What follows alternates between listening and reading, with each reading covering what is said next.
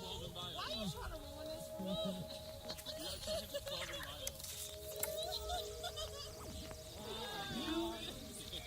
That's gotta be one of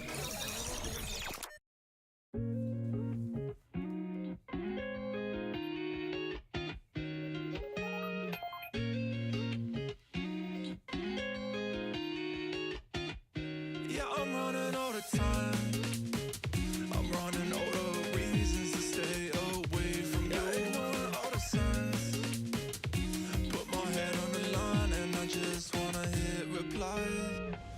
I can't believe where I'm at without you by my side. One side. I know that you're not coming back without you by my side. One side.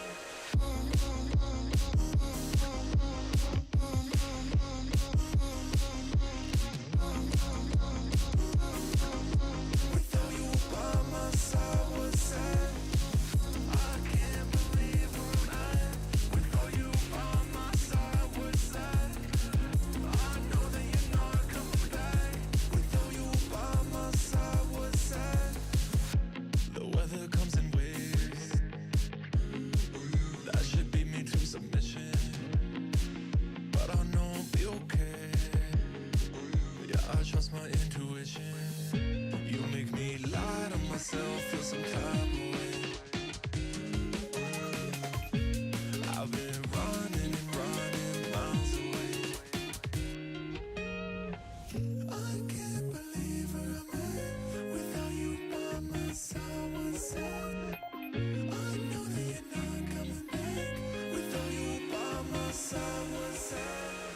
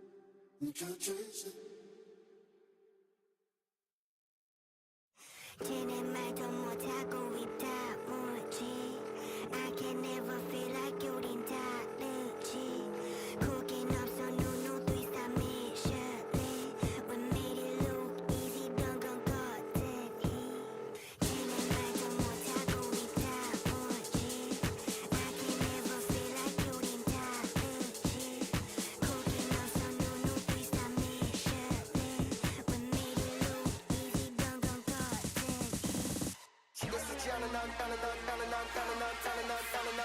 신경 쓰지 않은 난 덩치 뱉은 적이 없어 난 거짓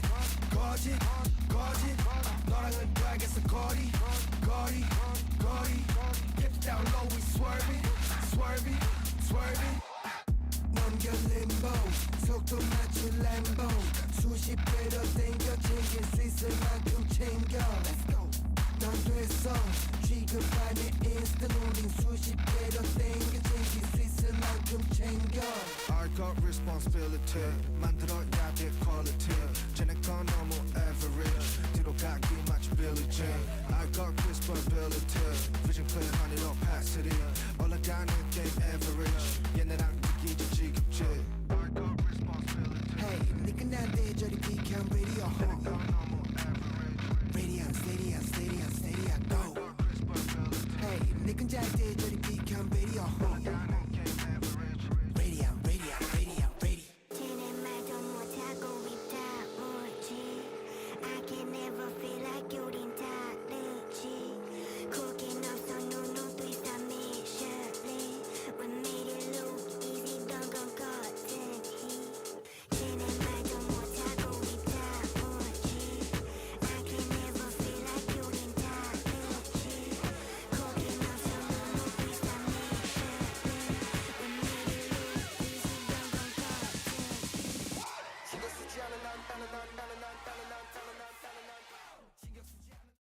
This stream contains fast flashing images that may affect viewers who are susceptible to photosensitive epilepsy or other photosensitivities. Viewer discretion is advised.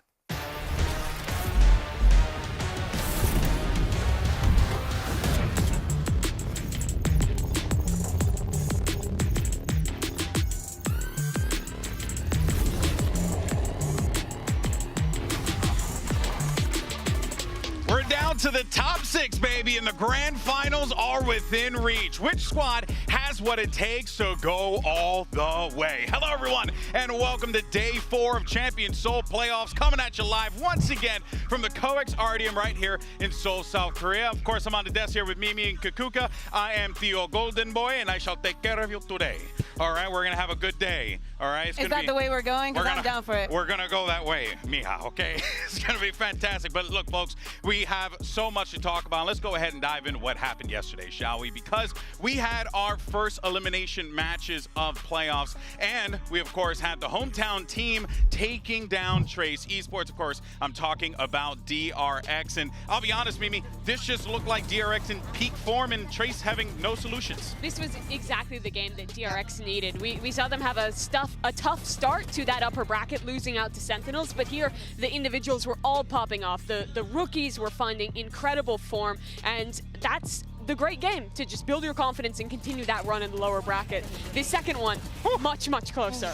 Yeah, exactly. Well, we can say the much closer on the second match, because Fnatic came out swinging. They had something to prove after the match that they had against Team Heretics, and they definitely proved it. Sadly, G2 is going to have to go home, but Fnatic is looking very good for making a lower bracket run. I mean, you're going to have to deal with that until next season. That final round is going to be in their nightmares. Yes. A 1v3 fully blind getting spammed down like that. It's heartbreaking for G2, but for Fnatic, I mean, that's what happens. You need rounds like that, and it's, I think, huge for them to not let that second map slip away. Yeah. They should have won it more cleanly. G2 had a really impressive comeback to even get it so close, but still, Fnatic, I think they are in form to try and go on a run as well down there. Totally agree with that. It's going to be awesome to see what they can put together here. Let's go ahead and take a gander at the bracket, shall we? See where we are right now in this whole shebang, because we got two big games that are going to be taking place today, and the losers of these games are going to be facing off against DRX and Fnatic. It is literally a who's who in VALORANT esports. It is exactly, I mean, look at the names of the teams there, Kukuka. It's like the biggest teams in the game right now. It's freaking awesome. At the top today, we're going to get two teams that are going to go on straight into the top 3 of champs, which is unreal. But if you lose, you might have a second chance. But we are talking about a DRX and a Fnatic that had an amazing day yesterday, that they found an incredible form and are super ready to get to that final. Yeah, if you lose here, you're going to have to play every single day in a row until the grand finals. It is brutal. If you win, however, you have some days off, you're set up, you already have your spot in the Inspire Arena booked, and you have a chance to get that advantage into the upper final. So these games, even if there is a second chance in the lower bracket, are super critical for these teams to win if they want to lift the trophy. It ain't going to get easier from here. Plain and simple. That's how it rolls. But let's go ahead and take a look at our pick'ems powered by our friends at AWS. These are actually coming from our watch party, amigos. So they made their picks. Let's see who's on top right now. Oh, Sam, I peeped. Nade shot. What the hell are you doing? No, that's not Nade shot. Wait, what? Am I tripping? I see Nade shot, but that don't look like Nade that I know. That's a new Nade shot. That is a new Nade shot. I think it is his spreads, though, because he was doing pretty well all throughout this one. Laz as well from the Japanese scene, starting to pop off a little bit there. 112 points. Living getting some points. Yeah, we like that. I haven't been able to check my points. Last time I was in the 3%, but I've been losing some pick-ems. I have been boomed. Every choice I've made has been wrong. When you see the predictions, I'm sorry. Like I've just been. Is your record rough? I think I'm 11-12 or something like that, or maybe 12-12. I might be breaking even. They called him the coin in high school. That's famously my nickname. Yeah, no. I got no follow-up after that, you bum. In any case, let's dive into our matches today, shall we? Now, here's the deal. As we had talked about before, win here guarantees you top 3 in this competition, because you're going to be taking that trip to the winner bracket final, and that will be taking place at Inspire Arena next week. You got Sentinels going up against Edward Gaming. Then you got Leviathan facing off against Heretics. And what's even better about this, and I didn't know it until we literally just saw it on the thing right there. First time we're seeing these matches on stage. The Sen EDG one is crazy. Yeah, it's two teams that just missed each other. Once Sen came off their initial peak, that's when we started to see EDG at international events. And the second one for Leviathan, this is a team who is new to the top of the international scene. And so they're going to have a lot of fresh matchups if they want to run to the finals. As a Spanish speaker, I don't know if we are winning or losing today. I feel like there's going to be a lot of sad people. I just expect that we get a good match. Every single match that we've gotten in playoffs has been a 2-0. I need today's games to at least one of them to go to 3 maps. But here's the thing, even with some of them being 2-0s, there have been some spectacular maps. But if there's we've getting both sides of the coins. We've getting like stomps. We're getting like very high stomps and then very, very close matchups. Yeah, if there are 4 teams that can bring it today, it's got to be these 4. If it ain't these 4, then I don't know what else to tell you, people. But for now, though, we're going to put the power in your hands. Takes us over to our MasterCard fan poll. Of course, you can scan the QR code right here. Which team is going to make a clean run to the grand final? We want to hear from you, so make sure you scan, get your results in, and we'll share it in just a little bit. And also, make sure you use those hashtags, VALORANT Champions and VCT, so we could feature your stuff on the broadcast because you're pumping out some good material, people. You're good. You're good with it. You're nice with it. All right, let's go ahead and dive in. Wait, what is going on right here? You trying to influence the vote? No, not just Mimi. Kakuka too? You're trying to influence the vote? I don't care anymore. You're just sending it. Honestly, yeah. No, she's sending it. She I just think they're a good team. She's sending it. Oh my God, it's too much time. Dog. I gotta get rid of That's my dog right there. I'm not sending it. All right, well, I'm no longer sending it. Let us dive into our first match, shall we? We're going to talk about some Sentinels here because they did something that we never thought we'd ever see happen. They ditched the deadlock, and then they decided to put Zekin on the Neon, which, if you talk to the members of Sentinel about this, maybe it was more like Zekin was kind of just jiving. He just wanted to play Neon, and he was unbelievable. Yeah, he's played the Agent earlier in his career, but he's yet to play it in 2024, and this is the first time he's shown it at a global event. And the coordination between him and Zelsis looked absolutely on point on that Breach Neon. Yeah. I think this combo, when those two players are looped into each other perfectly, is so potent. Zekin was hitting all the checkpoints correctly, stopping when he needed to, speeding up and taking risks when he needed to. Sentinels, this looked like the coordination and the calling from John QT that we saw when they won in Madrid. It's the fish, I'm telling you. It's the blobfish, right? That's what it's called, the blobfish. Out of all the things, do you think that's it? I honestly, it's like a death stare. But it's also been with them the entire time. It has been. So it's been through the good and the bad. It's seen it all. It's Yeah. seen it all. That's a good blobfish right there. All right, well, you know what? I want to learn a little bit more about how this Sentinels team plays with this Neon in what we like to call a Senestrator. Don't say we. Don't say pending. Kakuka was the one who came up with it. What you got with this, Bale?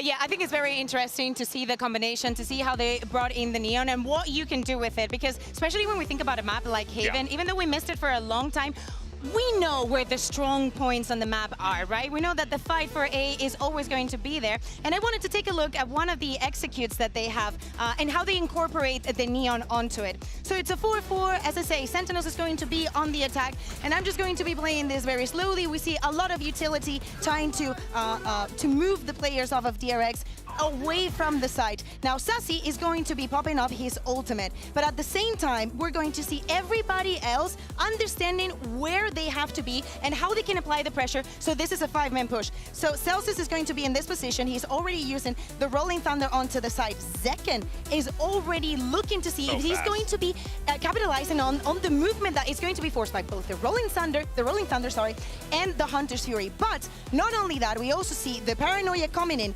forcing everybody out, and also helping John QT to keep putting that pressure. He also used the camera. Like, everybody has a piece of utility that has been put into making this execute happen. Now, everything's gonna happen very fast because this is what happens when you're playing Neon. Yeah. And everybody from DRX is going to try and stop the plant from going down. They know that the pressure is massive, and Zekin understands very well that not only he has to be the first, he has to be tanking the utility, continuing on the kills, and being on top of that chaos. Now, that is a round that is going to go for Sentinels. We know this executes, we can expect But what happens when we go to the defense? I wanted to take a look at round number 21, which is the round that Sentinels wins the map with, right? So right at the beginning, take a look at the positions.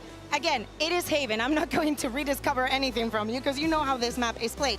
But Celsius is going to be starting off with some span, but he's going to be very aware of the fact that he needs to have second in case something happens, so he's going to have his stun ready. Sassy's going to be getting all that information also and trying to, try to get some collision onto it.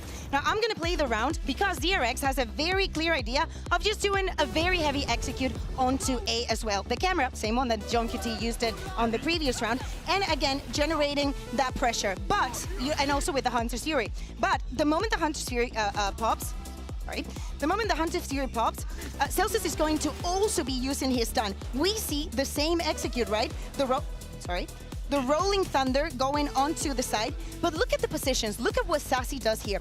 He moves himself off from this angle and just calls help from Zekken. And what Zekken does is also very important. Now, something that you do have with Neon that you do not have with the Jet is not only this wall that is going to force DRX to clear 1, 2, 3, 4, 5 angles that you need to be aware of once you see it.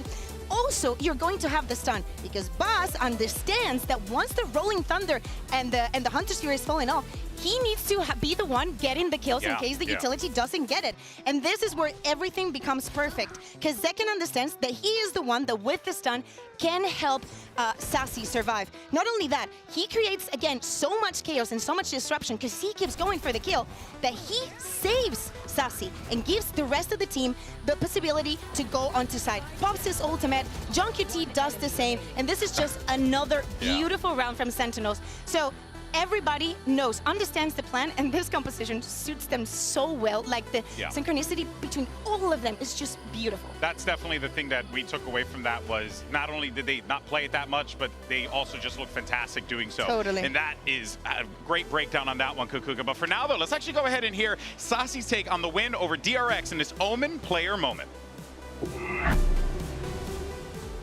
Hello, my name is Gustavo, most known as Sassy, and I'm the initiator for Sentinels. So the first map against DRX on Sunset, I'll be honest, I felt like we had the control all the time, but I felt that the communication was really chaotic. We were playing with Neon, and Neon's a really fast agent that has like fast plays, and our comms was like really messy.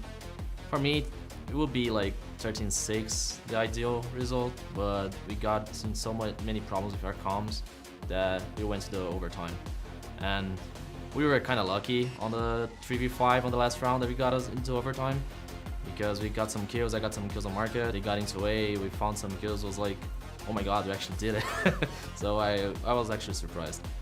In for the front of the site, Celsius sticking, sees denied, John QT though, domes him, and Bane's also dropped in the process, flashback, no long for this world, straight flash, but he needs to get half, and he needs it now. The stick. That's the only win con, Foxy9, he's got it at least, but tagged up, stuck up, Mako, spam and sprayed!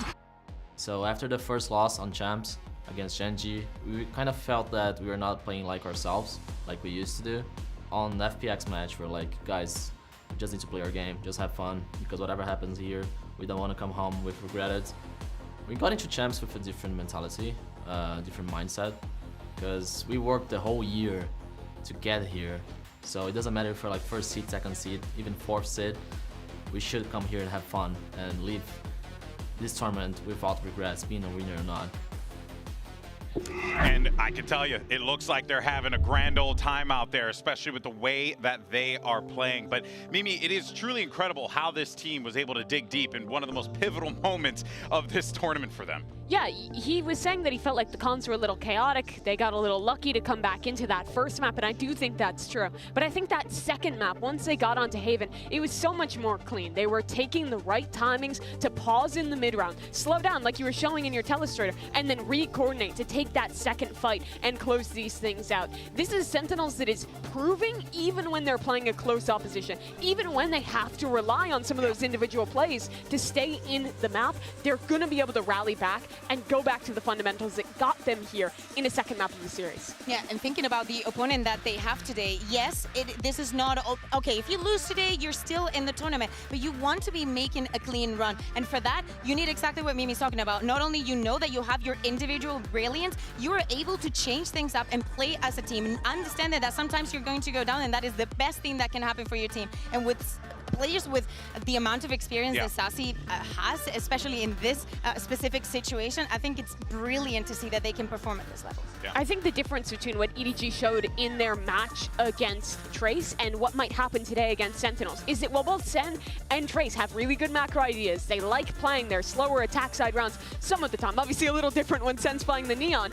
What Sen also has is those individuals, your John QTs, even this tournament, Saucy, Tens, all these guys that can step up and have those individual moments when the round state does explode and it comes down to the chaos. That's what Trace couldn't do against EDG, but that's what I think Sen will be able to do today against that Chinese squad. Excellent point there. And when you speak about the individuals, well, you do got to focus on two people on each, one individual on each side of the stage. You got Zekin and you also have Kong Kong. And these two players are going to be facing off against one another for the first time here. And look, they're both dynamic impact players, Kukuka. They both bring a ton of heavy firepower to the team. This is going to be a borderline heavyweight clash here. I am praying for the Sunset. I am praying for the Haven as well. I want to see this head-to-head, this Neon. It's not only how we were teased on stage, on social media. We want to see how these two players are going to go up against, because I agree with Mimi. I feel like Kong has saved EDG from so many situations, so many rounds did not belong to them.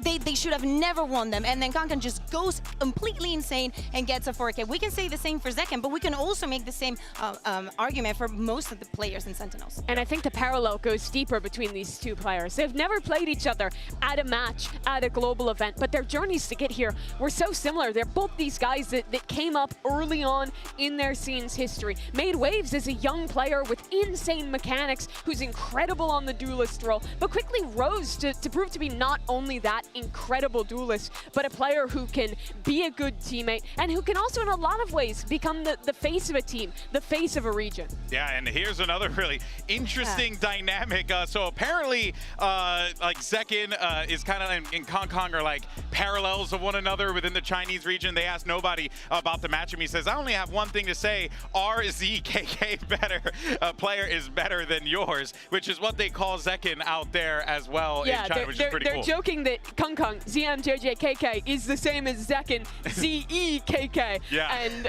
not confusing at all. And honestly, I love that confidence from EDG. Thinking about that, to just see that on the camera. So good, so good. But yeah, you know, and that I think goes to show both teams' confidence for each other today, right? You got to put confidence in Zekin. He has always been a consistent player. When he doesn't perform, you notice it. Same thing can be said for Kong Kong. Let's go ahead though and move on to his squad. We got Edward Gaming. Now, this is going to be a Chinese squad that picked up their first ever quarterfinal win over a regional rival in Trace Esports. This is a deep run that they're making in this tournament. They looked really good in the process, and let's be honest here, I mean, Kukuka, they had Trace's number even regionally, so I think coming into this matchup, Trace was certainly going to be in a bit of a bind. Trace was facing their demons, and it looked like they had PTSD, really. Like they were not having fun out there, and as I said, Kong Kong was winning some of this round that made no sense. Like, how can you, there's nothing that you can do against a player like this that feels so comfortable against you, that has no fear, that understands and knows so well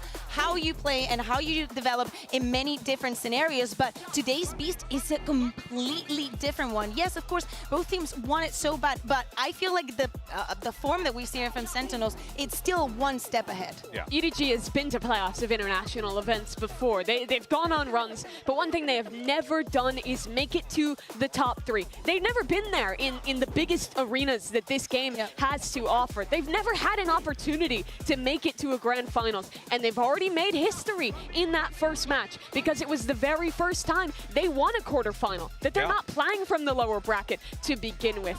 We thought that Trace might be the team who kind of took over for China. EDG proved they are still the best, and they have a chance today to show that China is ready to be a region in that top 3 and finally break through that barrier as one of the best in the world. I agree. I think that 2024 as a whole has been a breakout year for Chinese Valorant. First, we had FPX there in China. To me, honestly, I'm going to say it again. Justice for FPX. But I need to see more from them. I need them to see going deeper. I think that they could do such cool things when we get to playoffs. But for Trace Esports to make it out as first groups in the first Champions League that they attend on, if EDG is to win today, just with that, just making it to that top 3, I would say is a 9 out of 10 year for China. Massive achievement indeed. Well, earlier on, Yinsu had an opportunity to catch up with EDG. Simon, let's go ahead and hear what he had to say. I'm now joined by Simon from EDG and Luna here to do some translations as well. Now, Simon, this is your first big event on the global stage. You already have an opportunity to fight for top 4 in such a crazy situation, high pressure situation. So how do you keep calm and collected and cool in these situations? 我本来就不太会有压力，也不太会紧张。 I actually didn't feel that much pressure. I'm not those kind of people who will be too nervous. All right, it's going to be a good asset to have. Good luck today. All right, well, let's go ahead and talk about Chichu, because everyone's hopping on the Chichu train over here. He's been unreal, steamrolling through people, and I love me some train puns, Mimi. You know all about that. But genuinely, the man has been fantastic. That's so beautiful. I love that for you, Team V. But yeah, Simon there is saying, as a rookie player, he doesn't feel that pressure on stage. And I think a big part of that is that he's surrounded by such experienced players, one of whom is Chichu, who has always been excellent when it comes to these global events. Especially when we talk about the solo plays, we know that Kankan is brilliant, but he's set up in many of these situations, right? Even for the attack. Chichu, you're mostly going to be seeing alone. At the first one, we saw him playing on buy and just going alone on hookah, getting 3, just having that super good individual level and just being able to be on the look, be in that surprise. And I think it is a very good ace to have on your sleeve when you're going deeper into the tournament. Yeah, we see a lot of chaotic moments from this team where it ends up kind of coming down to clutches, coming down to big moments, and Chichu is the guy who almost always delivers, and I think it's just so impressive that he's done that so consistently across all these different global events. Yeah, well, of course, you know, we'll see how this plays out for EDG, but let's actually go ahead and hear from Simon yet again in this Omen, player moment. 大家好，我是 EDG 的 Simon。大家都觉得 EDG 是个很强的队伍。自从我加入 EDG 之后，我就蛮怕自己打不好的，但是我还是想在世界赛上证明自己，跟队伍一起打得更好。谢谢大家的支持，我们会拿到冠军的。But it goes back instantly. Bianca still trying to hold towards hookah. And just one by one they face, and one by one they fall. 下一场我们要打 Sentinels。 我觉得他们是个很强劲的队伍，不管是枪也好，还是技能搭配也好，但是我们会有更好的协同性击败他们。然后我觉得我们要做的就是打好我们的东西就行了。 And they're saying that they just need to play their best. They're looking to outshine them with the teamwork. But if there is one thing I can comfortably say about this EDG team, is that when they want to play some structured Valorant, they'll do it. When they want to get in the mud, they'll do it. They'll drag you into the mud with them if they want to. And I think that is the impressive part about this squad. It's interesting, too, because we call it mud, and it looks like it. But I think, in particular, that Trace game they just played, it wasn't the rounds getting out of their control and needing to rely on individuals. I think their game plan was actually contact up, explode these sites, and actually explode the round state, because they just trust that they can be better in those situations. And that's where you see the depth of this team. I like to see them calm and collected as we're seeing them on stage right now, because I do think that one of the big keys to winning against Trace Esports is that not only they knew them very well, they knew what they were lacking as a team, what they were lacking compositionally, but going up against a team from another region for the first time is definitely going to be a different beast. So seeing them like that, it makes me feel like they've taken this time to really study them. But it's fascinating on both sides of the field. Sentinels are going to be experiencing the same exact thing, having to go up against EDG and Chinese Valorant and the pace that they like to play. It's really awesome. But now, before we get into today's first match, let's go ahead and weigh in on what's been happening off our stage. And it's time for good take, bad take. That's right, baby. We got another segment. Haha. All right, so let's do this here. Now, the way it's going to work is we're going to look at the Champs discourse on social media. I love and then we're gonna, discourse. that's right. And then we're gonna highlight some takes and give them a thumbs up or a thumbs down. And strongly agree, strongly disagree. You know, I mean, just roll with us. You can agree with us or disagree with us in the chat. All right, number one, numero uno. What do we have over here? Isn't this already LEV? This is from Zelsis. He's saying that they're Osbus and 4cats, and that is unbelievably false. Look at the performance players like King, like Mazzino are putting up consistently for this roster. Osbus is the GOAT, but he's not the only great player on that team. I will say a couple of things. One, having 4cats sounds like a dream. That's why it's not a strongly disagree. That's why I did strongly disagree. These kitties are adorable. Yeah. But they're not already. But wait, let me say what I was gonna say. The other day, I think that it was proven, and it said a lot about Aspas and about LEV as a team, that on Icebox he was not performing. He was not achieving what he was supposed to with the operator. Sometimes those things happen.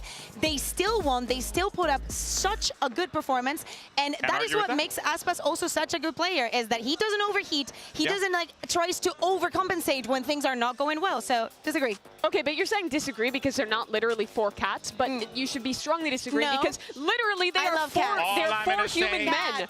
Do not disparage the kitties. All right, moving on to number 2. Let's see, good take, bad take. What we got over here. This is from Real Razzie saying the hopium is real. We cookin' or nah. Thinks that Leviathan will win and it will be a Sentinels Leviathan final. I'm gonna say strongly disagree. Strongly disagree. Because it says the G2 won against Fnatic yesterday, and I didn't see that happening. Yeah, chat. Even if we're just looking to the future, I think Sentinels. You can do that? Yes, I can. She has the power. And I'm going to tell you I disagree, so that's all you need to know if I can. I'm just saying I strongly disagree because I don't think it's going to be LEV Sen in the finals, but I can see a world that Sen will be in the finals. All right, let's see. Number 3 is from Nate Shot. Hey, buddy. True life. I'm addicted to Valorant. If I wasn't a streamer, I'm pretty sure this game would have ruined my life. Praying for all of you folks trying to balance work, school, and relationships. Thank you for letting me play this game like a degenerate every day for a living. Let me be real for a second. I like my job. The worst part about this job is having to watch Valorant all the time and not being able to play that much. Because I would play so much more if I was at home instead of on the laptop setup. Like Asia and stuff. You can't play. Yeah, you need a different account. It's all this ring roll. I would. Dude, I'm so addicted during the offseason. At least in Americas, you have better scheduling, but when you're working in the EMEA, we finish up so late that it is impossible. And after, like, when you're having a long day of Valorant, you go home and your friends are like, yo, you want to play? And I'm like, no, I want to go to bed. I want to sleep because I've been working all day. All right, let's see. Our next take, thank you for that one, Nate Shot, common viewer. Who's our next one here? We got, artist, I know that guy. Best player in the world, Durka. Overreaction to one game. Durka's a great player. I don't think you can argue any one player is the best player in the world right now, even if his form is great. Well, I did tweet the other day that Chronicle is the best player in the world, so... And I disagree with that, too. I think he's also a great player, though. I'm going to agree. I think it's a good clout tweet. I'm going to give that to Artis. Yeah. He has some, and then Artis has a good take. He mostly has bad takes, but this time it was a relatively... Never seen this guy have a good take in my life. All right. If he has the Chinese flag today on stream, though, EDG is losing. He's the ultimate curse. I am not opening up that can of worms. Next up, do we have another one? I think we have one more, maybe, for good take, bad take. We'd like to see what our last... Oh, wait a minute. I think we don't have it right now. Do you have a take, GB? Do I have a take? You know what? I actually do have a take. What's your take? This is my last day today, so I'm going to make a bold call, bold prediction. Do we have the mild? It's going to be Sentinel. Oh, that's my tweet. I know that guy. And a Puerto Rican flag on the stream. Pop off. Chronicle is best player in the world. I tweeted that because I'm a gosh darn genius. Too early to Hear me out. Since it doesn't have a date, and at some point I believe he was, I'm going to give you... Thank you. I strongly agree. Yeah. I mean, he's the winningest player in Valorant for a reason. He's absolutely excellent. His consistency is insane. But I also tweeted that. It's so soon to say. I tweeted that after I saw the 3K. I tweeted it after I saw the 3K while he was blind. The clutch. While he had. But that wasn't even. That wasn't even a showing of his actual good level. Doesn't matter. Out of all the things that you could have said for Kron, you go for that.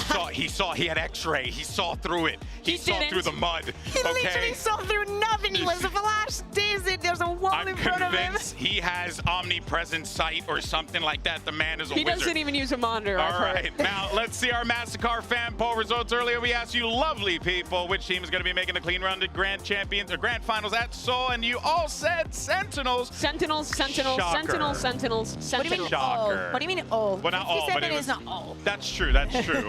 Yes, you're right. Over half of you said Sentinels. Here are the predictions today, Santissimo. Okay. That's why they call him the coin. I have decided I am not going to support a single EMEA team. I'm not going to vote for them just because I will never curse them. And I promise Benji that I will not vote for them. I do think only one person predicting EDG might be underselling them a bit. They've had a great event thus far. I think they've shown really good team play, but also the ability to thrive when the game gets muddy. This has been the event for China thus far, but the question is if they can go all the way. Yeah, today we got some banger matches. It's going to be absolutely fantastic. So let's go ahead and get this show started because we got Sentinels facing off against EDG. Then after that, it's going to be Leviathan going up against Team Heretics. Are you freaking kidding me, folks? It's day 4 of Champions Seoul playoffs, and guess what? It's starting right now.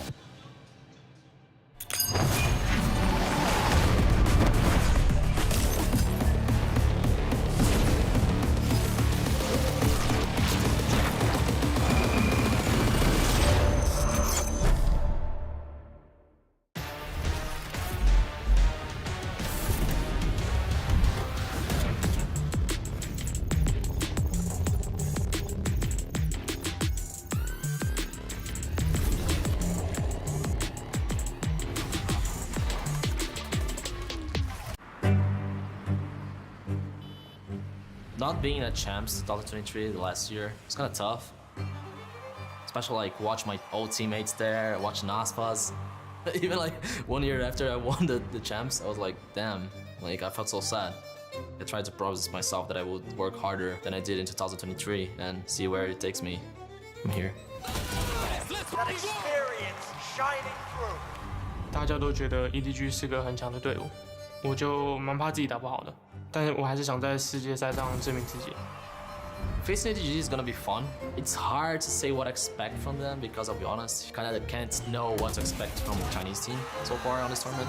EDG looking so damn strong. 现在想我们要打 Sentinels， 我觉得他们是个很强劲的队伍，不管是枪也好，还是技能搭配也好，但是我们会有更好的协同性击败他们。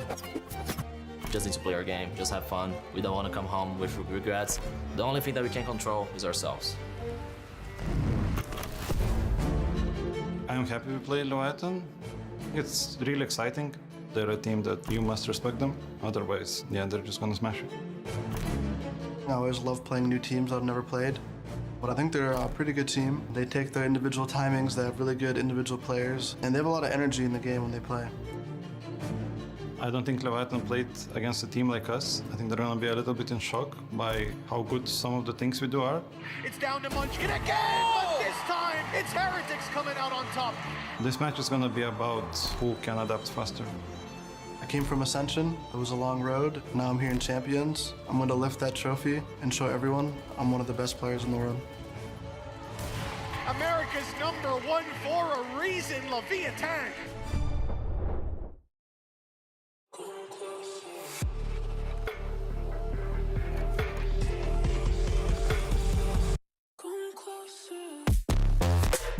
Edward Gaming.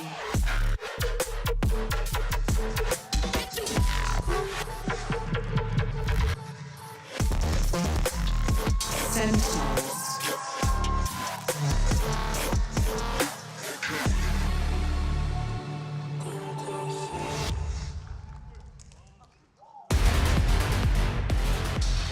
And it doesn't get any better than this. Regional heavyweights, prolific teams from China and the Americas clash on this stage for the very first time. And the winner locks up top 3 3 in one of the most exciting and pivotal Valorant tournaments of all time. Sen have been there and done that. They lifted the first ever trophy this game had to offer on a global stage. They did the same in Madrid, but EDG have been fighting for 2 years to make it to an arena. They're coming off a disappointment in Shanghai with a chance now to make their first ever top 3 for themselves and for China. And as we're looking at the maps, Haven is going to be the first testing ground. We were talking about it. We wanted to get that head-to-head, that neon head-to-head, and I think it's going to be amazing to see. Not only that, EDG feeling comfortable after what they saw the other day from Sentinels, that this is where they want to go. Kong and Zekken have never played against each other before.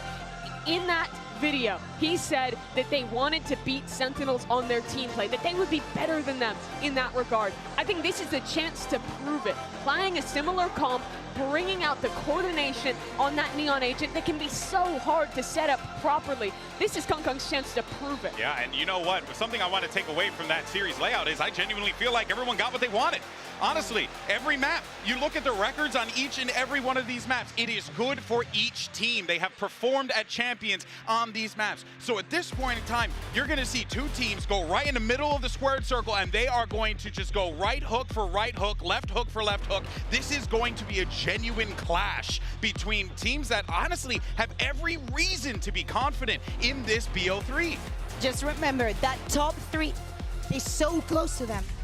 It's so close. It's right there for EDG. And of course, we're seeing the lock-in. We got 2 Neons locked in on each side. We are gonna see some clashes here, Mimi. And you go down pound for pound and you look at the matchups that we have here. Zekken against Kong on the Neons. 2 players that have defined their regions. TenZ versus Smoggy. TenZ, this is his first year playing that controller role. And Smoggy as well, another duelist who switched over to that and has looked so damn good. I want to see how EDG is going to deal with the aggression, like how they're going to be aggressive, how Sentinels is going to be shutting that down. That is why, for some reason, I'm just looking at Junkyuti for this one, especially the first half. Oh, yeah. Well, look, let's get into this one, baby. We got ourselves a banger on our hands. And, oh, boy, look who's casting a Sentinels match. It's a contractually obligated Brennan Sideshow. Would you look at not that? just that. I mean, we snuck in EDG in there this time as well. We covered most of their games as well. It just so happens to work out this time around. EDG versus Sentinels. The energy levels, Josh, I mean, listen, they're all the way up here, and I feel like both of these teams are going to be able to meet that pound for pound, blow for blow on these maps. The Test's already kind of laid it out. It's a map pool where both teams are going to be comfortable. Oh, super comfortable. You're going to get some serious high-level Valorant here today. Assuming that all of the players turn up, because both teams like to stress each other out too. They're going to force gunfights at times, lean on that confidence, and your form needs to be good on the day. I gotta be honest though, the battle that's drawing my eye immediately is Kong versus Zekken on the Neon matchup. EDG are predicting a B round pistol here.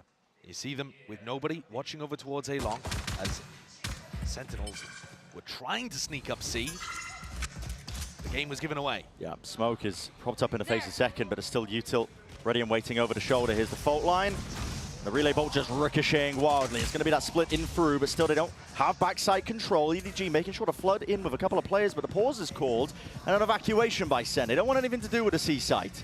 Where are they going though? Because Kong waiting here on B gets caught. No way, Sheriff in his hands. He felt like he was almost good for the one, but with him dropped, EDG gearing up for a bit of an attempt through this one, just biding their time, waiting in the smoke, and they hear the rumble of the footsteps. Nobody is going to be tested. A lot to overcome into this spot with the movement. Clean up and over, but here comes the pincer. Crunch from behind, EDG. Leaving no stone unturned. They cleared away mostly through, and Sassy's now the one who has to hold down the line. TenZ got stuck on that pivot. Sassy sees them, stunned. It's a pixel angle that he's working with here, but the damage is being dished out. Sentinels left scrappy, and it's down to Zelsis trying to tap with the ghost. Not enough to cool down the weapon in his hand. Simon the rookie steps up, squares up, and seals up that opening pistol round. Was the stun from Zelsis not good? Or did EDG just hit 2 absolute banging shots there to take out their opponents on Sen? TenZ got caught in that A-link pivot, but I think overall the macro ideas were good. Yeah, the stun didn't quite catch onto anybody other than Chishu. But even so, I mean, that's a pretty ridiculous kill from him. He's happy about that one. A great start for EDG. both of these teams confident in their Haven gameplay. We've seen them both play Haven to a really high level already in this tournament. I'd hard agree with that. I think EDG as well, they're trying to put that best foot forward. This is an important match for a variety of reasons. Listen, it's not just the biggest event of the year, but as the desk was mentioning, it's one of their best opportunities to break past that previous ceiling they kind of reached, I suppose, at other events where they've only got 5th, 6th. If you win here, you get that minimum of top 3. And they've never even been able to replicate that 5th/6th finish at a tournament. It took outrageous performances from Kangkang, putting on an all-star operator. Yeah. Attempt as well Spike down from B. Sentinels to see if they can get that easy plant down, but it's already read by EDG. I think a really crucial strategic tool for Sentinels is going to be applying pressure to nobody. You see how he's just holding A long in this round on his own. Sentinels need to be able to shove him off, and EDG have lots of different ways that they can trap around this. It's getting not risky so much, but economically damaging, and in the midst of all of this, TenZ has snuck his way in a little. Yeah. Given away his position, unfortunately. Kind of had to. I don't think there should be any danger here unless TenZ was able to lurk his way behind. 30 seconds left. But you can see that the EDG players are willing to take these fights. And it has been an expensive round. Yeah. Softened up. John's running away with 1 HP, seeing what other mischief he can get up to. The cage, okay, Shock Dart at least chasing him down. But that is not bad. Smoggy's still got some money in the bank, so is Simon, so it's not going to be the most devastating knock to the EDG economy in the world, but it's going to soften it up slightly for round 3 and make it easier for Sen to get on the board. Yeah. I think that A lobby fight, though, and pushing nobody off the A line is going to be massively important. But EDG often make it feel like it's only the Sova playing there, and if you try to take that fight, suddenly they collapse onto you with a big A lobby ambush. So you do have to be careful. You see in this round, they've got 4 players stacked up defending that side of the map there, EDG. And they're not throwing Util out right at the beginning. They're waiting to see if Sentinels try to take that space before they hit the ambush. So they went exactly for that strat. So I'm going to be using a little bit of kit, making sure that they can clear the way, just get rid of the trip. Mid-round information as well from nobody. He's just using that drone, but it was broken. There's still a bit of uncertainty, but this whole time EDG have taken deep A lobby control. You can see Kangkang is posted here. This angle, just removing the drone. Cage up into his face. We'll have to use the stun to slow down any approach from Sen in case the punish was there. Smoggy still has paranoia in his hands as well. Yeah, he's not giving up the space. Kangkang could thrive into this spot and position a bonus round conversion in his side. Still, flash has to be avoided. Still gets the 1. Great adjustment and snap back with a crosshair placement. 40 seconds left for Sentinels, and the question remains, which way are they trying to land? And NeuroFF will give them critical information to work with. And it looks like they're going to group up over towards A, but that's still where Smoggy and Simon are. 30 seconds left. No easy openings, 25 seconds left. Jump spots. Smoggy sees it, catching it. A lot of information gathered. Fault line is good though. Just concatenates on top, and Simon just trying to play this tight angle. Blinded up from the side, still lands that shot. Traded though, plant down for John QT, nothing to push this one back. Ridiculously good supportive utility there from Zelsis and TenZ. Nobody's going to be praying that somebody opens up wide, but up onto the heaven angle. Zelsis, who's claiming that one, dropped down. Double digits of health, but there's only Chichu left with the Bulldog. They're here to reload. It gives TenZ the prime opportunity to just pre-aim onto the angle. A big round for Sen to get onto the board, but a difficult one still. EDG fighting tooth and nail to hold on to these spots. And you can see this team, they got some dangerous setups on the defense side. I think in terms of that team play that EDG were talking about and their preparation, this is the best tournament for them. Yeah. Even if you contrast it back to Tokyo, that was more individualism. And Kangkang waking up and having the world's most wonderful op performance we've seen from a player, I would argue. This version of EDG seems like they've put in a lot more thought to their game and tactics on top of that. Yeah, I had to agree. I think that, you know, despite you could look at some of their opponents this tournament and you might not be too impressed in terms of who they've actually bested. But for me, I've been paying attention to how they've been trying to play, and look at this, bit of a trap play setup, but stun missing. Hello, accidental kill. Right through the wall, bit of unfortunate action occurring, at least for John QT, not unfortunate for EDG. But they respam it, and so both teams come out of that fairly similar. But with the Cypher down, this opens up different options. EDG could now try to push aggressive and get flanks off against Sen. And Sen could group up and go for a big site execute onto C, where the Cypher's now got no utility. EDG don't choose the aggressive option, though. They're keeping players anchored to C to try to make up for that fact. Nobody has the rifle. Nobody has the rifle, but as he's looking for that information, I mean, that's what happens when a drone is used a little bit prior. Didn't have it to try and safely garner it. At least there's going to be relay bolts as well, and space given. Yeah. This is ridiculously good from Sen.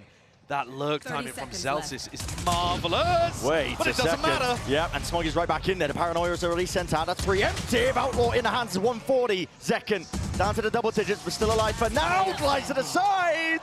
And he is a spearhead. Like, literally in this case, man. Cracks open the C site, despite the resistance that EDG were trying to put up. Doesn't seem likely that Kankong would be able to pull this off, but he is an extraordinary player. If he had the stun to work with, maybe he'd be able to isolate a 1. A wall to get in 2, but honestly, with his money low, in a 1v3, best course of action probably going to be to save. Yeah, he's just seeing there whether anyone's going to give him a free duel. But Sentinel's going to play with a bit more discipline than that. Well, they're looking to try to take the gun. Yeah, they understand the importance of this one. Sentinel's thinking ahead. Bye-bye. Zekken, head clean off. Go, go, go. Sen realize it. They're in danger of just being trapped down to the spike, so they're going to do a bit of a mad dash. But it does bring us down now, at least 2-2 in terms of the rounds. And it's nobody, the newer IGL for EDG, that actually gets the wrong read on this round. You see him being caught there going for the re-clear on A. He'd called for his team to reinforce the C site, because in his head, that's the most logical place for Sentinels to end. You've just killed the defending Cypher. Why not hit that site where the anchor player is no longer there? So they reinforce C with Simon, Smoggy, and keep A very weak. Nobody tries to hold it on his own, gets punished for that. Not necessarily hubris, though. It's just you can't cover the entire map when you're in that position. Perhaps he should have dropped off site, but nobody is a very confident player. And we're going to see this version of EDG's trap being run on their eco. Trouble is Kankanger's going to be falling prey. Yep, Zekken glides his way forwards to a nice little win, and he's covered over the shoulder once more by Tens. Spraying away, it matters not about that paranoia. Smoggy, they know he's playing somewhere nearby. It's all about clearing them out. They've got that diligence, TP up and over, and certainty for Smoggy. Just the one before he's dropped. All of the coordination working really brilliantly there for Sen. That additional pause that Zekken throws into things just to allow Tens on top of the box. They've been doing a lot of that. In a 4v1, Shishu once again finds himself in a spot that's simply unwinnable. 9 HP. Listen, it's a nice shot under Sassy. But with Sentinels now taking the lead, by the 1 round, it looks like they've regained a little bit of that composure just from losing some of the prior rounds, but it's Sen kind of running away with it. And they've also now experienced that A-lobby delayed crunch, but it was on an eco, which was easier for them to deal with. These players swinging in from EDG did not have big rifles to be able to take the fight to them on an even basis. And so that should actually help Sen in the future figure out, okay, we had an idea of how to deal with it. Did it work? Do we need to make adjustments if there's going to be rifles up in the future? They did look pretty set on that, though. The stun coming out over towards A long was nice. It wasn't right at the beginning of the round. Both teams feeling each other out very well. But Sen coming on top and EDG take attack timeout. Yeah. It seems like a good time for it. You just lost 3 in a row back into a big rifle. Summing up, I mean, there's plenty of ultimates sitting. Simon's got his rolling thunder, nobody. The Hunter's Fury, you can definitely cook. Try and make something happen. Proactivity maybe on your defense. One of the areas that I'd like to see EDG explore is trying to create mid-pressure and make it very difficult for Sentinels to just walk into grass anytime they like. If you can do that, you're more likely to burn the drone out of Sassy, which means it's much more difficult for you to retake over towards A. There's huge amount of benefits to trying to put some early mid pressure as the defenders. Something that I think Fnatic do fantastically on this map. One of the reasons why they're probably the most dangerous team in the world on Haven. Yeah, that and Alpha, yeah. I mean, that guy is just a diva. He absolutely is. There's some demonic plays in this server as well, though. And we'll see if EDG can return that fire a little bit to make it even once more on this round right here. Sentinels, though, they're a scary team, a dangerous team over the course of this tournament. Low expectations, I think, overall. From outside, a lot of the community talking about them. Absolutely, but I think that that made sense at the time, too. Yeah. They hadn't had a recent run of great form coming into champs, and they were the 4th seed. No other 4th seed even won a match. Bait and switch setup, fully blinded up there. Smoggy barely gets rid of the dart, so Kangkang's not revealed in terms of his position, but Simon, I believe, spotted off into the corner. Wall up into his face. So tempted for Simon to swing that. Yeah, and Zekken, you can see him. He was holding, waiting, trying to bait him in. Drone to re-clear out through mid. EDG might be looking to try and cook something up. A re-hit here through onto B after a little bit of a garage clear. Be a great idea here for Sent. But do they anticipate 2 players garage? It looks like Kangkang should be trying to pull attention and disappear. There's 40 seconds left out. Sen don't have map control evident through mid, and they are surrounded on multiple fronts. Simon's a little far away to deny this plant with his ult. Is he going to rip it? 30 seconds. Yeah, well, the stun at least does connect. He doesn't let the ult go. Aftershock is a little bit delayed there, lighting up onto second, but still the plant is down. Hunter's Fury trying to layer this one down along with the Rolling Thunder. Cacophony of ultimates, and it is coming up to fruition. JongQT holding onto the corner. Simon with a reposition, and there's a count for it. JongQT dropped down, just can't reset the aim in time. 2v2.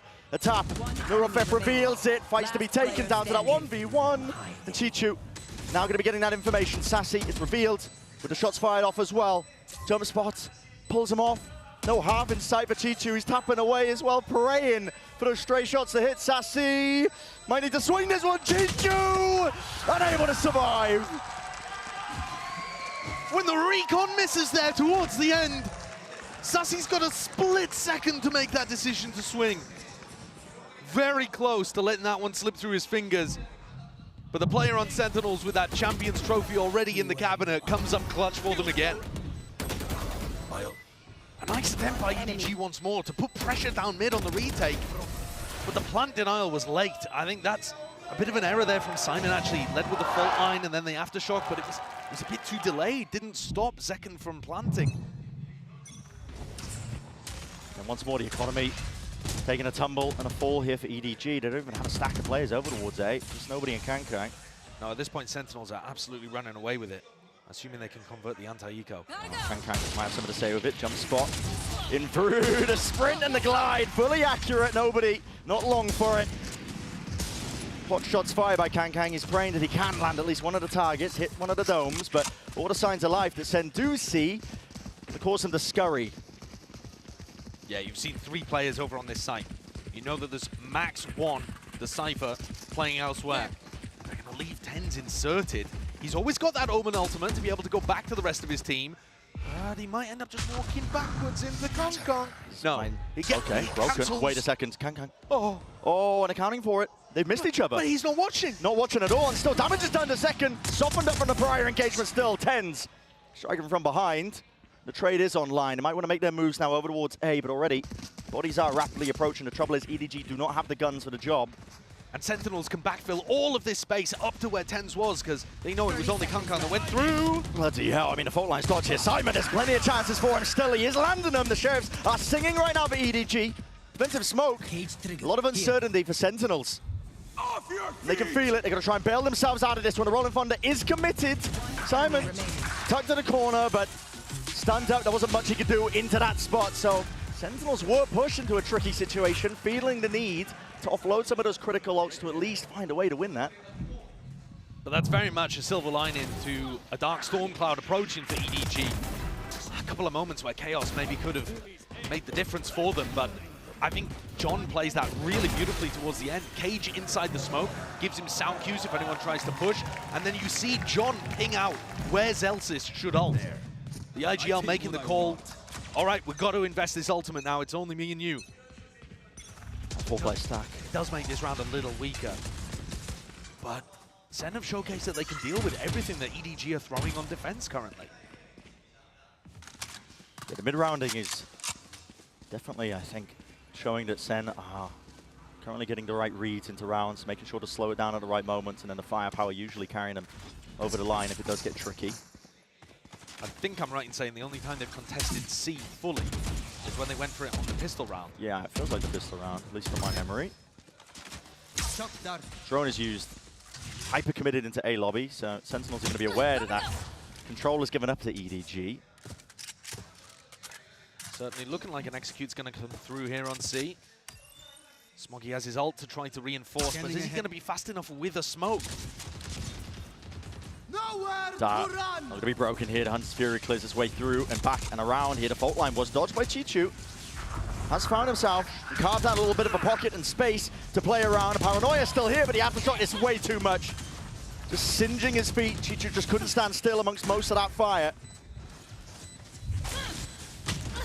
Second offloading it with the overdrive. Peppering them, some stray shots. EDG are going to need a pick to see if they can make this one doable. Zekin overextending ever so slightly, but still he's good for the kill as well. That tracking! They just can't get a handle or any sort of control on him. It's precise. Kang almost there. Could have provided a chance, an opportunity, but Smoggy's been left alone into the 1v3, and TenZ takes back up that position. Low enough as well, but again, surgical by TenZ. It's looking like a great day for TenZ out there as well. 11-4 after only 8 rounds. That's pretty ridiculous. If you look at players that have had outsized impact, outside of just the main duelists, where you're going to see great performances from Kang and Zekin no matter what, if you look at who's had the biggest impact for Sentinels and EDG, I'd be looking towards TenZ and Smoggy. And the fact that they're on those smoke rolls fighting against each other right now gives you a great comparison. At the moment, TenZ is just getting involved in way more on the attack side, trading people out. Again, finding moments to dominate with his impact. His raw aim so strong. And Sen are just going to disrespect the early A lobby. Util that was dished out by EDG. They're holding, considering, I think, and waiting to see if there is that re-clearance. Strong QT does need to be careful. Opens himself up to that angle there, but again, it's the weaponry. I mean, EDG have not been able to recover any sense of that. Nothing built up in the bank. You see there, John using a cage again for the sound cues, making sure that he can't get pressured as he takes a little more space towards mid. They're being very cautious on these anti-eco Sentinels. They don't want to get tripped up. But it is incredible that EDG have only won the pistol and the follow-up. Where's the punish here? Where's the cover? Yeah, nobody watching, just in case that was that punish here. Chichu, a couple of shots, backs away with his life, but just pulling apart the EDG defense. Second, built up by the cam, stunned up at that. Unlikely to see that follow-up. The mortar time does get dragged down to the final moments. Might see opportunities for EDG to strike. Aftershock pushing them back and away from the plant. Zellsis going for round 2, needs to be covered, and TenZ has it. Pushed up, high ground angle. Chichu dropped, nobody. Off onto the extremity, flawless from Sentinels. You can say that from round 3 onwards. They've always been in control. Have there been some dangerous moments where EDG have hit a nice shot, got into a good position? Yeah, of course. You're always going to get that with a team as good as EDG. And yet, Sen have sailed away. Clean swept the last 7 rounds in a row. One enemy remaining. Kang's finally going to bring out that operator. The economy's been damaged. It's been in ruins. Not just Kang, it's double op. Double opping. Yeah, Smoggy. It's not round 12. They don't have money.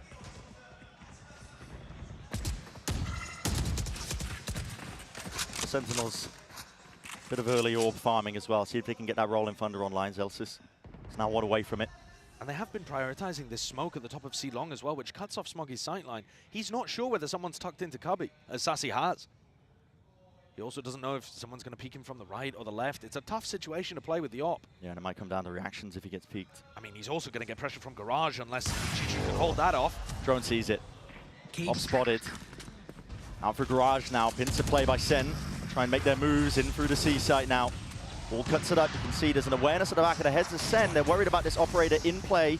At work. Paranoia's used to clear most of the way alongside the Dart. There's many waves of the util. Celsius with the plant. We'll get his ult online from this one. Everybody grouped up from EDG, setting themselves up to try and play for the retake, but it's preemptive. Sen using this to try and strike. Chichu's there. Offset though, nobody covering it. An overextension by Sentinels. Now it's up to these remaining players if they can pick up the pieces, but the stun is immaculate, and the spray down from Zelsis, only the one for his troubles. If Sentinels had had any idea there was a double operator set up in this round, I don't think they would have gone for such an aggressive post-plant option. But they didn't want to allow EDG all of that util advantage. That's nasty. And that's a crazy double kill from Chichu.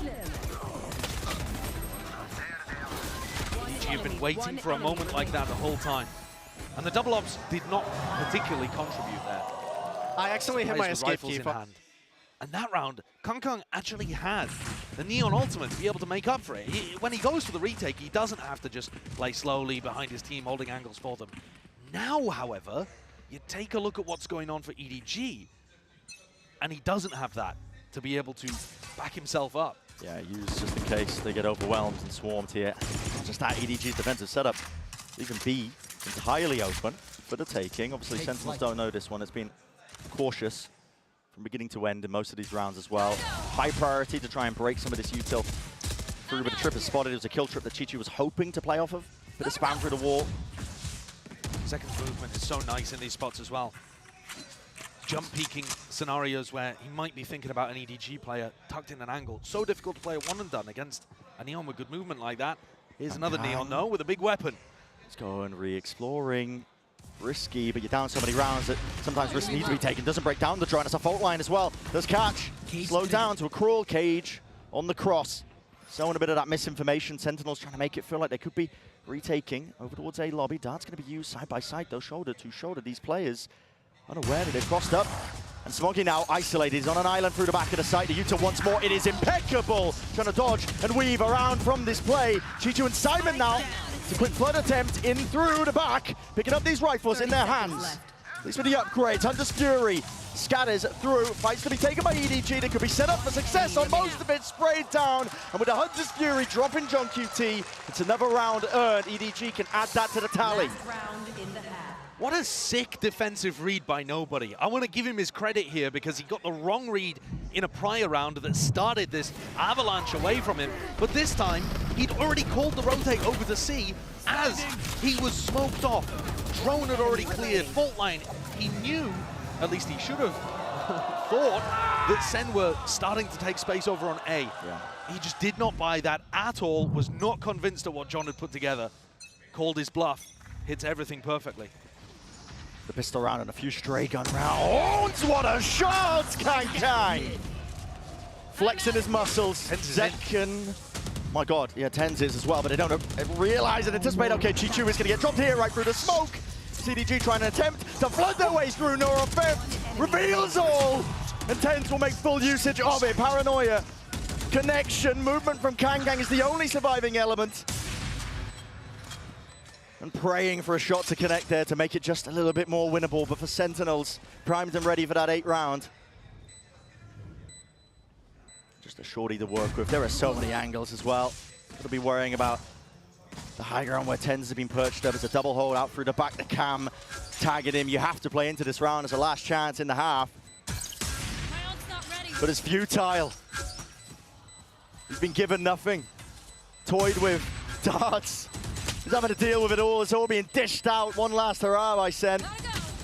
And that time, fully against him. A bit of a flourish, but still 8-4. Sentinels maintain that lead all the way for the first half of Haven.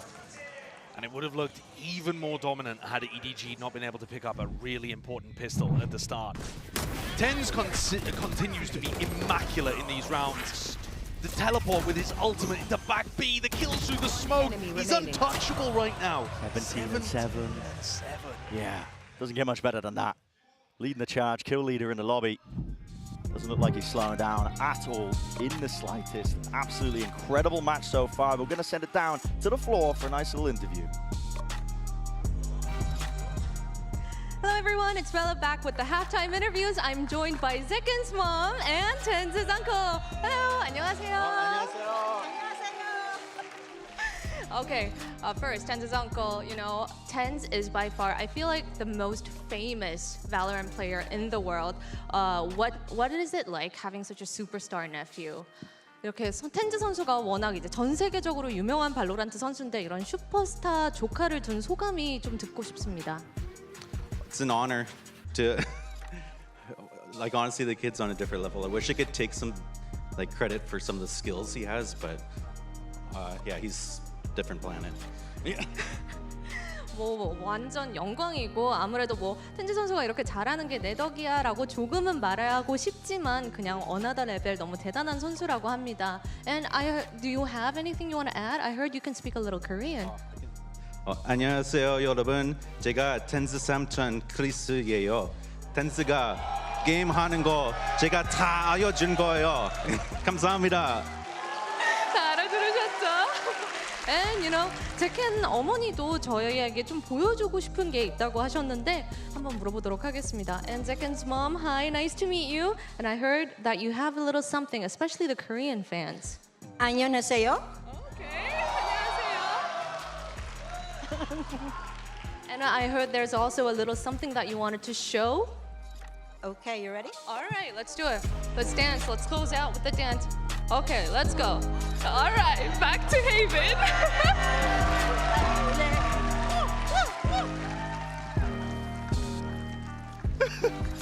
That is just incredible, man. That is just incredible. Oh, that's killed me going back in. That has killed me. Okay.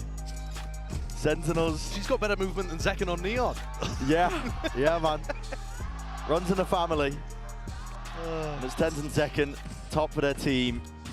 Showing no signs of slowing down. And this Sentinel squad, they have looked scarier as the tournament has gone on. The expectations, I think if you were watching some of their games heading into champs, wouldn't be too impressed with them, but they've proven that you cannot doubt this squad. They are consistently evolving. From game to game, yeah. The game plans, the execution of it, the teamwork, it's all looked extremely strong. In this round on the pistol, Sentinels expecting a bit of pressure over towards A. That's not the case, but you're walking into Tenz again, who's top of the scoreboard. Potentially cut off from the sideline, though. Looks slightly indecisive here from EDG. They don't like the look of what they just saw. So perhaps this stack from Zen may end up paying off anyway. It's all just being quiet, silence. Jiggle spot from Zekken is the only thing to catch a contact of A short, and guess what? There's no EDG players there. Could work to their advantage, but... That paranoia looks like it's going to be huge. Yeah, not just that. Fault line, Zelsis. He's got it primed. So it's going to be used. An eye for an eye here with a U-turn. Kang! He's right there, still surviving, still kicking, and he wants to take even more away from them. 2 removed before the trade is intact, but Zekken still here alive. Worried about this flanking play, but the adjustment is there, at least with the micro aim. Drops Chichu. He's still the thorn in their sides. The paranoia sweeping through. Zekken plays his life. Sassy opens himself up in through heaven. There's chances here and accounted for. Nobody's seeing it. The trade though, nobody. Great adjustment. And they're aware that Zekken was playing down towards here. There was not enough distraction to give him an in. Win cons are narrow at that. Simon off angle. Just can't drop in. One bullet will do it. Zekken somehow still alive in the midst of all of this. One is about to still the movement. Just couldn't escape and get out of dodge. Nobody. The bullet to the brain. Zekken falls, a 3-piece for him. And a pistol round for EDG. Potential now to make a bit of a comeback. Major round for nobody to get on the board. He was absolutely crucial there to be able to clean up. How on earth has he got John in that situation? Right kick, demon. Yeah, nobody being able to avoid that trade that came from heaven though, absolutely critical. Keeping himself alive so that he can trade out on Zekken in short to close things. That brings the gap down to 3. And EDG are going to make it. That's cheeky. It is very cheeky. I love the addition of these kind of strategies that Sen have thrown in. They were doing this kind of stuff on Lotus as well. Smokes that go into walls, create small pockets for you to dodge recon utility. That's not going to be met. Sentinels obviously on their eco going to be trying to set up this trap play, but EDG, unless they choose to re-explore over towards C, which for now seems unlikely, you never know. EDG playing with a lot of caution to begin these rounds. It's somewhat similar to what we saw from Sentinels. Cam taking contact over towards grass. The rest of the team ponderously walking towards B or A, staying grouped up as well, making sure that Sen don't catch any of them off guard. I mean, apart from Chushu, obviously. They don't want to give away any of these guns. Everybody invested from EDG, not trying to, oh, wait. Trip was broken on the flank here. This should be a normal, like, reacting to A, no problem, easy call. They're going to go for that. So EDG open. Still a little bit worried as well because the defensive smoke. Celsius has found Chichu. That does give away the gun, but got to imagine with side control, EDG as well. Spades at a util, Kang. They're worried about the flank. They're thinking about pushing spawn and flipping the map. They decide not to, and it turns out that's the right call because most of Sen are back. Time's going to start ticking here. The advantage should still be for EDG. Got the guns, 10s, okay. That's ridiculous. Second's been played in as well. All the crosshair placement being slipped up and around here. Kang is worried about these swings. No way, Sentinels can't be getting away with this. Off onto the flank, they double up players as well. Smoke once more, the dart has to be broken. Nobody's sticking this one. Sassy finally under the fuse, but everybody dropped. EDG. The house of cards came crumbling down. Tumbled to the floor. There is such a thing as being too cautious in some of these rounds. Yeah. And I think EDG gave way too much space and respect there to Sen. Sentinels pull off the MasterCard Thrifty. And first of all, they isolate Chishu, right? But that only gets them one gun. It should still be difficult for them to come back into the site. The rest of EDG are backed up, trying to play passive post-plant positions. And Tensas Akina just in, they'll immediately take that space. That's what I mean. Everybody's focus is on Tens when he TPs into the smoke that he just placed down, plopped down in through the middle of the site. And suddenly, EDG's attempt to get back into Haven looks like a far cry. A gap almost looked like it was going to be down to 2, and yet here it looks like it's going to be extended to 5. That's what a difference that one round makes. Chichu's hoping that player would open himself up through into mid, give him an easy access to a shot, maybe a kill. Some of the change of tide that's currently been fully against them in this map. Cut up onto the corner though, no util, that was contact by Kang. Didn't hear the trip, didn't hear a cam, thought it would be open. Flat down onto B. Celsius, late. A little late with it. I mean, usually Celsius is going to be playing in the B connector. This time swapping things over, playing top garage. Was a little late on that, so there's chances that EDG could make something funky happen. Smokey's going to go for that garage post-plant flank by the look of things. First wave used by Sentinel clears out the side as well, so they've got peace of mind. Zenton's sticking this, got half already. Aftershock a little bit late. Trip is nice in case they do extend themselves out and try and take the fight past this point of almost no return. Very weak wars, flimsy paper mache at that Smoggy off from the side, but Zekin cleaned it, at least diffusing, sticking all the way while the rest of his team does press that advantage. So there was some level of danger. EDG get that plant down and playing the post from that spot. You get rifles online and suddenly that round is super dangerous though. EDG had some nice ideas about how they wanted to play the post plan. You know, the early garage information could have set up Smoggy. I really like Chishu's setup as well. He had Cam and Trip. That Trip is so tough for the retakers to deal with, but he got spammed through the wall, and at that point, util goes down. EDG, though, need to start putting this kind of stuff together on rounds that are super important, those rifle eco swing round moments. And they're going to take a tactical timeout here. The last one off the map, trying to get things back on track. This is their map pick as well at Haven. It's just going so poorly. I mean, I was so ready to sing the praises of EDG, I think, in terms of preparation they put in as well. I mean, we're always going to talk about individuals popping off. And the form has been there. I mean, Kang is sitting at 15 and 12. Right at the top, he's definitely been earning himself a lot of kills, but coaching staff of EDG definitely seems like they put a lot of emphasis into anti-stratting, making sure that they can pick apart what teams like to do on certain maps. But for Sentinels, this team that we've mentioned are ever evolving, always changing it up, getting scarier and scarier. This cat and mouse game where you're just trying to play catch up, some of the prep you might have done to anti them might not even be true anymore. Absolutely, especially considering that they've only played this Neon version of their Haven comp once before. Yeah. And they crushed, so they didn't have to show everything that they have in the back. Very much all in by EDG. Timeout has to be taken to convert at least this round. And on the attack side, you need Smoggy to start getting involved as well. He's been one of, if not the most impactful player for EDG in their run at champs. He's absent right now. Oh my goodness, okay, Kang. Fast play, zips his way past there. Zekken's going to be revealed up as well, but has to respect most of this one. Sassy trying to play with the drone that was used prior, gets the tag onto the one, but pushed back and away. But a player dropped on the side of Sentinels. This is the opening that EDG were praying for. Kang's delivered them another one. Second going for that re-exploration, looking for the info.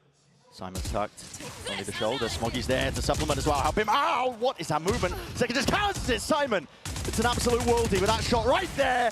And the reload bullet straight down to the bitter end. Simon, quick to capitalize.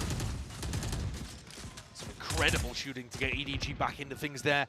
TenZ is going to hit Oh, all no. of these rotates. Footsteps. He might be able to cut somebody off as well. Nobody was thinking about going through the garage. That would have been a death sentence. TenZ is right here behind them, though. EDG pause for a moment. He's going to have the backstab. Yep. That smoke at C is going to be fading. They are not going to anticipate this. He is so quick right there behind them. He In a needs his own smoke to 2v3, fade. and it will be dissipating. Opens him up, Simon! He's still there, though. This guy's been a savior for EDG in so many moments. The util just narrowly avoided. At least with the fault line, John QT still here.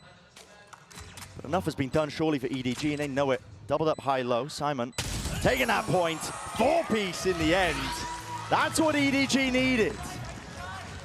Somebody else to come in and clean up what Kang delivers you with his opening duels and his entrying. How does he get that at all? Celsius should have been way behind the corner there. Wow. These shots, it's absurd what Simon's putting together, especially when he's stunned up in the corner. Nice idea from Sentinels, but Simon rips it away. I was talking about Smoggy stepping up, but it's a newcomer that delivers that difference-making round. Yeah, and over the course of the tournament, Simon has just been impressing over and over again. Yeah. Heavy stack from Sen.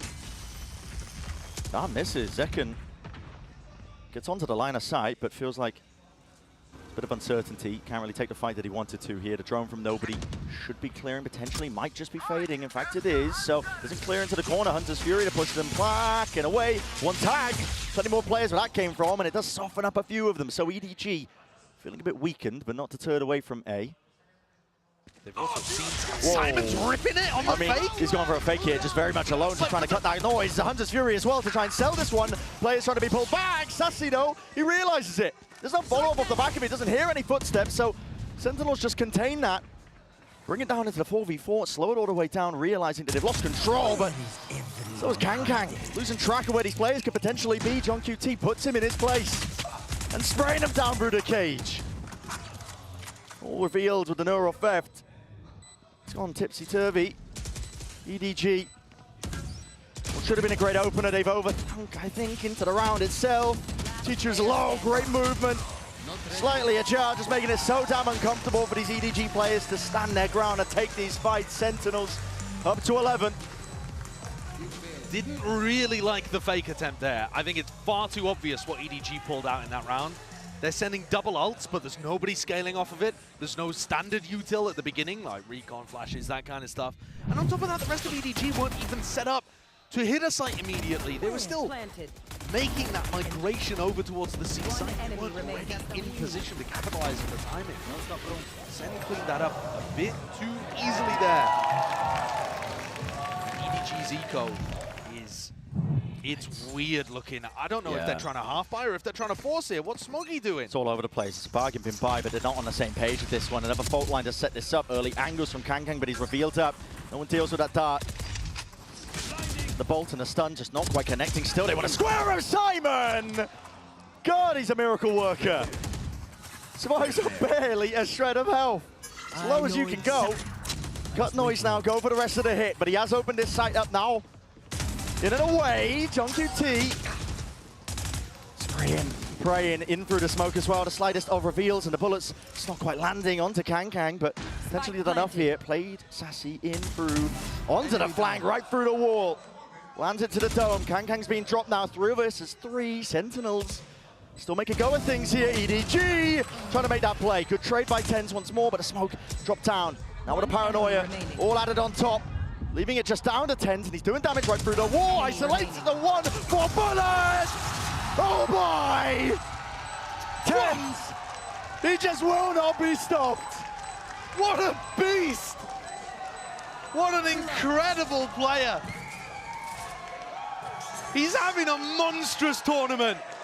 He has been performing at outrageous levels. The game against Gen G, his impact today, 21 kills across 18 rounds. And he's just saved them after Simon should have opened the door and made that one unlosable for EDG. One enemy remaining. One enemy remaining. Isolating the angles perfectly, swinging back out. And Smoggy just cannot find a kill today. Another 1v1 kind of clutch situation that he can't win. Almost every clutch going away SN, almost every single round off the back of that. He also didn't have armor, by the way, Smoggy, to begin that round. Maybe that could have made a difference. For EDG now, frantic attempt. It's a tap. Try and pull somebody util out as well. Fake the presence. Second. What? The cage helps him. How's he getting away? That's ridiculous. Lies himself back as well. And back and forth we go. It's EDG scrambling for a chance to get back into this. Second, he's still alive. Overdrive in his hands, and he wants more. Never bite of the apple. But discipline is called for in moments like this, and they temper the round down at that minute mark. Celsius, flash, re-exploration, re-clearing, double held though, and that is Sentinels getting ahead of themselves. It is good information, however, for Sassy to start pushing out. Could he be the playmaker here? Odin. EDG are quite trapped. They don't quite know where everybody is. In fact, they don't know where anybody is. Full map control lost. Sassy, Smoggy. He's watching for that peek. The slow walk around the corner. Finally comes alive in this 30 map. seconds left. It's down to Celsius, 1v3, spam. Threw into the smoke. Planned down from Simon, but the smoke was watched the entire time. And Smoggy's turn to really come alive. It's 4 kills from him in the round. They need that from Smoggy. He's been utterly crucial for them in terms of accessing their full potential. Almost doubled his kills. Second's movement, though, is absolutely world-class. And he's only played, what is this, his 3rd map playing Neon? This year? This year. Yeah. With new Neon as well. I mean, all of the stuff he did years ago playing Neon is it's not all that relevant anymore, to be honest. Yeah, he's a prodigy, I think, when it comes to, I mean, I'm sure he's played Neon before, obviously, but same setup being used by EDG. Got to claw back these rounds one step at a time. Sassy, jump spot, gets that acknowledgement. And at no point can EDG make a mistake. One error, like Chishu walking in here, and it could all be over! Oh, no! Chishu dropped. The flank opened up. And Sentinels, they know that they can play this one nice and safe. Look at the retake cam. Broken. Nice awareness. Yeah, shock dart has to be used to make sure to get rid of that one, though, but he planned down. Extension into the round, but this is it. This is where EDG make their stand. See if they can stay alive into this map. You need good defensive utility here from the post planners. Paranoia, Aftershock has to be used to keep them back. It's going to be used. Eye for an eye when it comes to the util. Aftershock even down into hell. Sentinels are being kept out of the fight. Kang will ensure that they don't step past it. Nobody right there with him. The feed is filled up, all with red. And Hunting chasing. John QT fully blinded. Kang empowered. EDG are still in this fight. Lovely post-plan situation play there from EDG. That's such a critical round for them to get. Those 2 in a row from EDG have now knocked the economy to Zen. Enemy remaining. Which is the first time. It's apart over. from, you know, follow-ups from pistols or whatever. So those chances, 6 of them, narrowed down to 4. EDG still can't afford to make a mistake. It must be flawless from here on out to get us into overtime. And we've seen, I mean, even if you think back to yesterday, G2 playing against Fnatic, they're having to be flawless in that situation. Wild things can happen. Oh, yeah. Triple spray downs, full blind, they can occur in games like this. So you never want to be in a spot like EDG currently is, where one big play or one mistake can send you rattling forwards onto Sentinel's map pick of Lotus. And all the pressure is on your shoulders. No more breathing room. Luckily, EDG are one match win away from being able to get a top 3 spot. And not just a global event, not just a Masters event, a Champions. Something they've never managed to achieve before. And that's top 3 minimum. Who knows? They could go further perhaps. And yet today, they haven't been able to access that full potential just yet. They're going to need 4 big rounds to show us what they're truly made of. with no room for error. These players have been in similar spots before. They know you have to take it one round at a time. For Sentinels, economy dropped all the way down. You can see it just from the 2 sheriffs that are being worked with. Do they have a eco round strategy to work with here? Yeah, it's another one of those smokes that goes inside a wall. But the idea being you can dodge the recon dart, and Zekken can swing out from an unexpected position. He's also playing anti-flash in that spot as well, right? If Simon did go for that flash through bricks. But EDG not going to send with any pace on the anti-eco. And they have been playing these kind of rounds really slowly, very cautiously. Which does potentially open themselves up to mistakes being made. Sentinels are going for the full migration. John's heard the drone. The attempt to pull some players away, at least nobody, they're seeing no signs of life. You feel so worried into the spot if you are EDG. Potentially even committing. I mean, full bodies, players making their way over towards the seaside. Guess what? Sentinels are ready to meet them. See if the weaponry does make that difference here with a stuns. Util offloaded into the corner. Kang just can't really hold it down with a steady ground, but still, as those smokes fade away, overdrive! Kang! It's galvanizing. An electric performance from him, still adjusting tens. Difficult shot for him to hit. Sheriff in hand, 4-piece, hunting down the remaining player. John QT quaking in his boots, but he will not give up that ace. I love the determination with which Kang hunted for that one too. It would have been far better for Simon to pick up the kill, get his ult online for the next round. Got to imagine that EDG are fairly confident about getting those ults up anyway. Ult orb over by C hasn't been contested too much by Sen. Maybe this would be the round to pull out some kind of play like that. Fight over one of the orbs. Kang with all of those kills is now overtaken Tens and Zekken, who are tied at 21 apiece. But they still got to get 3 more of those. Now Sen have rifles back. Here's that same strat again. Yep. Hiding away.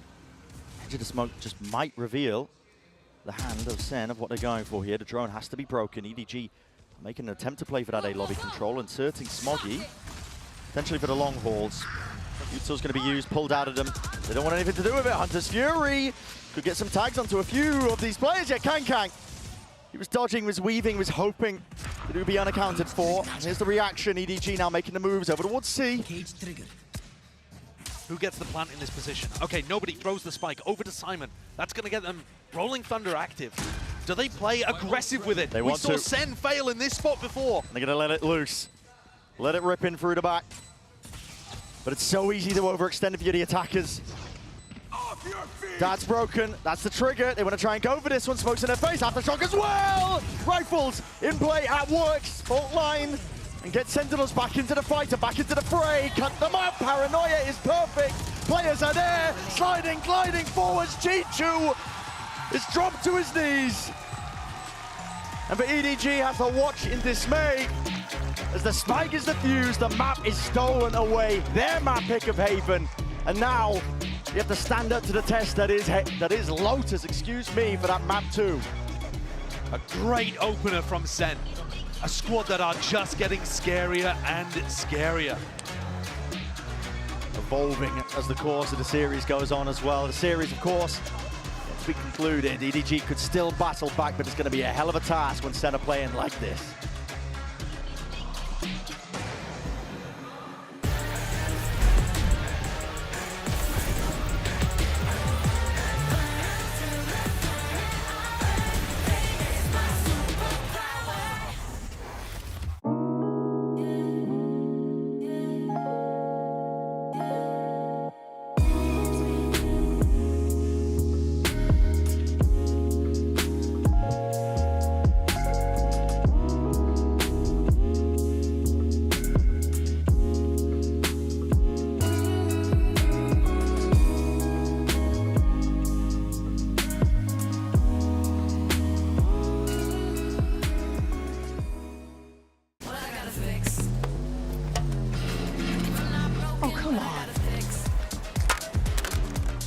Trade in any phone in any condition guaranteed. And get $800 off the new Galaxy Z Fold 6.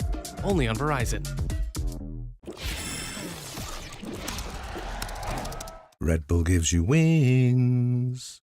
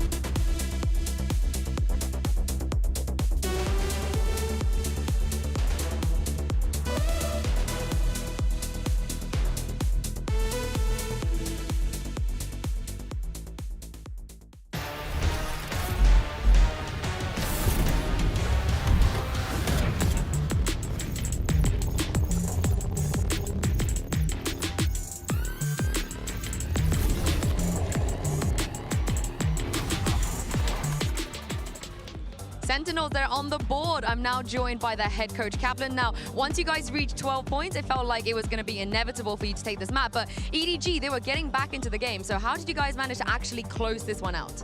Yeah, I think we did a good job with sticking to ideas from the timeout, being able to run them again, realize that maybe a little mistake happened or they didn't see the gimmick. We were getting a bit inconsistent, a little hesitant. I was ready to hit another timeout and say, why are we not swinging them harder, second guessing a little bit, I think, with ults. But we didn't have to do it. We ended up closing out in the end, so it was good. And the vibes look great. How are the vibes with the team right now? Very good. Definitely trying hard to get this win so we can have a little time to rest. A little break before up finals. I think we're getting a bit tired, so. All right, thank you very much for your time. Best of luck. And Sentinels pick up the win, and I think it's safe to say that that game was awesome. Strongly agree? I would agree with that. Yes, I would yes. agree. I would agree. And what Coach Kaplan is saying there is so pivotal, because if you remember their run at Madrid, that guy looked haggard. They were playing every single day. They had to go down below. They had to play every match. Yeah. And now here Sen have an opportunity to bounce back, win one more map, and get a break before the top 3 at the Inspire Arena. I genuinely thought we were going to have another member of the Ball Brotherhood. You know what I mean? Whenever I saw Kaplan, I was like, brother, hold on to it for as long as you can. But you know what, though? What they were able to hold on to were these incredible post plants that we were seeing from Sentinels. I mean, goodness gracious, Kukuka. They had full control of the site. And honestly, it was all based off of Zekin's momentum. This guy was unreal. Totally, but I think that the credit has to go to all of them. I think that, as I said, I think Zekin understands exactly what he needs to do, and when he has to overheat a little bit, you know, he has to be looking for this duels, he has to be confident enough to take it. But the plan overall on this executes was so clean, it was almost impossible for them to lose this kind of situations. Yeah. I think that Neon is the mechanically most difficult agent to play in this game. And also, Zekin makes it look like it's so easy. Yes, but it also requires the best mechanics, because a lot of the time, even though you're getting set up with great team play, with breach stuns, with Sova darts, you're still put in positions where you have essentially just a 1v1. It's an advantaged 1v1, but you don't have a trade, and you have to be converting on those situations. And I think we saw in the first half so consistently Zekin being put in those positions where he had to take that duel, had to give his team the advantage, doing that really well, but then also having the restraint to chill out after getting that winning position, playing with the team and playing that proper Valorant to close out these critical rounds. But I think also the defense is a very good example of that. You need to understand, like, sometimes we would see EDG, for example, the round that they fake onto A. Sentinels have the calmness to just look back and just reinterpret everything that is going on the map and not step very quickly into conclusions and into decisions. It's very easy to get baited in those situations, and credit goes to Sentinels for handling that expertly. Of course, you know, it goes to John Cutie and his incredible mid-round calling, but also we have a Verizon high-speed moment here, because rounds like this also help out, because now you get a big kill that comes through, and then at that point you put it on Zekin, you say, Zekin, go kill.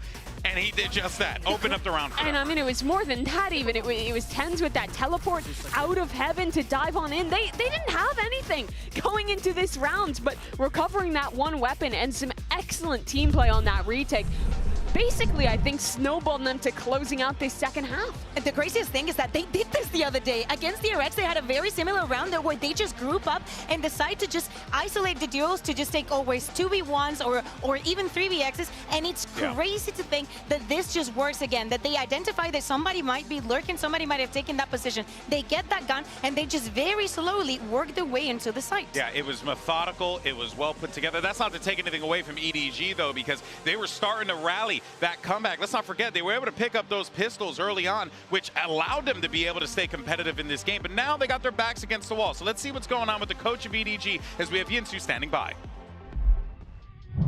I'm now standing by with Coach Margot from EDG ahead of Map 2 and Luna to do some translations as well. Now, on Map 1, there were a lot of chaotic and maybe messy moments. Was that part of your game plan? And if so, is this the part of your game plan as well for Lotus? 我觉得还是我们图一有点，就是准备要更进一步的时候，还是有一点紧张，然后就是可能大家都有点放不开或者什么的，就显得比较混乱。但是我觉得图二和后面都会好起来。 I think we're a little bit nervous when we're trying to step one step ahead, but I feel like we'll be better. We'll get it better on the map too. All right, thank you very much. Best of luck. All right, well, you heard there from the coach, but we'll see how they'll try to bounce back going in to map 2. Here comes the agent select, and you are going to get the Clove, the Neon, but shockingly enough, Sentinels are going to go and stick with the Rays rather than go with the Neon. I'm so surprised because the change into playoffs, even though we've only seen them one time, was bringing in that Neon, but they decide to go for this map, knowing and understanding how EDG plays and how to play around the Clove, how they play as a Sentinel, right? Because you having control over this map can become so difficult, but apparently Sentinels has found the key, or so they think. Yeah, it was Lotus that Sentinels ended FPX's run in the group stage. And while they don't play this exact comp, FPX used to play a similar double controller. I imagine they were prepping for that comp. They've got to be prepped for this one, and this is their chance to make it into the top 3. EDG's back's against the wall. Can they force a map 3? Take this one to distance. You want it, I want it. I know these two want it. Brent, Sideshow, over to you. Though on map 3 would just be glorious, I think, between these two teams as well. And I hope that EDG have those hidden reserves, I think, to deliver that for us as well, because unfortunately, it is set against them right now in terms of expectations. Lotus is Sentinel's map pick. They have looked primed and ready to take the series away on this map in the past as well. Not just that, over the course of this tournament, I would say. They've looked stellar. They've looked amazing at this map. Yeah, this is where they beat Gen G and I think played the best Lotus performance that we've seen all across Champions. But how much of that was knowing their opponent and playing standard comps? This is very, very non-standard from EDG, and we're going to get a clash on Mount. Here's a hard read as the C's nade up and over! Wow. And yeah, paint shells. No, I think they got the read on this. Exactly. Splitting them to pieces. You couldn't get a better indication of that. Presumably, they would have held it if the fault line had not come through, and they were actually aiming for Simon in that spot. But they may have just let it go anyway. Hard antied them. The preparation is clear right now for Sentinels. As it was the last time they played on Lotus, they hard read what Gen G were bringing out. Are they going to expect this contact play, though? Up into A. John getting pressured a little bit here, but there's always the pivot through that blue room. That's where they're going.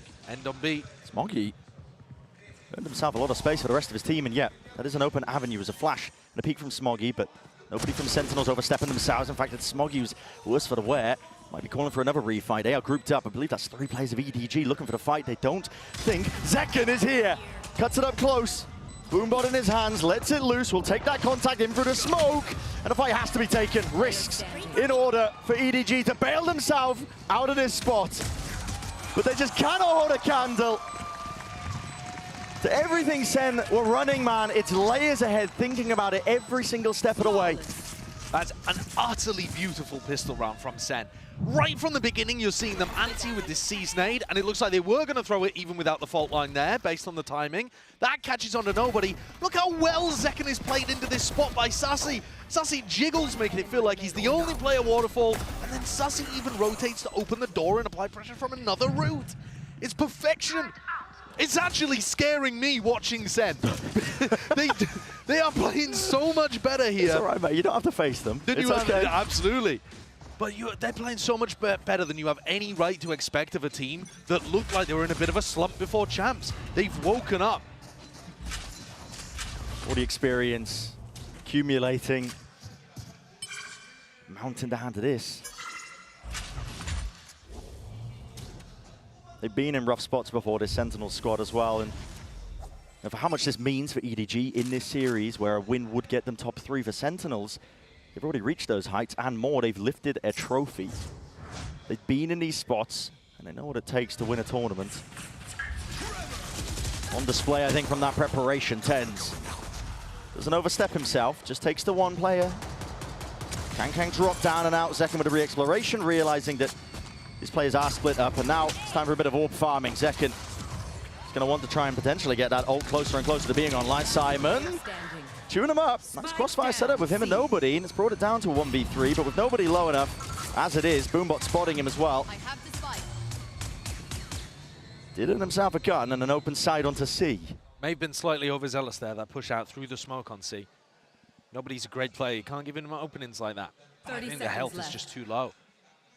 It would be such a task for him to be able to get plant down and a free pick and reset and win the 1v2.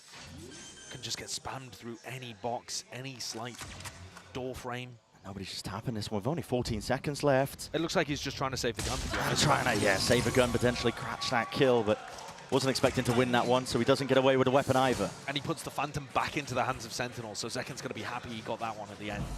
This is another thing that absolutely blew Gen G away, is that Sen are so good right now at putting the right people in positions to farm the ult economy on Lotus. It's Zekken again. This is mirror image, although the sides are swapped, of what happened last time they played on Lotus. Zekken, I'm sure people are going to be calling for him to play Neon on this map, but the Raze ult is so powerful, and Zekken always is there at the tip of the spear on pistols and follow-ups. Oh yeah. He's 2 away. I mean, it's called Showstopper for a reason. Heavily impactful. Basically defines the way that you do play the map of Lotus with this composition. Very much all in though from EDG. In through B. Sentinels give up this open space onto the site. Willing to try and play this one into the retake. With the bonus weaponry that they do have. They are grouped up as well, so 5 versus 5. Pressure here towards Heaven onto John Cutie, who only has a Ghost. That could be the win con for EDG. Making sure that they can dominate a portion of the post plant here. John, seemingly aware of it though. He just catches that contact and he makes the call that they are playing up towards Heaven. The question is, does Sen have anything to deal with it? Bullets flying forwards. Luck of the draw was what they were hoping for. Simon doesn't need luck on his side. Flex the muscles, flex the mechanics. And with that, Sen, the round is dusted for them. What a spot to put your breach in. Yeah. Smoggy getting on the board early up as well. Helping settle those nerves. They need a big performance to come out from Smoggy, playing Clove on this map. One of the big reasons why you would make a pick like that. But until Smoggy starts putting up those big performances, Simon has been there, and he was there on Haven. Normally, it's like big impacting clutch moments or something that we've seen from Simon, but now he's just letting the raw aim do the talking, tucked into basically a one and done in that spot and gets 2. Here's a fight over towards Rubble. Sees nade prepped again. We saw the value that that brought on the pistol. Yeah, you might think as well clashes might favor EDG into this spot, but all it takes is the one. They're going to make a go of things here as well. TP up and towards the top. The Seas, I believe, was dead a little bit too early there, so they give up that space once more. Fault line. Second level of things here for EDG, just in case there is that refight. Chichu clearing most of this. It's the Sentinels players, though. They're lying in wait, and the paranoia triggers the play. Still, Chichu still there! And this guy is ready to punish them for the hubris, thinking that they could take that fight open and out. Sassy going for that repeak. The trade not in sight. Player's not ready to account for that one. Sassy's still here, man. Dropping himself back. Under 12 HP, but with 2 kills. Earned under the round and under his belt. There's an opening now for Sentinels in the round. Champ's form, Sassy, is a dangerous beast. This is not guaranteed at all for nobody in Smoggy. Clearing through the back of the side, you can tell that there's still levels of unknown. Even the Seas just use preemptively absolutely. in case that somebody was in that smoke. They're worried about hard anchors. They're thinking that John could be in that spot. Sen have actually doubled up here. Looks like it could well catch EDG off guard. Half advantage though for EDG. And Sentinels themselves splitting up. Watch for live from John. A couple of different avenues, but not pushed together! John, where have you pulled that one from? The brink seemingly, it leaves it all down to Smoggy. Time will start to tick onto this one here, and he's isolating his voice line and his players up, yet John stands tall to the pressure. And a rifle fire itself, he was not shaken. Wins it out, granting Sentinels that 3rd. John standing up, standing tall, as you say, not allowing the nerves or the moment to get to him. Trading out the player with the weaker health in front. I'm not a big fan of how Sentinels played this round, actually, in terms of their strategy to re-clear on Rubble. It gave EDG the advantage, and it was individual skill from Sassy. Plus, I mean, what is that? Yeah. Nice, boys! Sen getting back in with the player quality that we know from this team. EDG need to be able to answer. Same or very similar Rubble setup from the defenders here. Tens not playing inside tree. They're making a mix-up. Resetting very quickly to stop a B fight from happening. But if Simon rips his ult, all 3 players could be caught. Seconds closer to showstopper, and he's going to let him rip early on. Oh, at least not even getting the kill. Damage done. Nobody's still surviving. Here's the Rolling Thunder, but they've crossed it up onto the corner. And Tens and Sassy will punish them for stepping past that. What a read from Sen that was going B early on. Fake Rubble fight, and they've read the pivot over towards C here as well. They are not worried about a repop into B whatsoever. Taking spawn, waterfall, ready to fight these guys, deny the plant before it even comes through. Hardest read. John's so far ahead of the game. Just following the sound cues as well, Simon. Sticking with the plant, he doesn't even get that. Bullets precisely lay it down exactly where they were needed, and Chichu's just praying, hoping that he doesn't receive the same fate. Spike planted, but it's not in a great spot here, and with the paranoia sweeping his way through, it's down to instinct and timing. Chichu still traded off, only with the one. Smoggy smoked off and away in a crossfire. to lay claim to his life. Sentinels, again, showcasing the preparation, showcasing the form, the constant evolution of this squad, and the experience. And look how beautifully they dodged that. 2 players still in crossfire position, Sassy and TenZ, able to shut down that Rolling Thunder completely. And that after their showstopper gambit failed as well. Yeah. So I that think was I'm the cheating, bro. second layer of their defense.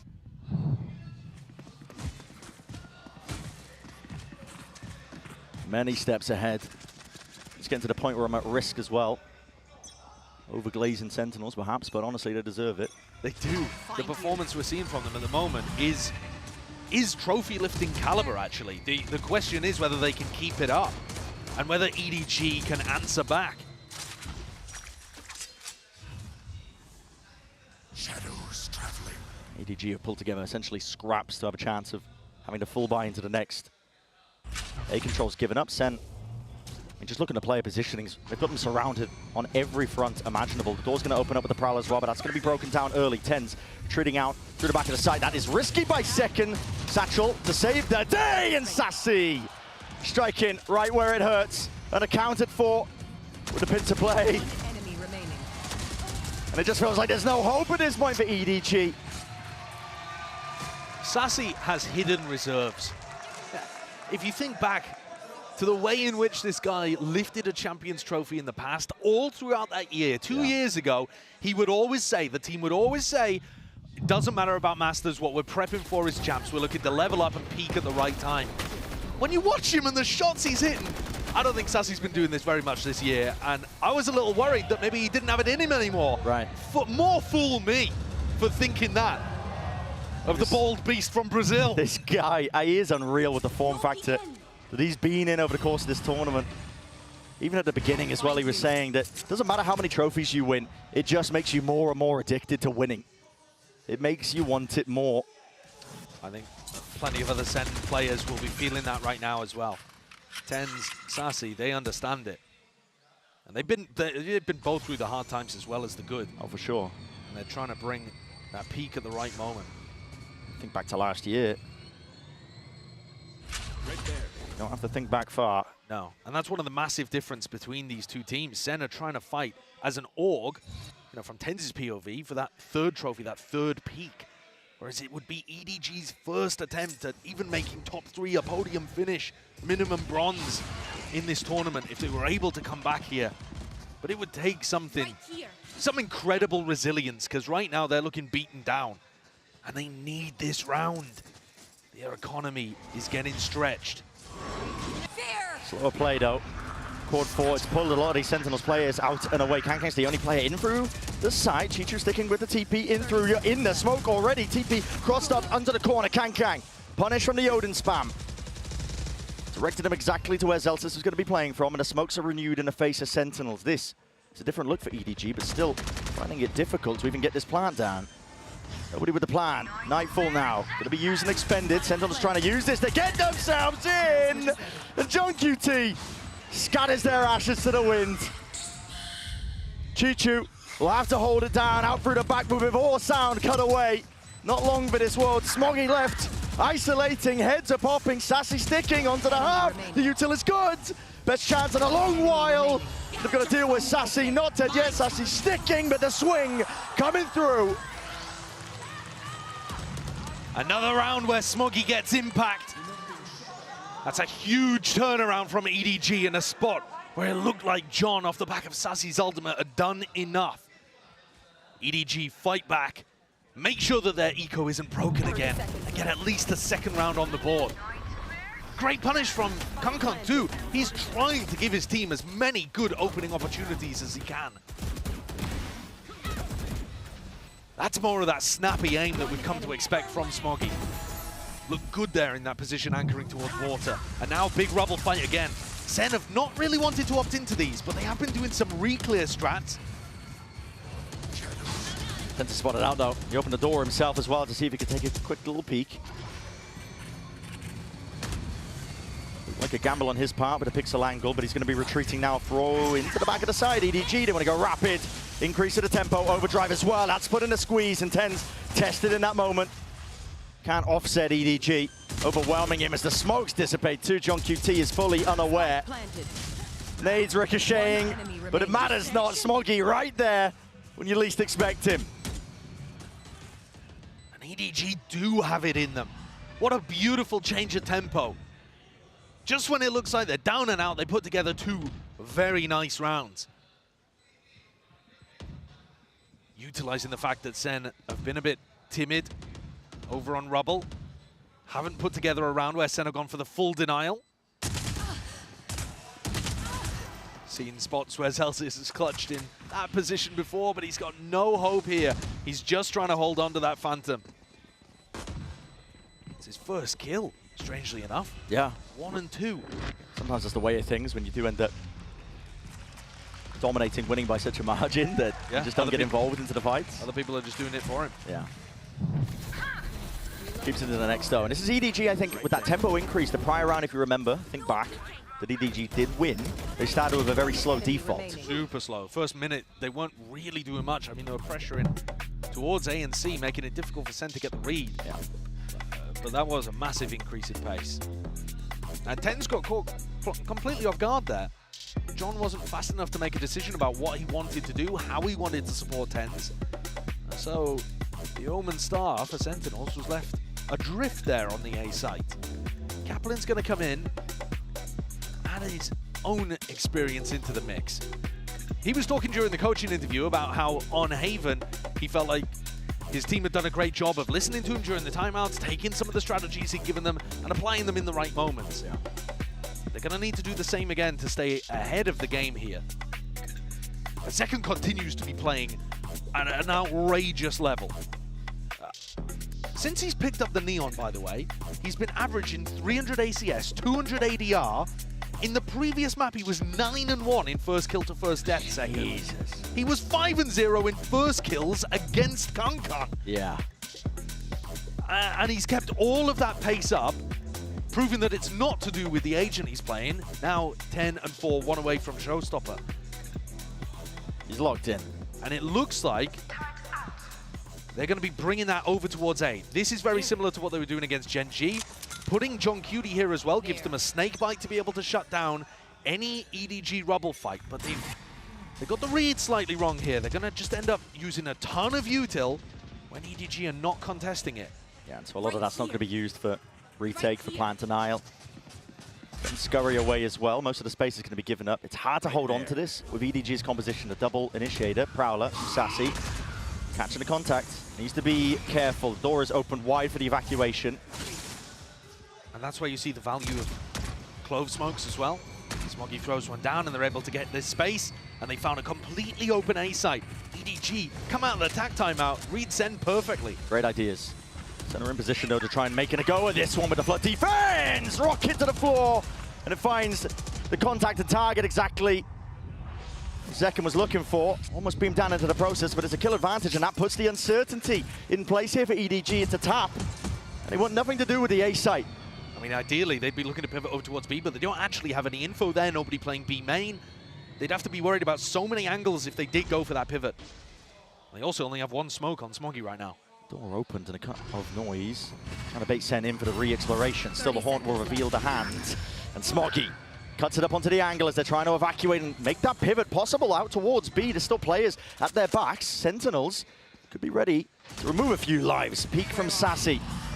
Haunt as well, doesn't get broken.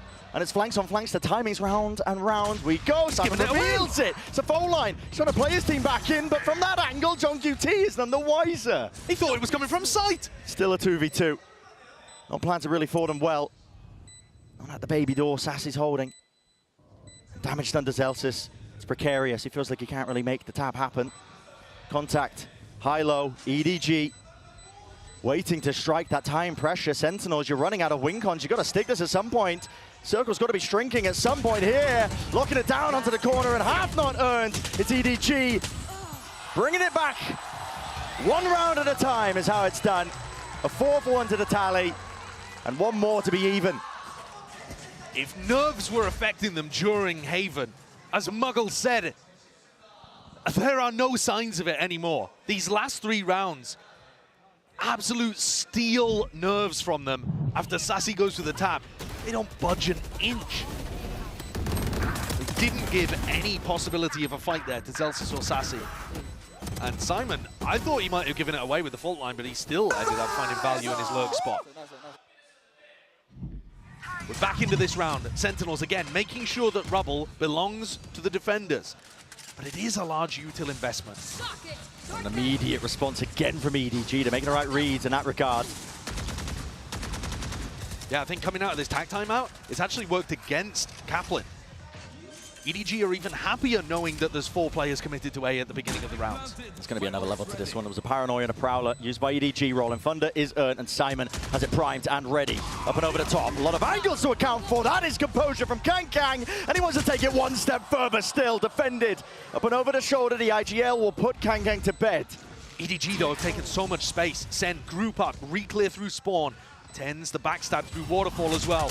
Unorthodox with the angle, nobody! It is aim train to the skies. Yep, that haunt, it still gets the value and still gets the damage done. Chichu can't land it with a spray, but eventually there. Stun still connecting, Sassy now sticking, defended, up and around, and Simon's left to do it all from that spot. It's just not possible. What pace, what aggression from Sen. How does Sassy survive with 5 HP there?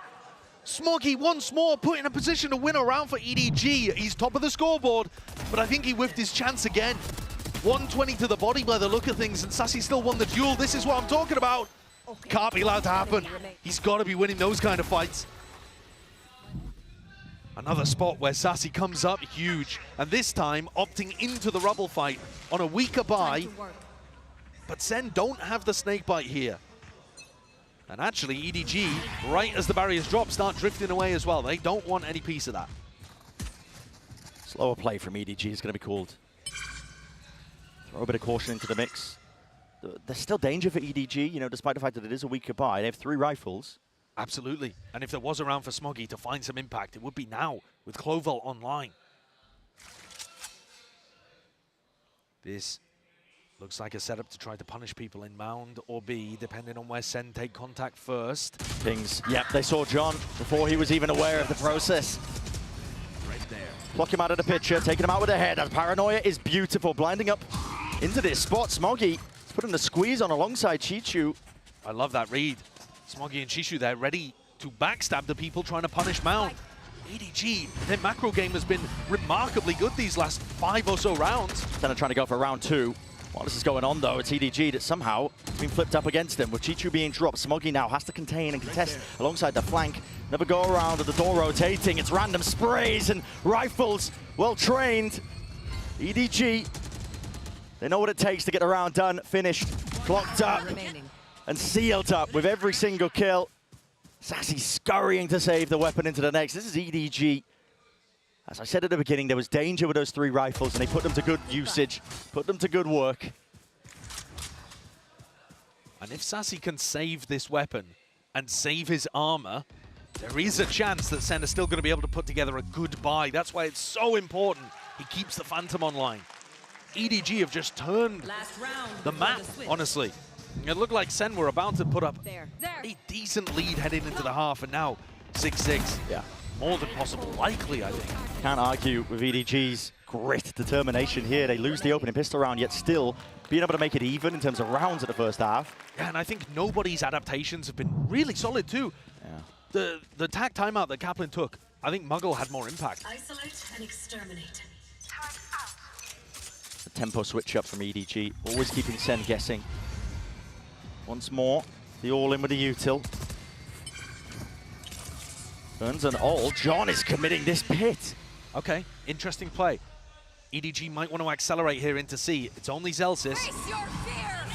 He can pop down the ult, but he might get pressured in waterfall. Yeah. Nanoswarms gonna be deaded here. Divides up the site. Retake Viper Wall as well for Sentinel to try and play with. Makes it hard for EDD to chew through. Zelsis now. Lockdown. It's never to really clear this one. You have to take this one. Fighting straight up. Brute force on display. Blinded up, though, and the util is overwhelming. Sheer cacophony of it.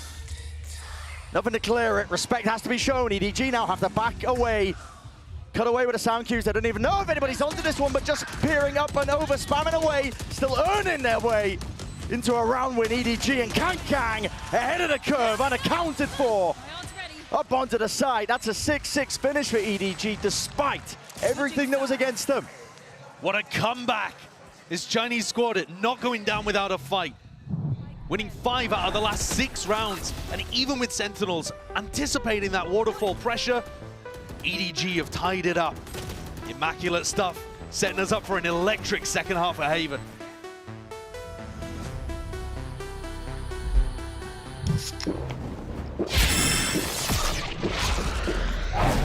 Red Bull gives you wings.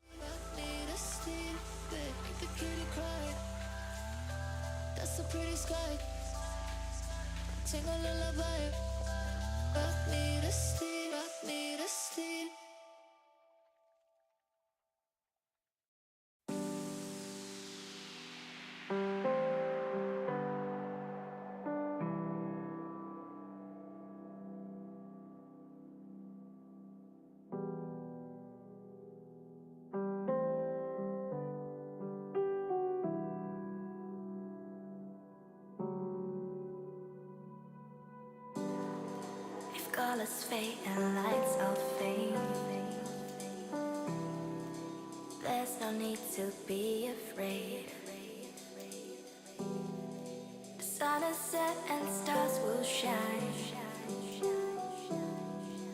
Truth and dreams will intertwine. If darkness drops and night will fall, we will answer any call. Well, contrary to our belief, yeah, we are heading into the second half of Lotus. It's not Haven? It's not Haven. Oh, that's tragic. Listen, I've been there. Other people probably haven't, but I was there quite recently. It's 6-6 though. This is EDG, and they have made a resounding comeback. They lose the opening pistol round. This is not their map pick of Lotus. Sen opted to go here, and they've looked brilliant for most of this tournament when they've played on this map. They have real chances here. Absolutely. I think EDG have done a fantastic job from round 7 or 8 onwards. The macro game plans looked far better. They were more comfortable with the pace that Sentinels was playing at. And this pistol could be exactly what they need to start propelling them forwards and have some belief that they can win this game. Because up until recently, up until these final 6 rounds, it's looked like only one of these teams here believed they could actually win today. Now we're getting glimmers. And we're getting Smoggy at the top of the scoreboard. You know, things are starting to work out again now. Double Sheriff on the pistol round from Sen. A strat that they've adapted and picked up from Gen G. Does give them opportunities to win fights long range very consistently. Sentinel's gone for slow siege. A nice hold to start. EDG given easy access over towards a Rubble 2. Chichu's happy to take up that space as well. It's going to be giving a lot of mid-round information over, but no exploration really from anyone else on EDG.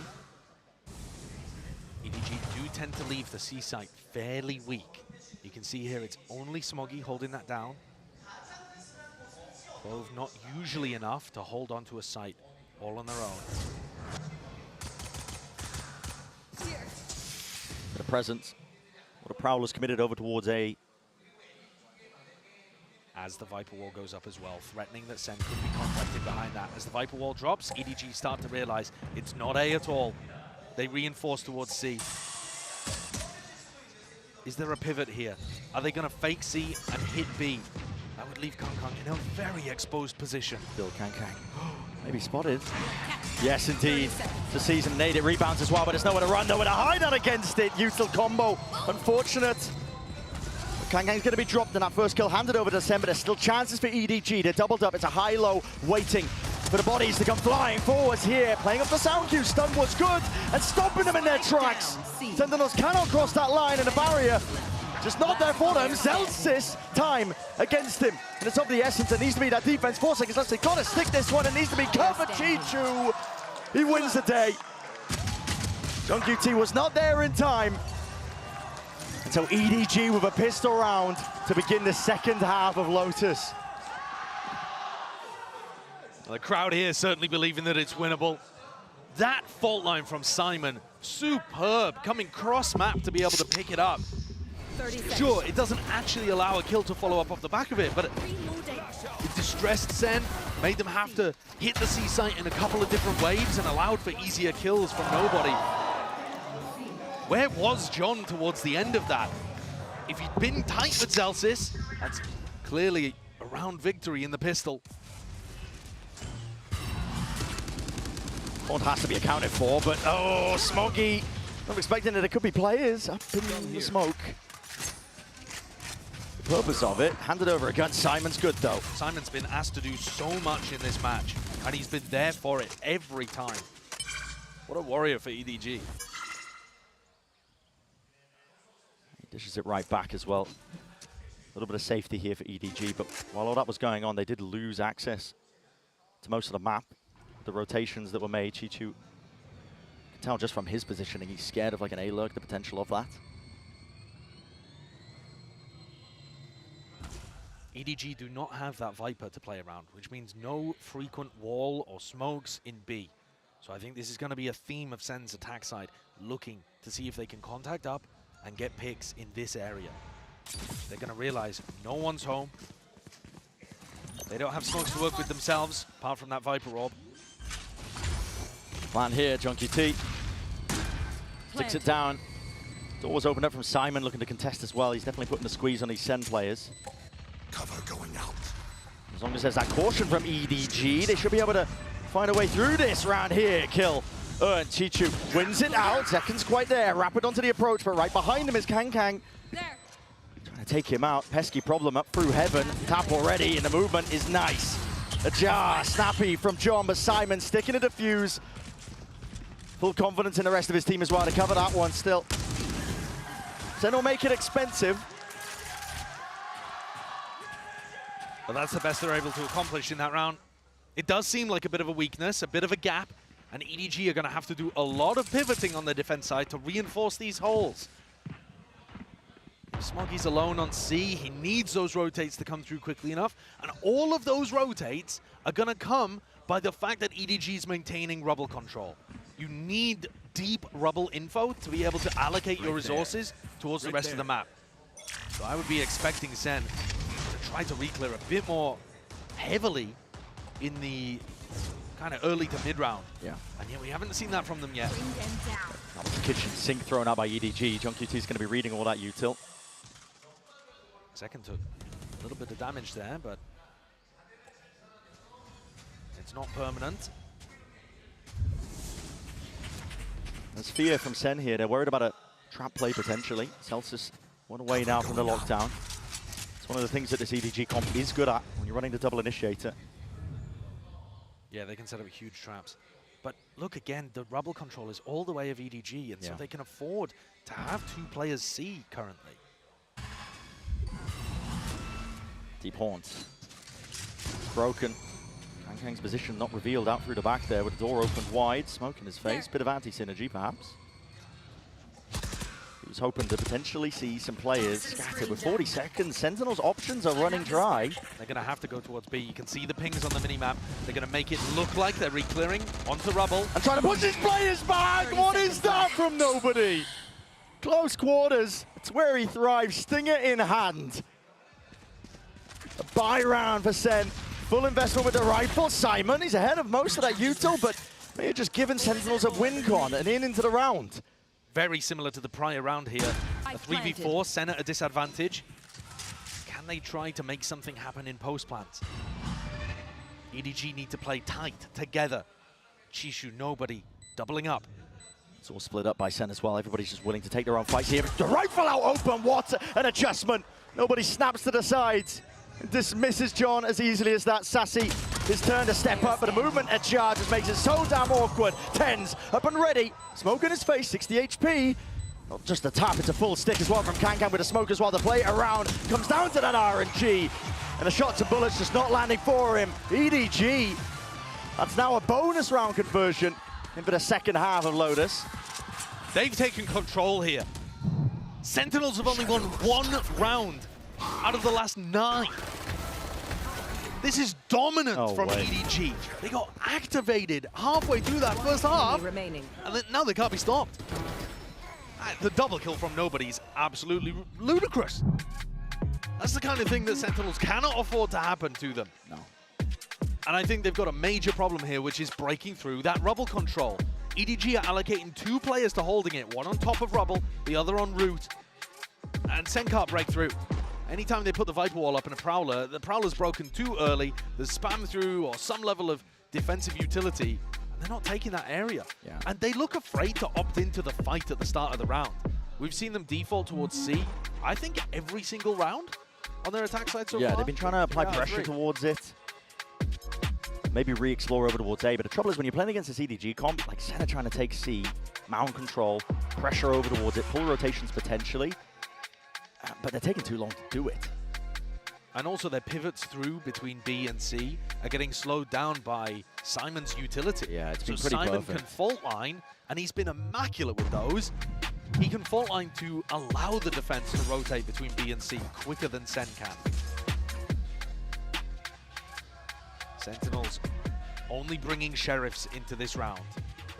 EDG looking to fight them in mound here. Pretty aggressive option to go for on the anti-eco, to be honest. And these massive ultimates for Sen not going to be used in this round unless they find that opening. This could go wrong very easily. Prowler catches up onto Kang. C's expended, Tens has the TP to evacuate. And this is a very different look, right? EDG have been maintaining their macro advantage by being able to hold on to this space here, rubble. And now they've given it to Sen. The rifles should sing, however. Chichu is the only player locked down over towards A. He's called for the reinforcements. Smog is going to be joining him. Stray Bullet's going to be layered down. Door's broken though. It's a pivot from Sen. Essentially all players trying to make the moves over. Zelsis just a shoulder peeking out, trying to bait this shot. Simon can't maintain it. It's rattled back and forth here, but with the Sheriffs, Sentinels are trying to make this one work. An ultimate pulled out with a nightfall and a flank occurring right from the back. This will put the squeeze onto the remaining Sen players. Up to them to try and bail themselves out with the heroics, and an uncommitted damage done. Decay is still there. Sassy, weak as anything, doesn't know that the players are rapidly approaching. And they dismantled the hold that Sen were just desperately trying to cling to on the site.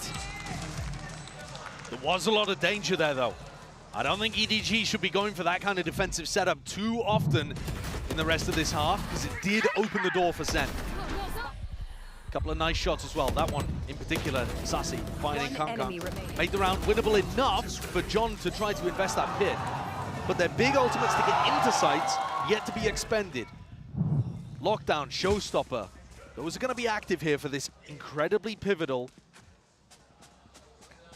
I was going to say eco swing round, but to be honest, Sen, with the loser's bonus, they're still going to be able to buy up into the next. I still expect them to treat this one as if it's mightily important, though, and stop EDG getting to 11. EDG leaving A utterly open. Gone for a fight, though. Zelsis has been caught by this. The stun is perfect. Kang is right there. Up onto it. Paranoia slightly misses. Ultra expended. Ultra committed. And EDG have put everything into this. But they topple. They fall. Crumbled from the util in a hold of Sentinels. It's discipline that reins them in. EDG, after the TAC timeout, have tried to change their defensive setups. Anything that they've gone for that was different to what they opened with has failed. And this is nice pressure. It's just keeping Simon anchored to the A site. Does it pull Smoggy away? No, he's going to read this. Still at that angle. It's a brutal one to take. Crosshair placement, many angles he could be peeked from, but Smoggy feeling like he has to take it at that point. And I think Sen will be super happy about this result. A 4v1 that Simon is not going to find winnable, and Sen still have huge ults to work with. And as you pointed out earlier, Simon, he ripped that one off. They really wanted to show a different tempo on the defense side, catch Sen unaware, before they could get into position to use Lockdown, Showstopper, these kind of ults. It didn't work. The threat is actually being worse than the threat of the Showstopper and the Lockdown here is causing more problems for EDG than the ults themselves. Right. Because it's forcing them to feel like, we have to go and take the fight. We have to change something up. Be proactive, pull the ults out early. And the proactivity is not working. Sen's protocols are looking lovely to defeat it. It's handed Sen that 7th round here. They're still down by 3 with EDG. bit of a whiff from Kankan as well to open the round up. Yeah. But you see there that mount pressure and then open the door, punish the B players. All of the protocols there working really nicely for Sen. And they do have a massive ult advantage now. So EDG, they might still feel like they have to play proactively. Because otherwise, what do you really have to stop these ults from getting value and getting a site? Yeah, look at the minimap, EDG. 4 players moved up right and over. Simon priming the fault line. Going to let it loose relatively early there just to set up Kang onto the line. And TenZ accounted for, spotted onto the corner. Here's the response, showstopper, ricochets and claims Smokey. Couldn't bound and bounce his way out of the fight. 4 versus 4. And that early proactivity, though, means that EDG had to give up Rubble. So now Sen, 4v4, like you said, but they have control over Mound and front B and Rubble. They own the map. Toxin screen down. John just trying to tether those players over towards the A side as well. Rest of Sentinels. Creeping and crawling their way over towards the B side, now committing into this plan. They're going to hear these noise cues. EDG are relatively split apart. They're actually not connected. You could kind of say the same for Sentinels, though. Zekan's going to back off. If he was playing that post plant on site, he would have been very isolated. And we saw John being disconnected on the lurk was critical in terms of how they lost the pistol round. Fault line used here. Simon's position. They're going to know this is online. Lockdown has to be defended as well. Stuns, Ricochet in second. Couldn't hold a candle to it. Kankai's there, spraying, spamming, praying that they can do it. But they can't break the lockdown in time. Respect has to be shown. Time starting to tick. Simon wants to increase the heat. The tempo there for it. Just making sure he's the distraction already. But the circle shrinks. Time escapes EDG into that spot. All goes wrong with no way to clear that lockdown. They did actually do enough damage to break the lockdown as well. Really bizarre interaction. It said 0 players detained and lockdown broken at the same time. Oh. But the thing that had happened was it was way too late. I mean, the setup for that, it's in such a safe position. You got no chance of being able to break it in enough time to pull off the retake there. Kankan did what he could, but it just ended up being far too overpowering, that ult advantage. And now, when EDG can play a little more reserved, a little more focused on denying Rubble control, a little more like they did in rounds 13, 14, 15, well, now they don't have the weaponry behind it. No, it's difficult. Put some partial investment into it with nobody rifle in hand. He's dropped down to 300 credits, but Sentinels, they catch most of the signs of life, and now they want to send it out towards this C site. There are players ready to play spoiler. Waterfall, it's not being cleared. Prowler, second level of things. Kang taking a peek, overdrive, it's there, and a Nightfall committed. Sen feeling awkward, shaky territory. Open angles not presented to Kang. He can't be collecting any of these kills, and the C's dodged in the moment. Still another tap, Sassy. He's waiting for round 2. Smoke to try and play themselves in and cut up the side. It's one from TenZ himself, realizing they've lost control of most of this one. 50 seconds left. Stun in for the back. Nobody just can't land it. Shots going wide, up and around. Second high ground angle. And that slight pause that Sentinels are willing to place into the round. It's enough for EDG to just overextend themselves enough. Hand getting slapped right back. Phenomenal patience from Sentinels. I don't think they had a way out of that to actually get the plant down if EDG continued to hold in the spots that they were in.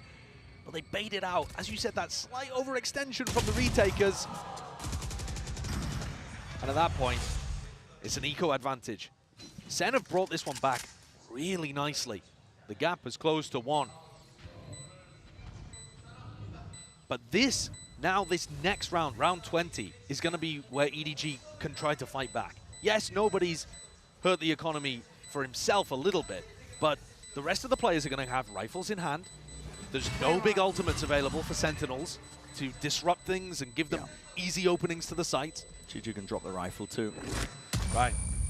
So heading into round 20, this is where Sen are back to the same question that flummoxed them at the start of this half. How do you break through without having to rely on ults?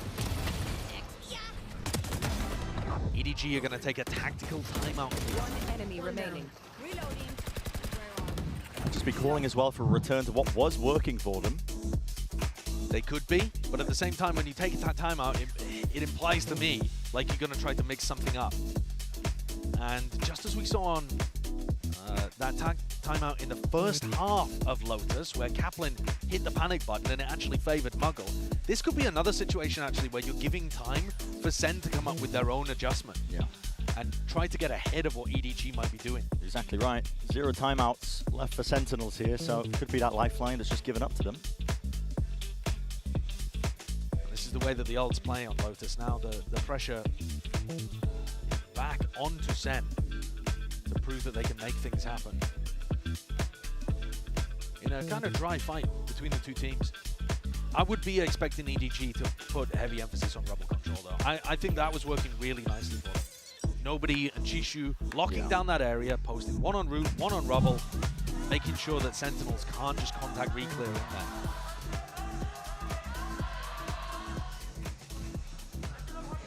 Just on the minimap as well, looks like early signs that we will be seeing that.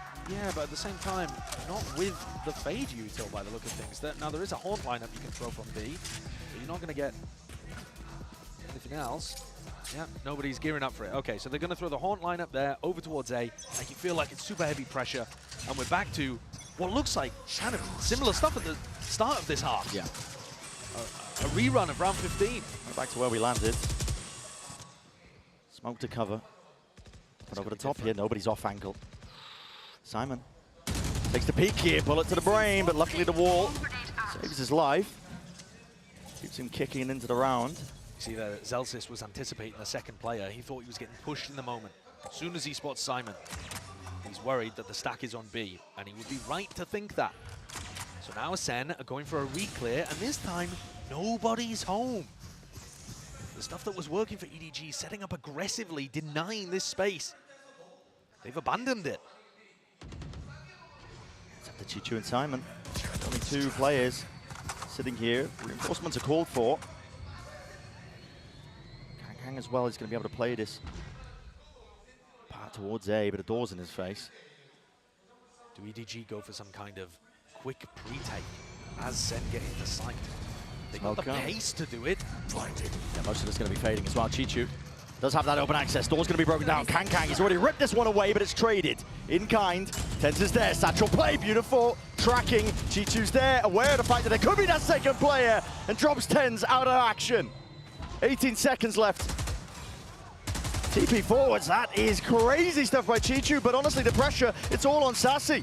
Reload committed, side by side. Needs to play this one in, but the rest of his team accounted for, but time against him. It's only 4 seconds left, and at this point, it's against them. They realize it. EDG backing away. Nobody just has to survive, and it's a round win for EDG up to 11. Another situation where Zelsis has to watch the round slip through his fingers. The grains of sand fall away from him, and he's just got no hope. It's a slight spacing problem here. Tenz isn't inside the smoke as Zeki goes through it. They're worried about somebody having dominated it prior. And so Tenz can't quite swing through to trade that kill. It becomes very difficult for the Superstar duo to get going. EDG make their way up to 11. This map is so winnable to push us to Sunset. I would love for the Sunset to be the case. EDG have looked pretty good on the map in the past. Both teams have. It will be another banger. It's the door opened up by Sen, looking to clear most of the way. Front section of B. Hoping they can pull players back and over as well.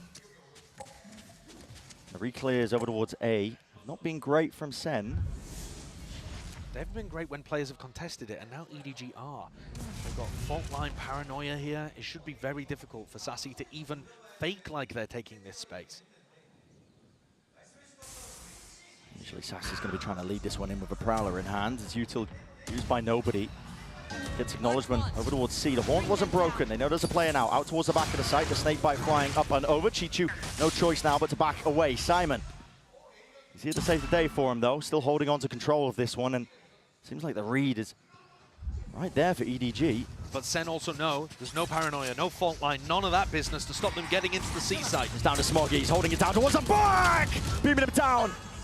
Still got the ult as well. It's not dead yet. Nobody up and over the top. Punish onto Tenz. Nana Swarms Shredding them to pieces onto the back of the side here, but as the smokes dissipate, Smokey is alive and ready to deny the entirety of the round.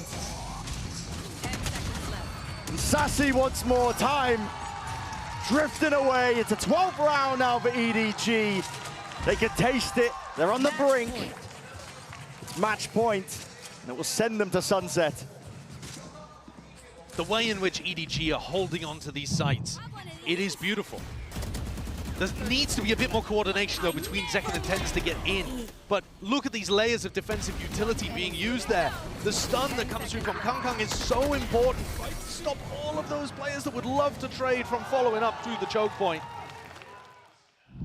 3 chances to close things out before overtime. A massive rubble fight. Yeah, and this could just be an explosive finish to the map here for Sentinels, opting into it. The Haunt is dropped and broken. One of the first times that Sen have actually fought over this at the start of the round. They push EDG back.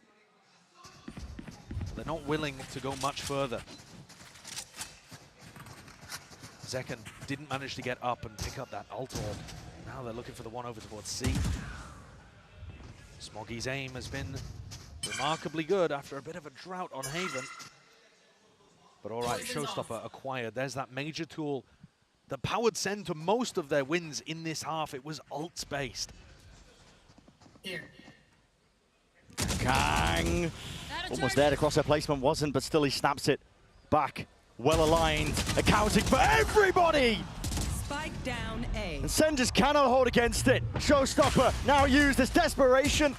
Following the traces, Zekken takes the gamble. But all that play, all that work, it's an ult expended to no avail. Zelsis dropped. The options are withering away. For EDG, they can feel it, they know it. Sunset is ready and waiting. It's primed for them here. Nightfall scatters, TenZ is low, no more sound cues to work off of. Haunt lights him up. The TP to adjust, but again, he's no long for the world. Zekken, last one left. And he cannot dodge this util. EDG are ready to swarm, ready to collect. It'll take a miracle to stop it at this point. They are not ready to let it happen. EDG will not be denied a chance for greatness. It was a bit of a nervous, timorous opening for EDG on Haven, but they dismissed that and found the fire in their bellies. They're willing to go forwards to sunset. It's a good map for both of the teams as well. I mean, if these two maps have been anything to really judge these teams off of as well, back and forth, it's anyone's game. It's still here for a minimum top 3 spot. It's all on the line here, Champs 2024. No, hey, 1, 2, 3,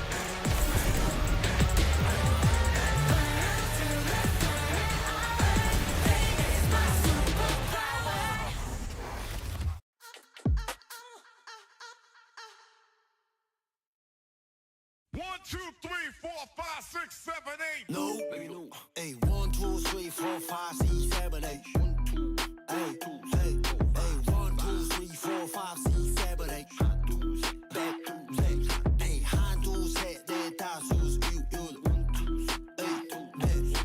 1, 2, 3, 4, 5, 6, 7, 8. Let's go. 1, 내 주는 힙합 몰랐으면 좋겠고 근데 같이 걸을 때 너 두 손은 지켜 쉽지 않아 누나들이 싫어한다고 I don't give a fuck 나는 바지도 내려 술이 보여 깔끔하게 넣어놓지 바꿔보고 안 보여 에이 길을 높여 내 비전 6분 잡고 비전 Forever I love my homies 믿어주는 친구보다 밖에 남자답게 You wanna fight, you wanna fight 내 거 넌 보면 넌 뒤져 나 착해 보여도 피하지 않아 ice 16 bars 그처럼 긴 바요 나 해본 바로 못해 인기가요 내 태도 motherfucker I'm all motherfucker 어쩔 다 move motherfucker 7 늦게 놓은 heaven 피우 대신 치우 가끔 치우 대신 피우고로 배분 에이 씨발 씹스터도 웃겨 이 파까 입은 달라 이 씨발 알고 말해라 1, 2, 3, 4, 5, 6, 7, 8 1, 2, 3, 4, 5, 6, 7, 8 Hey, 1, 2, 3, 4, 5, 6, 7, 8 Hey, 1, 2, 3, 4, 5, 6, 7, 8 1, 2, 3, 4, 5, 6, 7, 8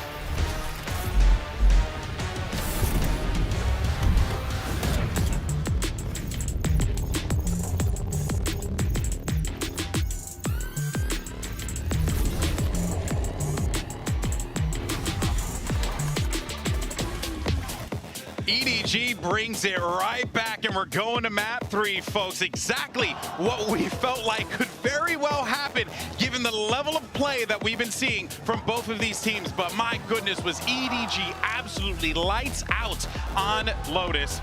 Excellent stuff. You look at that first half and it looked like Sentinels had it in the bag. An excellent defense, they started put them at 5-1. advantage, but then EDG in the second looked out of this world. The site anchors in particular, Smoggy holding things down on C, round after round, showing some real resiliency to stay in this upper bracket. And we were talking about it, right? That not having maybe that extra bit of utility, having to play more for the kills and actually for looking those duels instead of just stopping them. Actually, them gaining a lot of momentum and capitalizing on the mistakes that Sen were committed. And also when we go into that second half, Sentinels running out of time in so many of this situation. Yeah, I mean, there are a lot of these big plays that we were seeing, and honestly, you get yourself, into that next half by going tied 6-6. Okay, you're looking pretty solid, but what really impressed me, that defensive side, absolute shutdown. They could not get presence in Rubble whatsoever. They were just getting dominated every single time. Like pretty much any extremity on the map, Mimi, they were being met with the full force of EDG. Yeah, Sen kept trying to go for these early defaults towards C Mountain, and they were getting that space pretty often. But this A control was such a tough nut to crack. The only time they were really getting that space was these late round re-pushes, and then when they were going for the executes at the end of the round, EDG did such a great job of conserving the right pieces of utility, and also having the right reads to set up and shut down in those critical site execs, where one kill, one death will make the difference between staying in this upper bracket or going down below and having to run the gauntlet. Yeah, we're talking about top 3s. Actually, we're talking about a top 3 potentially for EDG. If they're able to carry on that momentum, Simon was having such a game. Him finding a couple of kills at the beginning of so many rounds just so easily and throwing things off. It's very surprising to see that, especially after having that first loss in the map that they chose, they can do this. And now thinking about the next one, thinking about Sunset, I'm still looking forward to it, the second part of that head-to-head on the Neon. And honestly, when I looked at the series layout and we got it in, I honestly felt as if this was anyone's game, because it felt like everyone got what they wanted.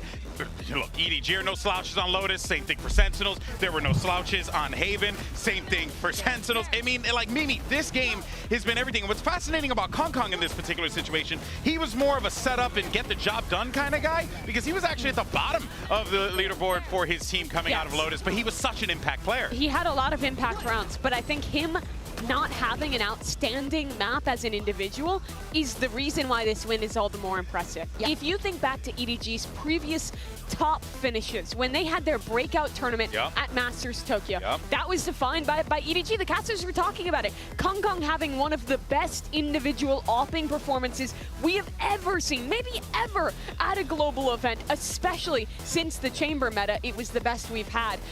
This has not been about him. It's this run at Champions has been about the team, has been about them stepping up their macro, has been about them showing stellar mid-rounding despite coming into this tournament with a brand new IGL and a new rookie player on the initiator role. And they have looked good. If they are to win this final map and make their first ever top 3, I think this is the proof that China's not just a region about star individuals anymore. They have the talent, the skill, and the strategy to beat the best in the world. Yeah, and think about also what they did in Lotus, like Smoggy playing on C. Most of the things that we were seeing has been things that we have seen from EDG in the past. It's not like they reinvented themselves. I think that they were just going on with the idea of keep everything in the strats that we have, and that is exactly what they need for Sunset. I think that they need to polish a lot of things. Yes, Kong being set up is very, very good, but what happens if he has the same performance that he's been having here on Lotus? Are they going to be able to step up, to keep having that individual performance and just swapping up the plans so it's not that Kong dependent? And it would be an amazing moment for EDG. But to flip the script for Sentinels, everyone was talking about how back they were, how good they looked in their early stages, debuting in these playoffs. After winning Masters Madrid, not even making it to Shanghai, and now coming back here and looking in a form that it seems achievable to lift another trophy, to go down to the lower bracket here, have to run that gauntlet again. That would make the chances of repeating a trophy for TenZ to pick up his third so much more difficult. It would be an absolute story, but either way you shake it. You got an EDG that once would come into these global events as wide-eyed, plucky, ambitious youths that wanted to, you know, push the boundaries, see how far they could go. Now this is a squad that can comfortably contend for championships. I personally feel that way. And then for Sentinels on the other side, they've been there, they've done that. They won Madrid. They see themselves, you know, potentially, you know, lifting a trophy one more time. But the problem is that you're going into a sunset that is genuinely good for both teams. Yeah. Both teams this is like, well, I said it at the beginning. You go right in the middle of the ring, you throw a couple left hooks, a couple right hooks. It's a boxing match. That's what you want to see here at Kukuka. You do not want to see... Of course you make that reference. You got it. Sometimes, you know, maybe I'll you know, do a little wrestling reference, you know what I'm saying? Maybe a little Roman Reigns, Cody Rhodes in the middle of the ring. But here we go. Now we're going to see things locked in, and we're right back to that neon duel that we saw at the beginning of the series. I'm thinking about Sentinels, I'm thinking about Zek, and I know that we talked about it. The impact that he was having with the operator made DRX sweat, and they need to make EDG sweat if they want to take this and continue on that upper bracket. Similar comps. Biggest difference here is the KO versus the Breach. Sen is going to have a lot of set stuff. Zekken following up of Zelsys' stuns. EDG, however, is going to have a lot of information. The cross-map knives, the flash combos with that Sova as well can be really potent. They're both good comps. Both these teams are comfortable on this map, but there's only one shot in that upper final. That's right, Mimi. This is it. Who pushes forward to the Inspire Arena? Let's go ahead and find out. Send it back over to your casters one last time. It's Bren and Sideshow. That's exactly the case. It's the Inspire Arena. Shift the move as well as they fight for that trophy, but I think one of these teams is going to be able to earn that chance to even get to that point. Of course, there will be backup plans, I guess. You want to run it through the lower bracket, I suppose. Listen, Sentinels have been there before, but it's not a position you want to put yourself in. It makes a massive difference. Whoever wins this match, not only are you playing for all of that glory, you have 5 days off to prep and to ante, to get that break that I'm sure both of these squads desperately need. Here on Sunset, we've seen some excellent performances from both of these squads. And slow and steady to begin. Chichu going to be hearing most of his presence, but he hears no footsteps off the back of it. He might just think it's... Yeah, false presence at that. Still, it's going to be Util being used to try and bail him out. It's Kang sends it flying with the rally bolt here. Stuns flying. Okay, with the right clicks as well. No kills to be earned. And a quick pivot over towards Market. They were not expecting to see Zelsys here. Up through the gut. EDG paving the way over towards the A side. John QT is going to be a lot asked of him. Smoggy is way ahead of the rest of most of his team, in fact, through the cage, almost claiming a second. But eventually put him down and out. Sitting back to the spectator seat. It's an open A site now for the plant. Simon commits to this one, but 4 players alive as Senene are grouped up with that pack mentality.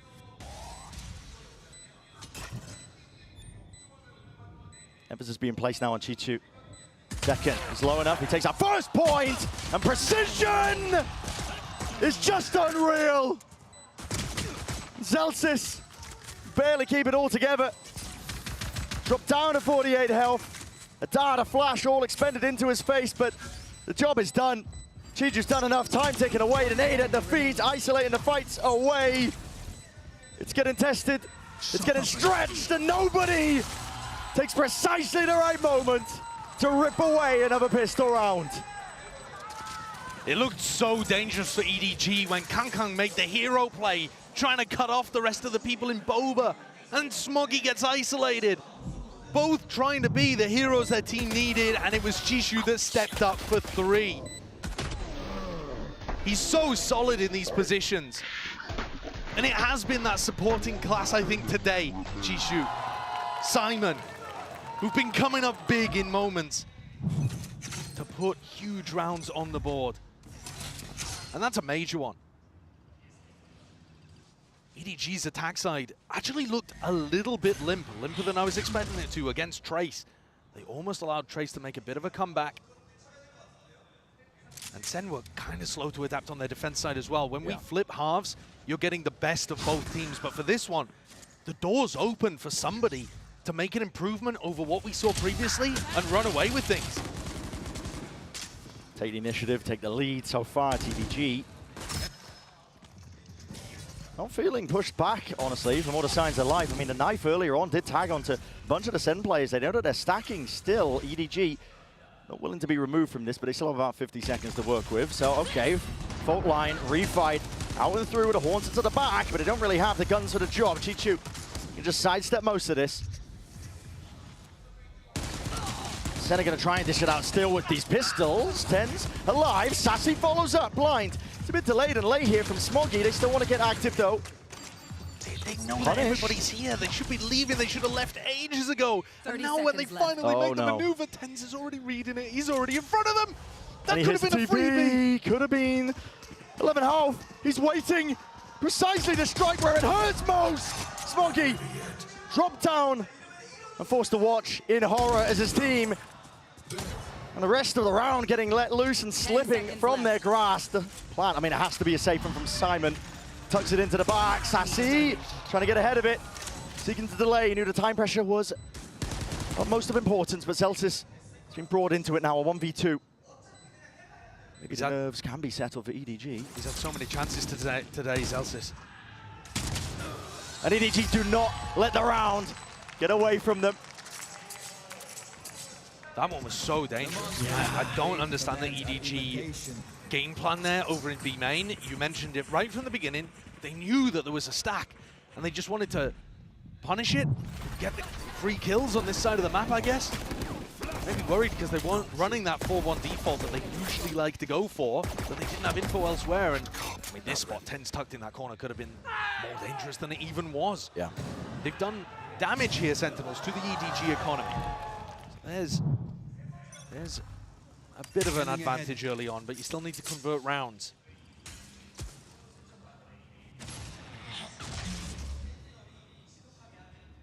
EDG going to be looking, see if they can convert round 3. Of course, the weaponry not going to be ideal because of how many players they did end up losing. Shock darts don't actually break any of this util. One of the problems that I was having with the way that Sen were playing on this map, they were playing very passive holds on the B site. Oh, the counting for John. That's nasty. Barely peeking out from the pillar, nobody will punish. Fawn in through the back though, that is a response by Second. He's want to put some more damage.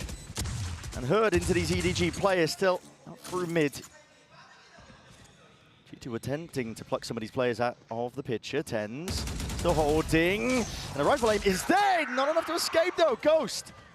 The supplement of the fire by Smoggy does manage to trade that one out. Nade, it's out, but it does miss. Off to the side, Sassy sticking. Anything else to push this one back needs to be defended. Second, he can't really let this one loose. Still, it's half already onto the board. And the mid flanks and a fight from main. Damage is done. Value gain, potentially a round win at that. Fight forced out. Second with a tap, but he is traded in the end. Nobody. Bulldog primed onto it. Yeah, with the light weaponry. Bulldogs, Guardians, EDG win a bonus. This is a massive beginning to the map. EDG knocking the economy immediately of Sen. The opener, huge. John wasn't really contesting like that in the previous match when we saw them play from Sunset. But Tens also getting caught in mid is so rough for a player that's been spectacular. He just only expected the single mid lurk, which is pretty reasonable, but getting caught in that spot allowed Smoggy to sneak in. It is a dream opening for EDG. Couldn't ask for better. It's all about keeping it moving, keeping it going. And they've turned it around massively from the kind of opening they had on Haven. But they lost 7 rounds in a row after Pistol. Resilience is showcased. EDG not willing to take a step back here, but Kang might be regretting that one. Offset here, overdrive is available. Flash through into the back. That's Simon looking to hold his own ground against this. Smoke dominated. Nobody's still trying to command that position. But he falls. Simon will have to retreat now. His back's against the wall. Smoggy defending at least a portion of it. Aftershock into the corner. Tenuous here for EDG, but they still have those rifles. It's going to be a big advantage working potentially for them. Picked up with the upgrades. JongQT fires straight back at them. And the bait and switch leaping into the fight. Taking no prisoners. Sentinels really had no right winning that. A complete MasterCard Thrifty coming out from Sen. Tens on the high ground with a Sheriff. Pops off a beautiful opener to deny Kang. And from there, that first pick, creating opportunities for Zekken to go forwards, allow others to pick up rifles. Way to play. The Neon once more forging a path forwards. Can I go back? And just like that, Sen back in a little bit of control here. It's only nobody that can afford to be able to get a rifle online. The ults are good from EEG, and I'm sure they'd invest if they got the opportunity. This is more what Sen were doing on their defense side, though, last we saw them. 4-player stacks on the A side, leave one person B. It was very easy for their opponents to just waltz into the B site and take that room. Yeah, market splits were deadly when DRX were playing against them. Absolutely. Up through mid 2. You might see some adjustments. I mean, we already kind of are seeing evidence of it, I suppose. We are, yeah. Trip up top section of mid, so nobody really has to watch it. They've got a cam late in market to take the contact of this one. They spot him, nobody. Past it. The cam's always going to get cleared there because people are always watching for 10s on top of the box. It's a spot that he loves. And this time, it's the same kind of hole in Sen's defense. And so that means that they're forced to play a lot of B retakes. There's danger here. There is, even with full rifles for Sentinels, there is danger because these B-lane post plants are so overpowered on Kill Sunset. trips. I mean, nobody's got an ult. He's already getting into position. Be able to play this one. And Sen don't have a lot of time to work with. Kill trips. Chewing up these players. Rooted into spot from Sentinels. They've got to find a way to navigate it. Sassy, defusing, sticking, reveal up. Hunter's Fury, Sassy! My God! It's down to the wire, down to the brink. Haven't! But Zelsis is the last chance for him! The gang will not let it slip. EDG answer back instantly with another thrifty of their own. Barely any weaponry brought into that round. And that's exposed a gaping hole in what Sentinels are doing on this map on their defense side. I said both of these teams have put up really strong performances on Sunset before. That's once the halves flip. And we see EDG defending, Sen attacking. This is not good enough from Sen if they want to be able to get that 5-day break and head up into the upper bracket. Bar for bar with a worse and weaker weaponry. Each turning themselves around here. Now Sen are in that tough position. They've still managed to scramble together some sort of a buy, but down 3 rounds, EDG got their sights set on the finish line in this series. Breaking past their prior performances and ceilings. Applying a little bit of mid pressure here. EDG are the kind of team on their attack side that will pressure the very top of mid. Look to try to lurk Kang in or see if they can pull off Shishu, finding some space, contesting where Zelsis is currently stood. So you can understand why Sentinels still have 3 players in kind of passive positions towards top mid here. Is anyone going to be able to control the backside of B? Not playing the Cypher offside. John QT gonna get caught. No command emanating out. That means the trips go online too. We're hoping to play some kill trip setups as well. And they drop off. Tens was thinking about trying to get into backside there, and the rest of his team wasn't willing. Once more, Sen are going to be tested. This time, we're trying to hold on for these retakes as well. Nobody. That first point of contact moves the one the trade online out of Nightfall. Scatters his way through, in through the main angle. Noise. Cut away, Zekken with the defuse, but he's pushed back from some form of the util. Overdrive popped off. Kang! Goodness me! Tears them to pieces. TP up and over. Tenstat is precise, and he's got to be keen, surgical, whipping his way through and behind. He's going to try and defend this one. So QT brought down, but a half earned. There's a chance and a potential. G2 flips the sight. And all expectations once more. Sen just too slow with his retake attempts. And EDG are so willing to run rings around them. Not just too slow, but far too passive. Again, the same problem that we witnessed last time when Sen played against DRX. They're just giving the site for free. It's free plants over here on B. We set it up, this half was going to be an opportunity for either team to grasp hold early and come out with either prep or individual form to be able to run away with this first half. And the story's going to flip once we go into round 13. But for now, EDG are building up a phenomenal advantage. A 5-1 lead. At no point really in this match have we seen EDG in complete control. Even on Lotus, there were moments of it, but Sen always found ways of striking back. This feels very different. It's dominance calls into question as well. You know, how much can you correct from one match to the other? Sen, it's been astounding, I think, the work that they put in to shore up their map pool and their own, I suppose, form coming into the event, because like we said at the beginning of this series, at the beginning of this event, I mean, it was looking poor from them. They just weren't looking like they were in a trophy lifting form. This, though, from EDG, they spotted the weaknesses, and they have called into question whether or not Sen can shore up the gaps that were on display, that were pried open by DRX. But I also think if you're going to make that argument that Sen, their form didn't look great, and it's good what they've done to shore up the map pool, Sunset was actually always towards the top of their map pool, and it has been all year. So the fact that this is now the map causing them problems, going to be disappointing. Looking to try to catch Chishu off guard there early on. He does sometimes default in that bottom spot, but EDG are fast with the help and quick with the escape. And all it takes is a slow default. Take flight. Make sure nobody oversteps themselves. Drone by nobody. And a re-clear through B main here as well. Looking to try to put pressure once again onto Chishu. Spot on the one, shock dance flying forwards. Again, the setup is not over towards that direction, but a fight one out with Sassy dropped. Open access now towards the A site. A sharp from Smoggy. Kill trips though. Doesn't have the gun for the job, it's just damage. Chews up Kang. Not enough to deliver the kill. John QT's gonna be kicking himself. There are isolated players around here. Nobody's isolated. Chishu is as well, but they're getting good lurk timing. Yeah, great lurk timings. At that, the trade might be a little bit more impressive there from Zelsis. The fact that he does that with the classic in hand, but he won't be able to get much more. Done from the edge. I mean, Zekken. He glides, hoping to use the precision.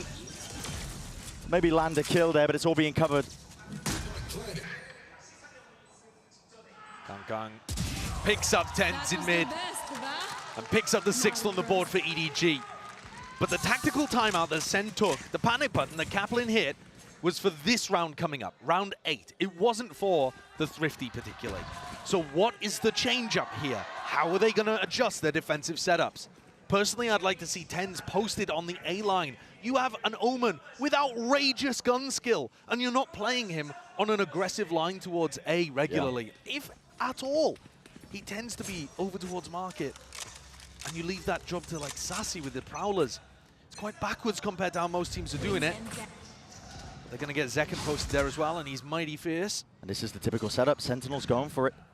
They have nothing to watch market or top mid. This was getting exploited towards the end of the map by DRX when Sentinels were going up against them. And I said that EDG love doing this kind of thing. Probing, seeing if they can get Kang or Chishu into this kind of spot. Does Sen deal with it? Zelsis is in position. It's going to be a fault line off the back of that with Zekken, I should say. Collecting that first kill. No noise made. I mean, they can hear the neon through spawn. From EDG's part of things, Kang punishes it.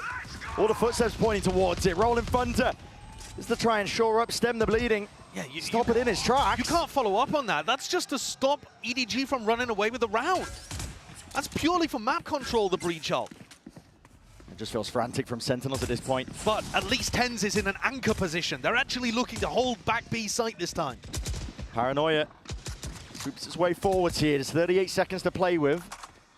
Only mid-control for EDG. And nobody's calling a pivot back to the A side, putting stress on Sassy. He's still got Horn, Seas, ways of slowing this down. Sassy will be in hot water. Now to him, the util, the gun into his hand, whether or not he can push this back. Dodging, sidestepping, most of the util gives up access to the site, but as long as he hold on to elbow control, and he can't even do that. Chichu comes around the corner like an absolute Ferrari. Celsius will punch it right back. Kang flatlined and dropped. 3 versus 3 is where we stand.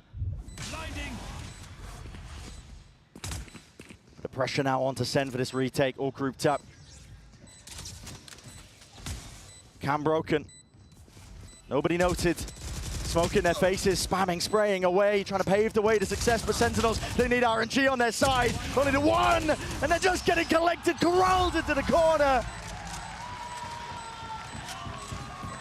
7-1 devastation for Sentinels. EDG were forced to actually mid-round in this round. They were forced to make the correct decision and pivot. They weren't just given a free B plant. And this showcases that they're capable of still winning, even if Sen make the right adjustments. Even if Sen shore up that B defense and don't just play retake the whole time. Nobody's calling. And it's Frank in these 11 and 4, taking them through and sailing them to clear waters. Sen have got another chance here, another rifle round before their economy is smashed against the rocks again. But it almost seems too far gone at this point. It would have to be an outrageous comeback, almost all 4 rounds really. It's evident, I think, from the second timeout being used by Sen. Yeah, and that's very similar to what they did on Lotus. They burnt through both of their timeouts in the first half very early on, and they weren't able to close things out towards the end, even after they rallied a little. To speak on EDG, this is a team that feeling downtrodden, I think, off the back of the international events of this year. They saw other teams in their own region even overtaking them, going to greater heights than them at these tournaments. But this is validation and vindication almost as well for this squad, as we've already been mentioning. EDG have only ever known these 5-6 finishes as the peak of international play. A win here not just sails them forwards deeper in through that upper bracket, but it grants them one of the highest finishes at minimum that they've ever had at a global international tournament. And the more they win like this, the more you believe that they could go further. How far can they go? Sky might be the limit for this squad. For now, all the question leveled at Sentinels of whether or not they can stop this EDG squad, who are just empowered, fired up, resilience on full display from steamrolling over them. The change-up here in the defensive setup is not large, but they've tucked TenZ and John Cutie into market, anticipating a B split. And it does look like that's what EDG are cooking up. I'm spotting it. Fault line slowing them down. Here's a refight called Sentinels. They want to get straight into the fight. Clash called for, and 1 out. Kang might have something to say about it. Brings it to the 2 versus 3. Spike still dropped down to the bottom section. The squeeze of Sen, they have full control over towards mid. Will take heroics, and with the damage done, weakened up, Kang cannot stand against most of it. Nobody. Trying to play bait and switch as well, taking that fight. Backstepping, hoping he can isolate at least one of them, but the crossfire setup should be intact. Foolproof from Sentinels at this point as well. Baits that peak. See if he can spot these players out. Finally, Zekken will take the fight anyway. And so Sen finds some success coming out of that tag timeout. The adjustment didn't look enormous, so EDG went into it thinking same old, same old. But a great call there from Zekken and Zelsis. Instead of holding it top mid passively, they throw some utility in and crunch mid, finding tons of EDG players that turned into corpses there. We're back, we are back. Let's get 5, gang, let's get 5. If they were able to get 5, they certainly would be back.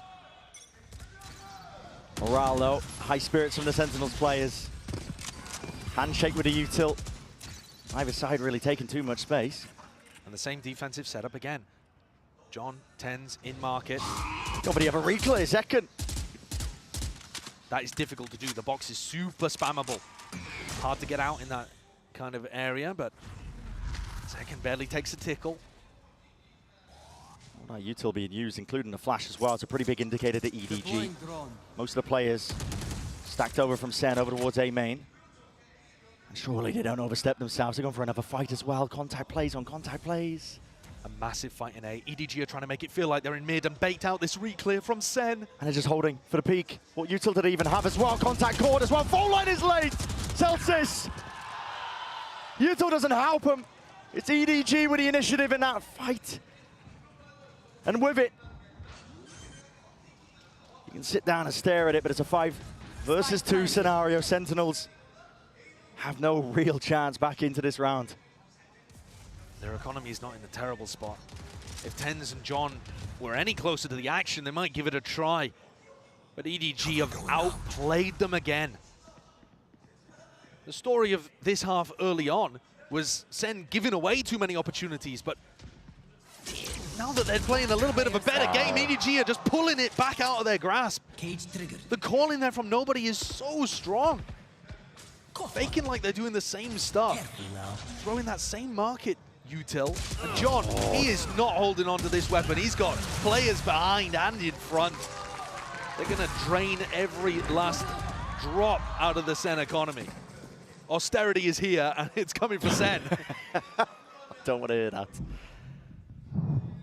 EDG are playing a beautiful game right now on their attack side. It is. It's truly great. I don't think we're getting the best out of Sentinels, right? But at the same time, they are trying to adapt. They are trying to throw in different things. And EDG only takes them one moment, and they've figured out a counter to it. Yeah. They're playing Sen like a fiddle. And at this point, it's like an avalanche crashing down onto the Sentinel squad. They have to go for, again, proactivity. But Paranoia just plays straight through main, and it immediately diffuses all that tension, the play that Sentinels were going for to see if they can collect a kill. The defensive util has been remarkably good from EDG today. Always there with Kangkang's stun to stop aggression like that. Paranoia too. They're the team that doesn't have breach, so they don't have the fault line or the aftershock. You might think they'd be weak to plays like that, but look, they found the gap again. Yeah, it's another read. As soon as they hear that the Neon's in through mid being played into that, they know that they're not going for the typical A main hold that Sentinels like to do. They know that they're going to be playing off-site, trying to go for the retakes. So EDG can take their time with it, contact most of the way. The trips will not be oh, as I say that, I wasn't expecting them to get Valley. They spotted them out onto the corner. Still John takes down Smoggy, drops him to the floor. Spike planted. So overall coming through onto these guys. Look at those pings. Look at the angle that nobody's going to have. And they're ready to fight this one right as the retake is occurring. Tags up into a few of these players. Hunter's Fury has to be dodged and juked and avoided. Let's skip rope over it. Kang though, still here. Chichu takes up the space, stands tall, stands strong, and will not be denied anything at all. It's a monstrous performance from many individuals on EDG, but full credit to the entirety of this squad. Every part of their game is on today. The players are stepping up. This map, Chishu's come out of nowhere to just be outrageous. The prep work too. The so calling good from nobody. It looked like a very rough beginning to today. If you had only been paying attention to the first map, certainly the first half of the first map, you'd be thinking, uh-oh, EDG. Yeah. They've beaten some weaker opponents, some struggling opponents, but Sen are here to shut them down. Well, that story has changed massively over the course of this match. They're dominating Sunset. Just one more round left in the half. That's all Sen have to work with, and it's the difference between 9-3 or 10-2. Either way you slice it is bad. Zelsis has his ult online. It looks like they want to play a more aggressive defensive B. Oh, trying to send it. As soon as Simon uses his ult, that's the trigger to try and slow them down, but there will be no follow-up. And Chichu, my God! This guy, he won't be denied. Playing in through Kang. He's hungry for more. There's blood in the water sense, but punishment in sight. Assassi will drop him eventually. Down to his knees, but it's still EDG in control. Backside players, B main still theirs. We've seen Sen perform miracles, but this, just a little too unlikely. When EDG are setting up pop players like this, contesting, squeezing Sen for absolutely every inch of space, there is no chance in hell for them here. The map is in their hands, the palms of these EDG players, they can feel it. The anticipation that must be going through them. The stress and the pressure as they get to this halftime, realizing they are on the cusp of making history for China. History for China and breaking past their limits. It's all going to be decided on the next half of this.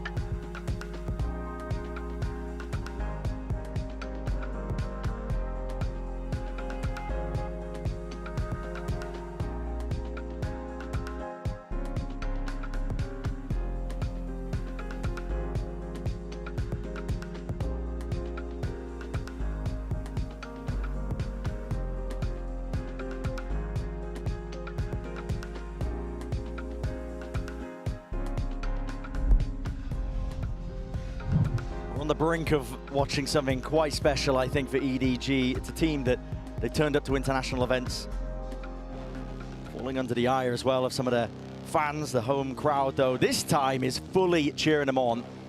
They're empowering them. I can feel it. There's a certain energy in the air right now that EDG are about to cross this boundary, this line that they've been pushed back, prevented from over and over again at prior events. This time, though, maybe Champs 2024 is the time to strike for China. And it didn't look like this was even going to be EDG's year. No. Their performances at Madrid and at Shanghai in front of their own It was home dismal, crowd. man. It was dismal. It was really poor. And yeah, they've made this adjustment, changed the coaching staff, brought in new blood to the team, changed their IGL structure as well. And nobody deserves tons of credit because his calling on the attack side here on Sunset, remarkably good for a newcomer who had only done some like mid-rounding and secondary calling in the past. Sentinels have a mountain to climb. We've heard the phrase, one round at a time is going to have to be the case here for Sentinels. Being pushed back immediately. Signs of resistance, EDG are holding this one. Plenty of players now to try and take this contact and take these fights. Names stricken off the record with nobody leading it for his team. And they want even more. Not content with just laying claim to just a few tens. Drop down, pistol round for EDG. What a fragger! Nobody's there. Sova, 16 kills, up at the top of the scoreboard with Jishu, calling a beautiful game and playing one too. They've just driven the final nail in the coffin, surely, for Sen's chances. If there was any hope of a 10-2 comeback, it had to come off the back of the pistol round. There's going to be a force coming out here for the attacking team. But they didn't even really get that many kills. The plant money, like, this is odds and ends. A final desperate jump forwards from Sen. And EDG are going to be happy to collect. Sentinels banking everything on this round, of course. If no other option. No room to breathe. Fault line's good though, Chichu with the cage to cover. His own cross here. Does give up access over towards B, so full side control plan going down and through the back of the sides! Oh my! Chichu, the util, just augments the hold and puts the squeeze on the Sentinels team. But listen, they've been battered and bruised before, but not quite like this. They had to barrel their own way past it, but with subpar weaponry and one left alive second. Miracle to ask for. Picks up the weapon, but not long again for the world in the round. A 12th is gained and granted. EDG are on the precipice. When they woke up today, these EDG players would have dared to dream that they'd be in a spot here, winning this match, heading themselves to a minimum top 3 at Champions. I don't think any of them would have even imagined a stomp like this to finish. Wow. Up 12-2. They can take an eco here. They have no reason to buy up in this round. Wait for a better opportunity, try to do a bit of chip damage to Sen's economy. Yeah. You could even bank up a bunch of ults and just try to finish things out in one glorious moment. No stress at all. Outlaw in the hands of Kang Kang. Slowed all the way down, and Zekin's desperate for the kill. Does hunt it down, but EDG are going to be hot on the heels of all these players. The 4-player flank. Ready and waiting to pounce on any of these players. Zeltz with just the one before he's dropped, but info given up over to them. Tens now with that task. Challenge ahead of him. Players ready to fall here. G2 responds, returns with a fire. Just puts that scare. One final moment there into Sentinels. How much determination still exists within these Sen players. They look focused, they look locked in. Surely it's not manageable. 9 rounds, 9 opportunities for EDG to get a big moment from Jishu, nobody. A Kangkang round coming out of nowhere. Yeah. Ults online, Smokey's one away already from the Hunter's Fury. Only in round 16. There's a reason why we call comebacks in this particular spot an impossibility. Listen, I'm no stranger to that word. I use it often.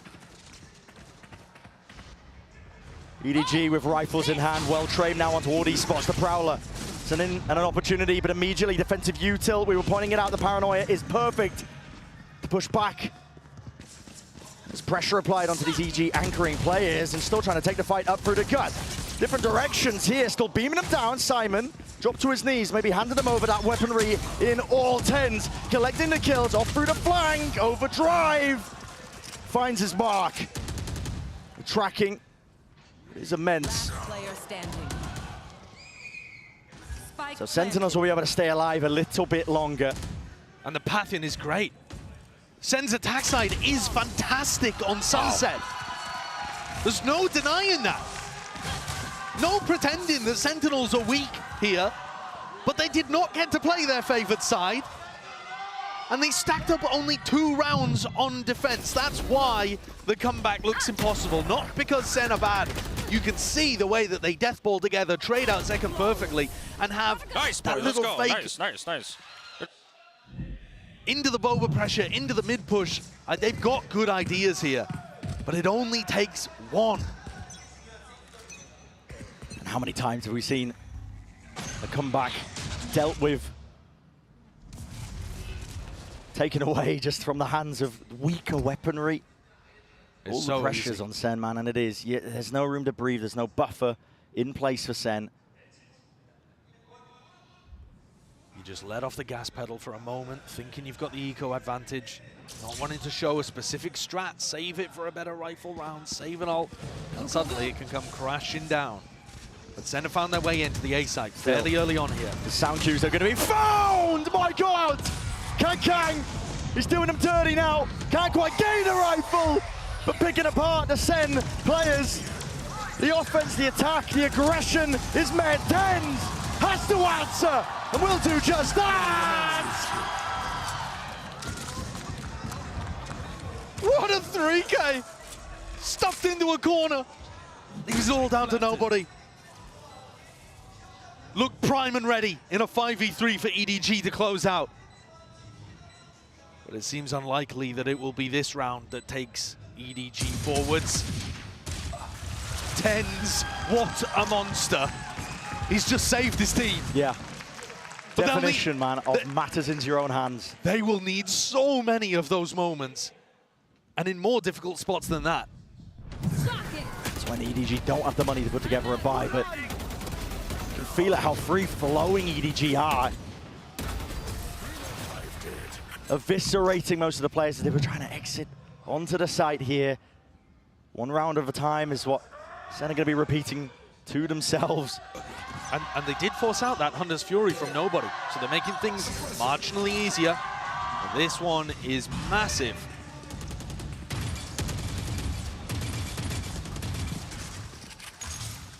Door's going to be teared down almost immediately. Back into a slow, cautious play by Sentinels across the map. The one-way posted over towards A. Paranoia as backup, baiting off Kang's contact. These are the kind of things that Sen didn't really have going to help that A defense. Does it get broken by Sassy? Bring them down. Over the Prowler. Util used too, but it's Paranoia immediately going forward. Chichu! This is his area, this is his domain. But he is cleaned up nevertheless. Chopped up into pieces and spitting them all the way out. Nobody seeking to plug those gaps. Will go down as a result of it. 4 players still left to stand here by Sen, but chances for EDG still. Flash is good, crossing back in through main. EDG not able to catch any of them. This is the crosshair placement, but they are rapidly now getting themselves into position. Onto the site, stun is excellent. Flash though, peek immediately there. Gonna be traded out and over, spraying them down with the rifles. Heroics and a bit of luck at play. EDG are hoping for it. Through the box now, Simon and Smokey. They can't get it done. So once again, it's Sentinels that breathe just the slightest sigh of relief and continue to survive in the series. 4 rounds in a row here collected. If they get another rifle round, you're starting to believe. But there's still tons of danger ahead of them. They still need 6 perfect rounds on their attack. And that's even just to force overtime. Yeah. They're not out. They're not out of the woods at that point. They got to keep it going. EDG, though, are forced to take their tactical timeout, so they're going to look to adjust something here. Even with Zekken team stunning himself in that market split, they still managed to get the trade out onto Chishu. I think Chishu's going to want to be able to hold on to that area, but he's finding himself getting overwhelmed. EDG are playing a very standard defense to the map, very similar to other great teams here. Teams like Leviathan, for example. Heretics, you know, these kind of teams that have a great understanding of how you want to be pushing and pulling on the defense side, but Sen are still breaking through. It's not that EDG are giving them areas for free. Sen are playing with fire. Yeah, persistent team too. I mean, they've been in spots like this. Maybe not exactly like this where they're forced to come back, but... I mean, the beginning of this year in the offseason, they actually pulled off a 10-2 comeback on their attack side on Sunset. That was like the first glimmer at the very beginning of the year that Sen were taking the offseason seriously and looking like they could win games in difficult spots. Yeah. That ended up culminating months later in a trophy at Madrid. They can do these kind of things, but it's not consistent, and really, it shouldn't be possible. On a stage like this as well, when there's never been more pressure. And this is a trap play if I've ever seen one. Paranoia sweeps, stun alongside it, rattling with the Sheriff in hand. Chewing up the Sentinels players. Not many options are available to you, and Celsius, he didn't have a clue. Blinded up, Spike dropped down into the laps of EDG. This is exactly what we were talking about. There is no room to breathe when there's up to 12 rounds. EDG can feel it. Spike picked back up, earned itself. Sassy, a lot to adjust and overcome. Tens is down and out. EDG, they end it all. They take it over that line, and they break past their limits. What a performance from them. And they finish it on the Thrifty as well. The trap play, the depth of strategy, showcasing even in this final round what has made the difference here for EDG to break through. It's been that prep, the hard work, moving away from the individualism. EDG today taking down the Madrid winners, smiting Sentinels on Sunset. It wasn't close. Oh no. And they have pulled down to earth the gods of clout. And Sen spiral to the lower bracket. That 5-day break belongs to EDG, not Sen. And not just a 5-day break.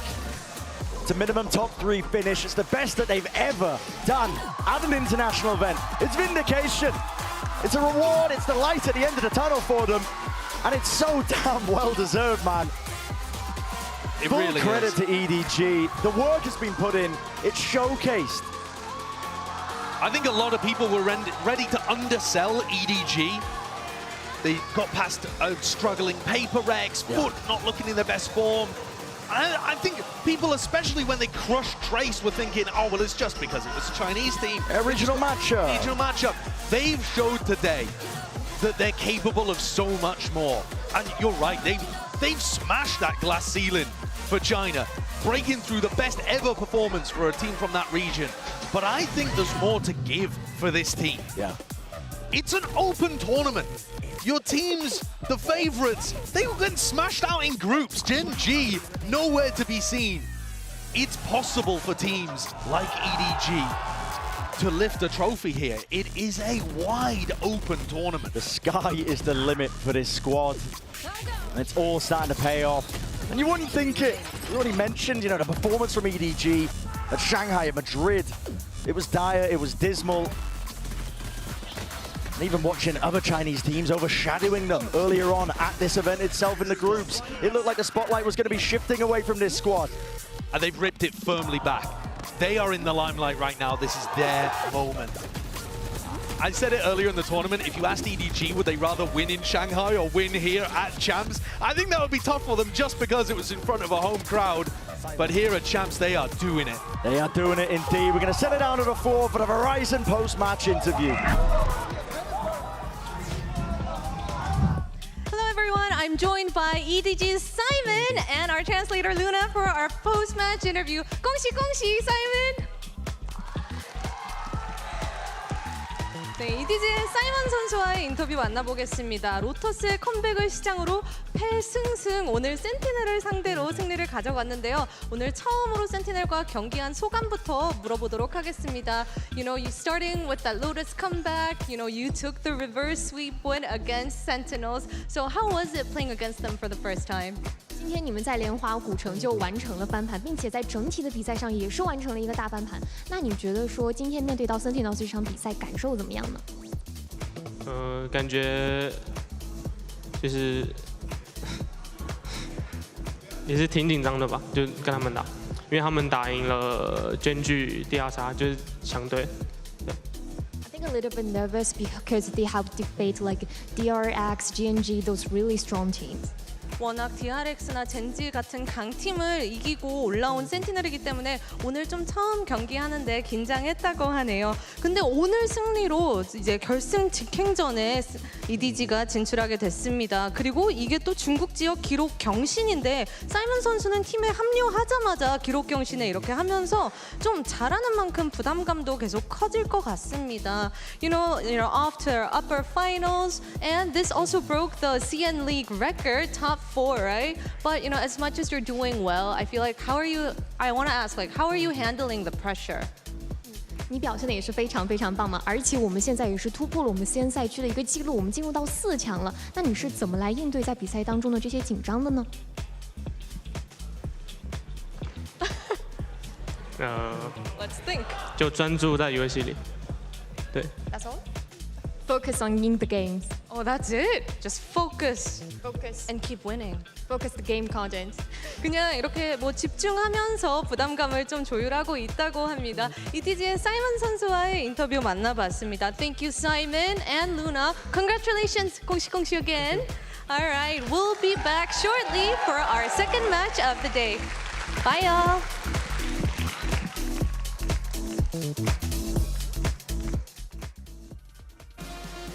Prolific teams from China and the Americas clash on this stage for the very first time, and the winner locks up top 3 in one of the most exciting and pivotal Valorant tournaments of all time.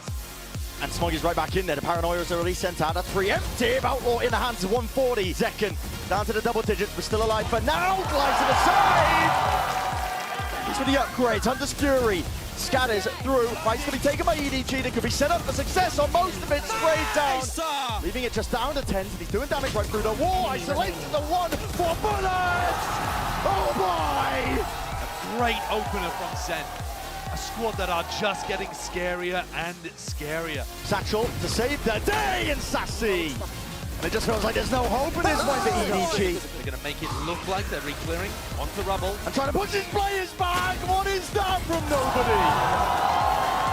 On to the back of the side here, but as the smokes dissipate, Smoggy, EDG will not be denied a chance for greatness. Second, slowing up, he takes our first point, and precision is just unreal. Overdrive popped off, Kang, whipping his way through and behind, he's going to try and defend this one. So QT brought down, but it happened. There's a chance and a potential.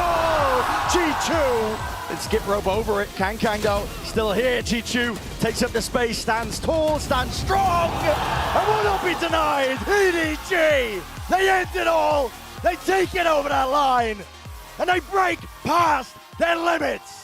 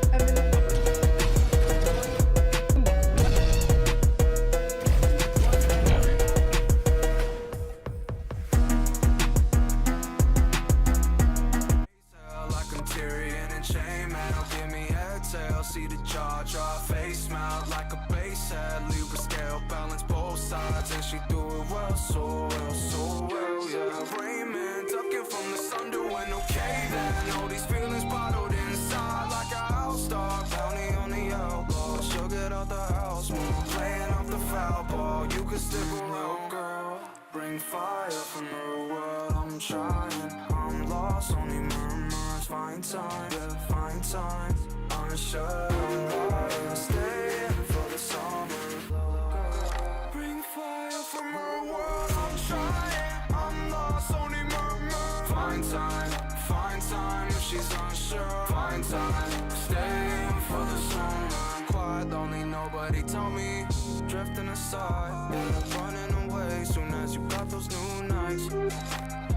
Soon as you got those new nights. Busy cutting the checks, I'm used to cutting the ties. Okay, pull up your pants, okay. Remember them rolling eyes, how they are fans, okay. Hanging from grapevines, she want the juice now. She want it all right. Get it from you now. Get it from you now. Little girl, drifting aside. Drifting aside.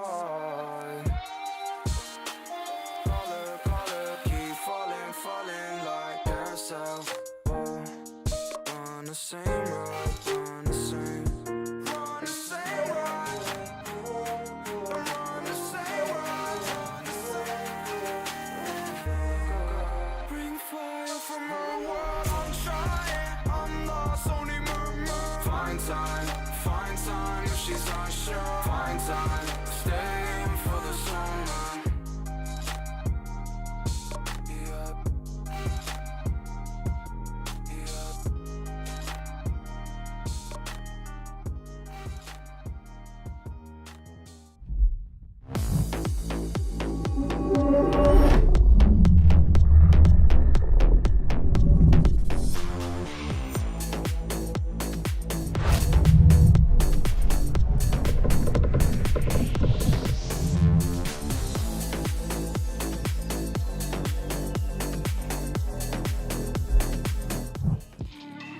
Welcome back to day 4 of Champions Seoul playoffs and our second match of the day. Leviathan going up against Team Heretics, and there you can see some sights from the Fan Fest just outside of the venue. And let me tell you, I've worked in a lot of venues in my life, and this is probably one of the more unique ones, tucked away in the middle of a skyscraper in beautiful Seoul.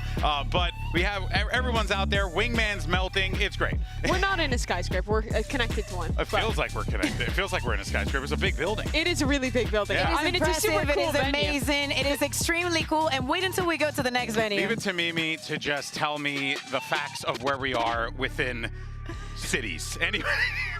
It's my one big thing. It's your one big thing, and that's, you know what? I'm happy for you, dog. All right, well, let's go ahead and dive into today's matchup and our next matchup. But before we do that, though, I do want to congratulate EDG. That's an amazing achievement, but let's now focus on the here and now. We have Leviathan, we have Heretics, and Leviathan got here off of some really, unique compositions because, Mimi, guess what? We're the only region that uses Harbor like this. Yeah, and Leviathan, I think, is the only team who is playing it at this level. They played Harbor in both the maps they showed, and I think it looked super clean.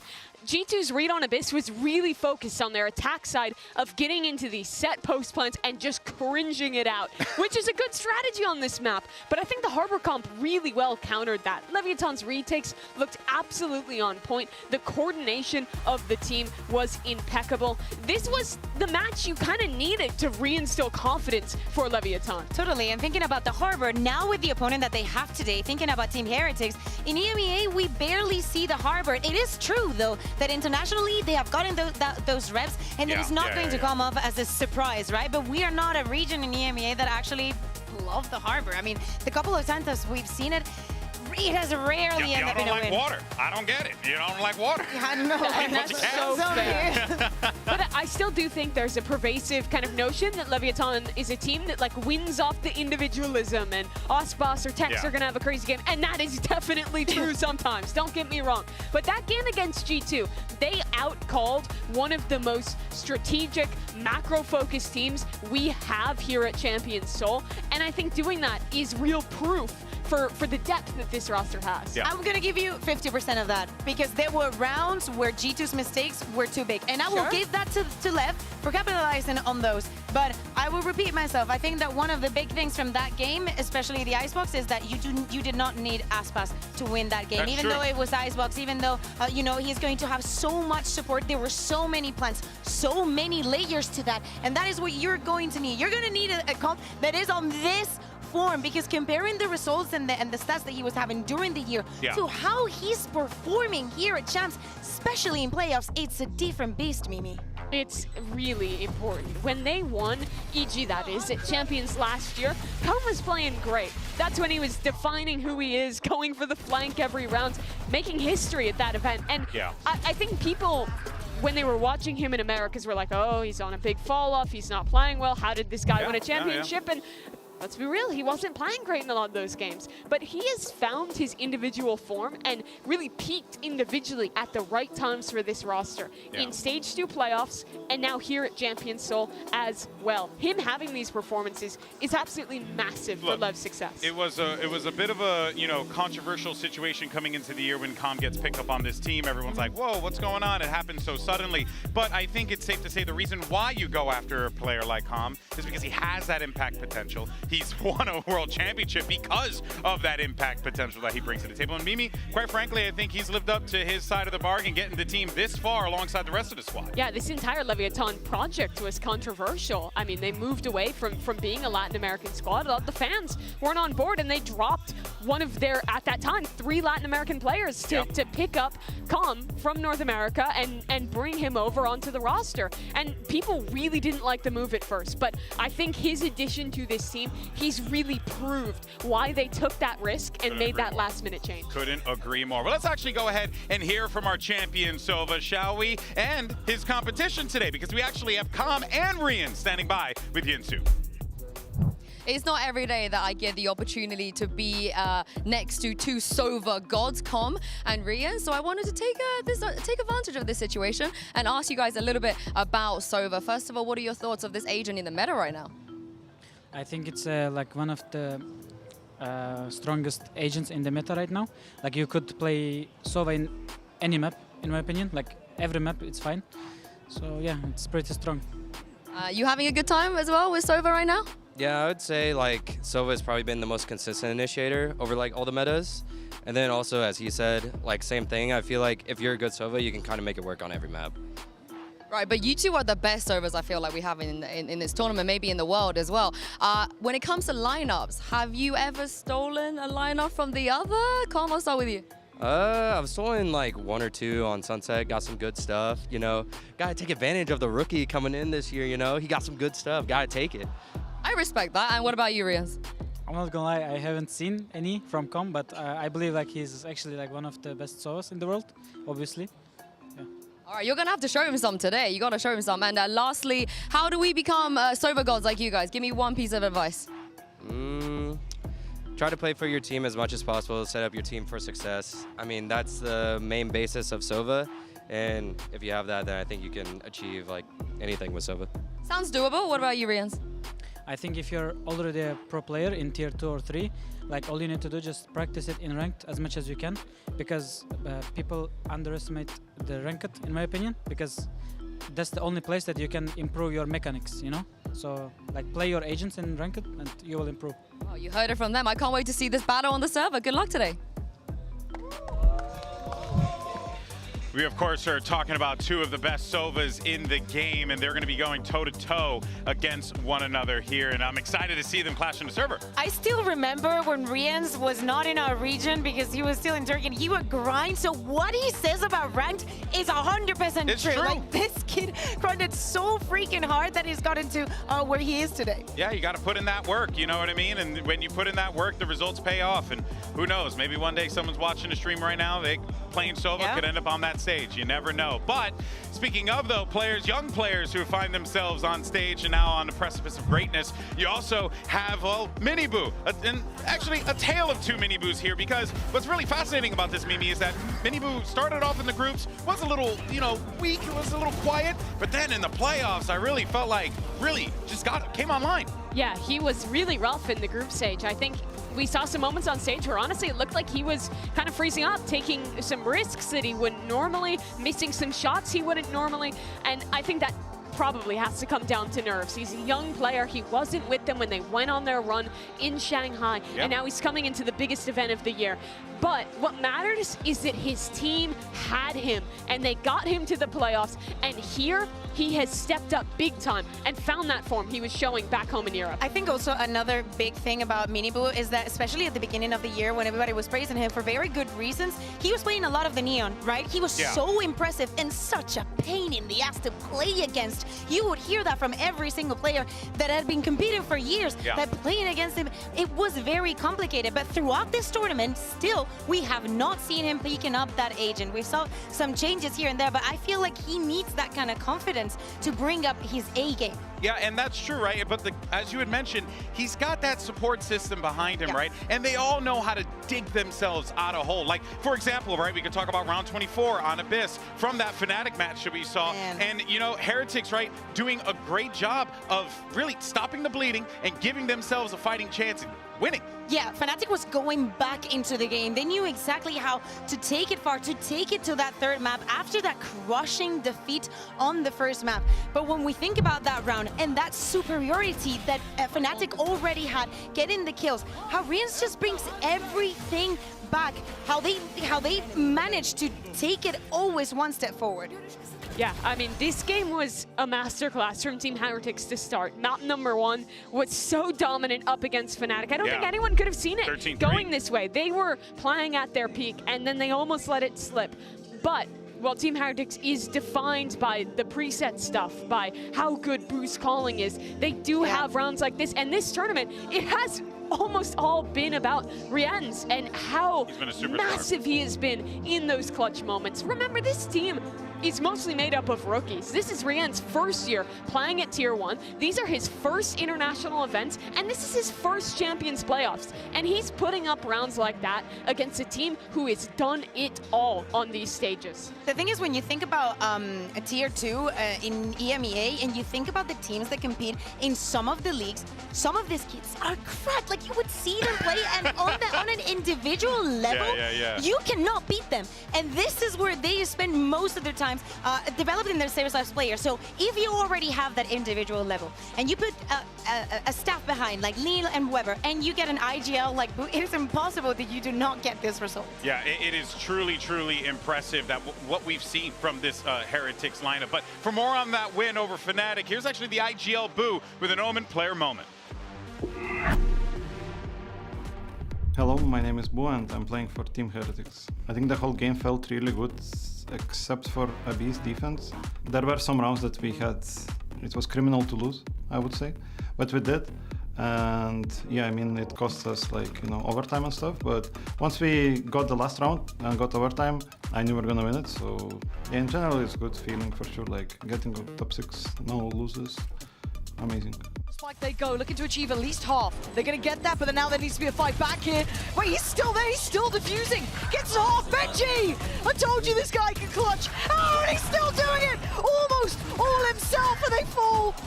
I think when people rank IGLs or coaches especially, like nobody knows. Only inside the team people know what they actually do. Only people that play with them can actually, you know, say it objectively. But I'm not looking to become the best IGL. I'm looking to become better IGL than I am right now. It's just about improving and learning. So next time it's gonna be better. And like even if we will win or something, like it's not gonna stop. I hope that the hunger to improve is not gonna stop. And you know, when you talk about how things were for Heretics and how Miniboo, you know, needed his team to rally behind him, fascinatingly enough, you could say the same thing about Aspas on Leviathan, because it was a little bit of a similar situation. Yes, Aspas had his moments of brilliance, but it was not the best performance that we've seen from him. A guy who, quite frankly, Mimi, always has a lot of pressure on him because of the level of play he brings to the table. Yeah, but his team was excellent in this one. I think the rest of these guys had big step-ups to compensate. Tex and Mazzino in particular were excellent in that regard. And this is why people consider this team a super team, right? You see these stats from Ospas, you know, they don't look too bad. But by his metrics, he wasn't putting up the numbers. He normally did. He looks at that, he's like, that's trash. But all of the guys on this roster are top-level individual players. Yeah. They get shrouded behind how good Ospas is sometimes. But just the depth of raw mechanical skill on this team is remarkable, even at this level of play. Yeah. And when we think about Heretics and what they did the other day to Fnatic, a lot of it was on individual level. Like the duels that they were taking, the fights that they were winning, there was nothing that you could do against them. But against LEV, like if both of the teams bring their A game, this is going to be #1 entertainment. Well, look, let's take a look at the predictions real quick before we send it over to the stage, because, I mean, even for us, right, this was a tough one to call. I mean, let's ignore that first column. But, you know, let's look at the bottom. and on the bottom, I feel like everyone, you know, no one knows, right, like where to go. I went with Heretics. I feel like they're playing some of the best Valorant right now. Like, they dig deep. So that's why I went with Heretics. During the entirety of China, I voted against Heretics. It took them to the final. So the other day, I promised Benji that I would keep doing that and it would take them to the final as well. So I'm never predicting an EMEA team again. I'm just saying that. I think it's a close game, but I think that LEV are almost guaranteed to get to play Icebox's series, where they have looked uncontested against the other teams here at Champions. Yeah. And I think the rest of the pool is likely to be really close. And with the massive amount of experience on this Leviathan roster and the form they showed their last game, I have them edging it out, but I mean, Team Heretics is playing some damn good Valorant right now. And a lot on the table, a lot to prove. Remember, winning here takes you to that top 3, and both of these teams won that more than anything. We already saw EDG make history. Can Heretics do it again? Can Leviathan push forward? Let's go ahead and bring out the teams and get this match started.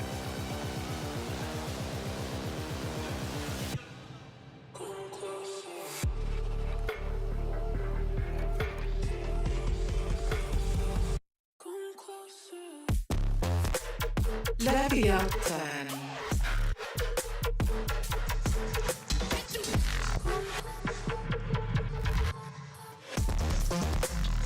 Team Heretics.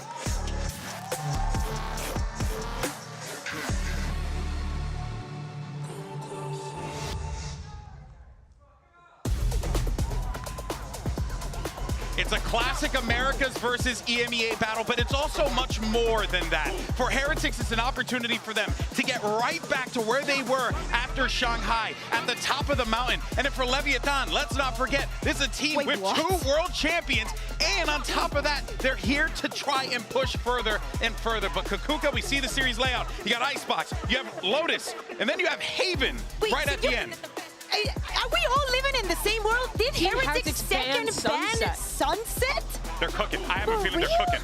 I have a feeling they're cooking. It has to be something related to cooking. Definitely some questions are going to need some answers. Chef Boo, actually. Chef Boo is cooking. All right, that's what I want to believe. They have to have some kind of plan cooked up. They do not play Haven very often. The last time in the lower final of EMEA, lost to Vitality.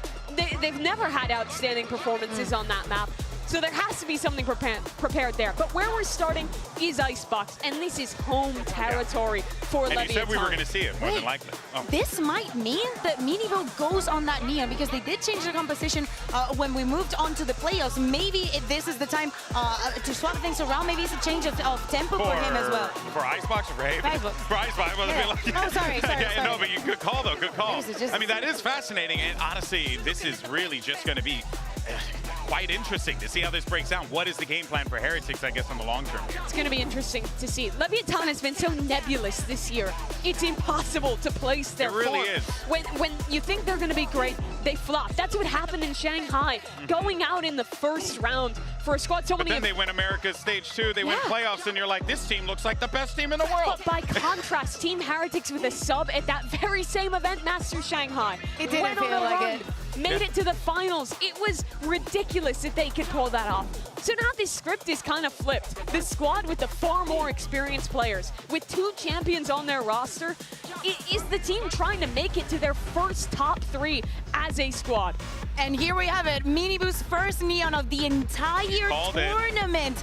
I mean, I'm surprised that they do not want to swap things around. They've only played this, they haven't played it in the entire tournament, of course, this map. And even though at EMEA, at the beginning of the year, this map was so popular, by the end of it, we barely even touched it. And as Mimi was saying, this is such a comfortable ground for Leviathan. Miniboo gets more value with his relay bolt on neon than anyone else. On this defense, watch how he uses that to go for set re-clears of space with the rest of his team. Team Heretics are super proactive around the map, but Leviathan's comp makes retaking hell. Those harbor walls are so tough to get through, and EMEA teams don't tend to be used to playing against it. We'll see how this all shakes out. We're ready for map number 1, which means it's time to quit yapping and get to some casting. Let's send it over to your casters for this one. It's Pansy and Steel. Thank you so much, GB and the desk there, and I think it would be almost a miss to say this map, Vito, is, if you're looking at it from a Heretics perspective, Kafka-esque. It feels like they've walked into hell willingly. These are some of the strongest maps for Leviathan, and they're walking in their eyes wide open. They've got to be happy with this. This is a very difficult situation for Team Heretics. Obviously, looking at their map pool, they instantly take out Ascent. That's one of Leviathan's best maps, but that means Icebox left in. Team Heretics has not looked pretty on this. They've lost to weaker teams in the regional matchups. Koi to Gentlemaids, it's not looking pretty here. And we're not even going to see their best map of Sunset either in the series. They need to come out swinging. They need to show us something different. And we were discussing that Heretics had looked a little revitalized coming into this with some switch-ups, but to discredit LEV here would be a disservice. They are exceptionally strong on this map. We have to wait and see how it looks for them today. Doritex, second time is always a little bit better. We're getting curious, and he's dead. He's very dead. Aspas happily going to take him away.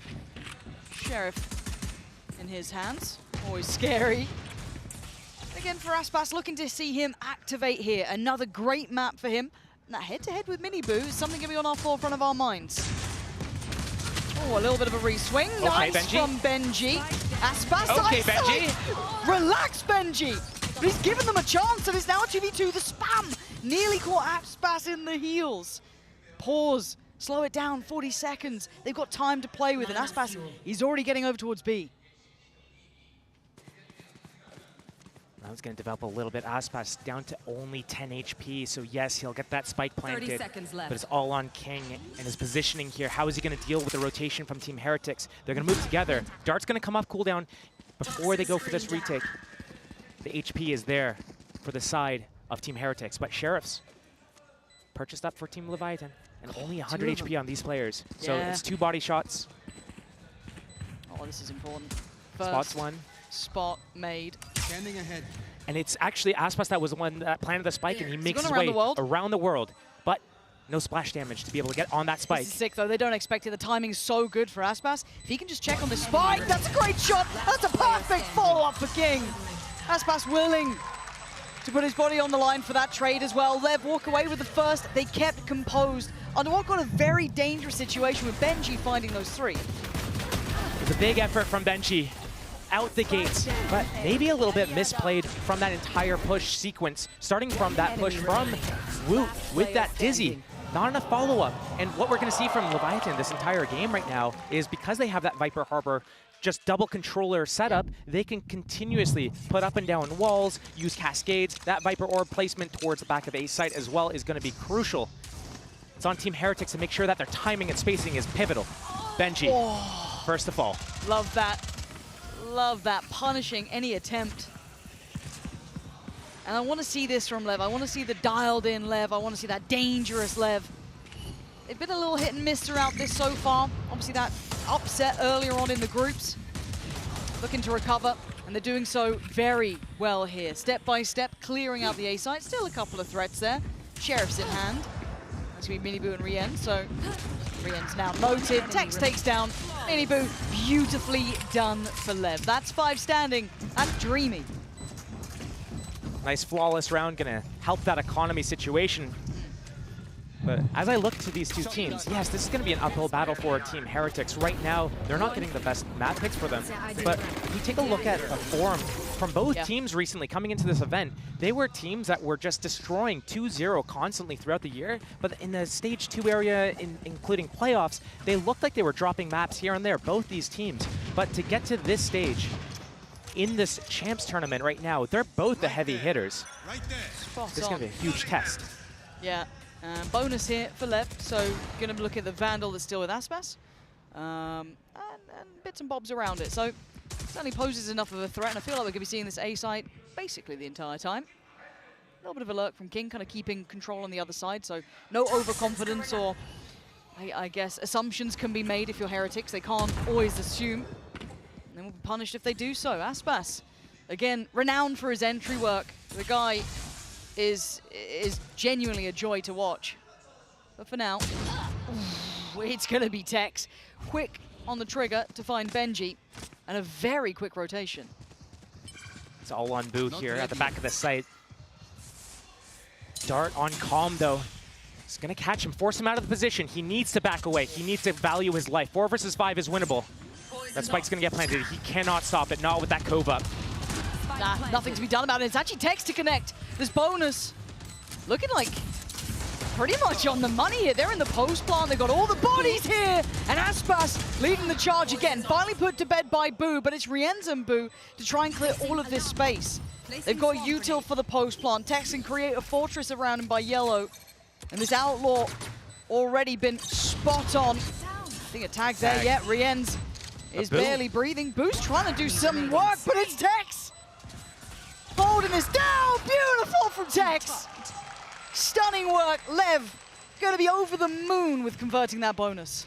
Nice shooting there, Tex. But an early death from Benji Fishy down at middle. That was the thing that opened up right here. Opens up the rest of the round, the pivot back to B. And with that double controller, LEV is going to be able to do all these audibles, these back and forth, push-pull type of attacks right now, and they have the perfect players for this as well. Tex is very strong at taking those individual duels if you unleash him around middle. I mean, Tex is 7-1 currently. He's absolutely coming in on point, on form, and this could be another farming opportunity. Light armor everywhere, Sheriffs, yes. And they're going to hear this. They should be pretty aware of what's maybe around that corner, so I hope to see a very diligent, cautious approach from LEV without leaving it too late. Pretty good read on the situation. Boo's got that deep line towards B, jump spotting, till he gets pressed off that issue. Team Heretics is going to keep the stack. They had this on pistol round. Benji got 3 from this location. But LEV is peeling off. Oh, but I like that. Going to note that at least they're starting to re-clear over towards A. And that turret up from Tex at that A push. Going to get that information. Boo can't progress further than this. And again, yeah, they can't rotate. They're still holding players here. That's nice from Boo, but one's all you're going to get. A big trade from Aspas, and Tex just hunting. He's out and about looking for any potential victims, but they've somewhat passed by already. Up towards Kitchen as the plant comes in from Azino. Oh, mini Boo, just a shot in the dark. Find. Yeah, straight up blind. The Dizzy Flash going to be in play. Aspas got to be cautious, forced to fall away. 30 seconds. Suddenly, we're in a little bit of trouble here, and he's got no way out of this safely. 30 seconds left. But where does the spike go? Looking to alleviate some of the pressure. Tex is unleashed in middle, but there's util to hold him back. But he's trying to be a problem, be a nuisance. They've got bodies on the site still. Aspas down at 57. Trying to take point for his side. It's not clean enough for Tex, but he's turning attention. 10 seconds now. They've got to get a kill, and they do. Aspas creates safety, but there's danger above as Rienz could be the disaster. Waiting to strike, but Aspas, the perfect bodyguard, but time is going to be tight. They got the spike. So close, but not close enough. Mini Boo, all right, big shots, but if anything, the round was the important part. MasterCard thrifty there because no trust in the teammate to cover, and it didn't even need to get the kill, just needed to drop down out of the sight there. Enough panic in the situation. This is where you need to value the end game, the win con. If you get off the plant, you lose. You need to trust your teammate, and if their teammate can't cover you, it's unlucky. But if you get off, this is what happens. How can you not have faith in Aspas doing what he, like, out of all the players? You have to be rock solid in your faith. But now, though, we go back to business. It was a thrifty conversion. heads back in the game here for Lev. Lots of ults to play with, seeing Aspas invest his into this round. 3 players in response, though, coming over from Heretics. We are going to see as well the Harbor ult on top of that. Aspas trying to take space over by screens. Pixel spotted, and maybe a victim found. Not going to get the fight he wants, and Heretics peel away. Okay, Rienz, you got to back yourself in some fights, I guess, but that one... Swatted like a fly. King still on the side, though, and Heretics getting closer now, trying to hold the line, though. King delivers 2 bodies, puts him to bed. Con from up on top. Nice little spray, and he gets it done. Lev instantly correct the course. A mistake made, but made up for in the following round. That was must needed for Leviathan as well to be able to come back into this, losing around this fashion that they did. Being able to come back and win this next round, it actually makes a big difference here. Yes, they got the first death in the round. It's a 4 versus 5, but these positions pushed up with that lockdown pressure as well. It's just forcing all of these players from Team Heretics to run around, not really fight together at all, and it's going to really affect their economic situation right now. Their economy in shambles, a few Sheriffs and a Vandal on the board. They're getting their ultimates online now. It's going to be so hard to be able to use them as well. Lev pumping the brakes, not doing a fast opening here. We've seen them deny the pressure towards A. Now we see them deny info towards B. But it's all about timing, and maybe Benji gets it this time. Just holding Turret's his off still angle, there. biding his time. The rotation from Heretics coming back to that A site. They can gamble stack it. They're on Sheriffs. The big rifle is with Rienz. But beyond that, Sheriffs and hope, pretty much. I don't think he saw what was around that corner, but Benji getting curious down tube again. Silence across the map, hard to read. It's going to be a very tense situation here as soon as first contact is made. They get enough of a read on that. Maybe just feeling the pressure, but they're close. They're already so close. Deeper towards Maze. Rienz, again, he is the one to watch here, the one with the rifle. Lev cautiously and carefully taking step by step towards the site. You're looking at Rienz closing on the gap, but his King's takeaway mini-boot with the support system starting to fall. Couldn't get the follow-up, and Lev now should lock this down. This should be security, and it is. There's a reason they are this strong on this map. Heretics yet to fully make an impact here. Heretics needs to find an impact and fast. They have so many ultimates up on the board, but they're bleeding rounds. And yes, this map skews slightly towards that attack side. It's easy to pick up those rounds, especially when you're push-pulling so easily with the double controllers. But Heretics, they're not hitting their shots. And it sounds really vague, but they're also not fighting together. Individual, they're isolated. It just feels like they're overwhelmed on these sites. Whereas if you flip it on the other side, if you look through the lens of Leviathan right now, they're moving together. They're making sure that they're taking the time. As soon as those walls go up, they move together. Yes. And anytime someone's taking a fight, it is traded at the very worst. Except for that other round where Aspas was floating through the air, gets taken out. Everything's been shoulder to shoulder. Perfect positioning. Yep. Really good fundamentals.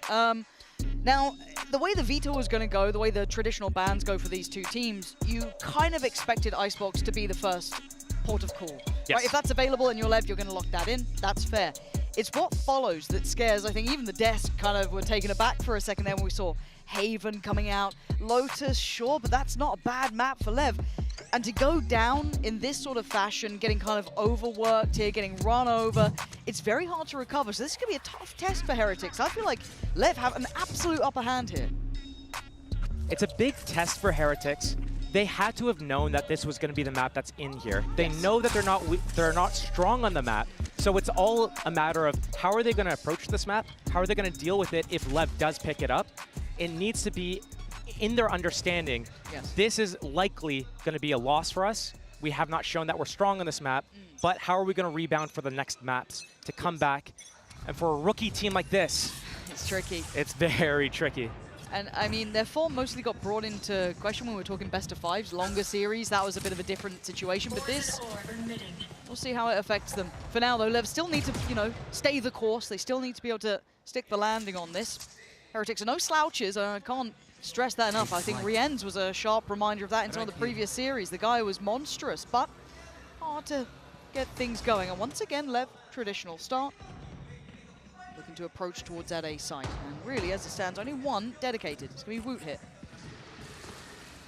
So important for him to get one and live, or just live. Wait for the team to come in. We were just highlighting how LEV is so shoulder to shoulder, getting those trades. Team Heretics has been so spread apart. It's one thing if they're hitting their shots, but right now, LEV is getting the better of them. And the tempo feels nice from LEV here. And Rian's, I mean, wants to try and deny easy access, but just a hop, skip, and a jump, and it makes no effect.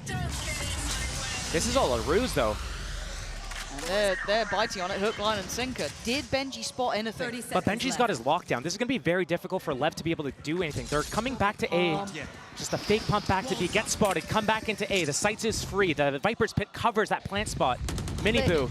They're playing them like a fiddle. They are absolutely running rings around them. Free site plant. We're looking at the retake, though. It's kind of always postured for Heretics in that aspect. I also like the Tex. Yeah, Tex, though, trying to catch that rotation. Perfect. Big delivery on towards Boo. Can they finish with a flourish? Keep this clean. 5 still alive for LEV. Woot trying to maybe lead the way. Forge them forward. Big kills. Back to back, but it's Calm on top. 2 kills. Aspas still holds. And it's all on Woot in a 1v2. Problems left and right, and they're going to know where he is. He might be just dead to rights here.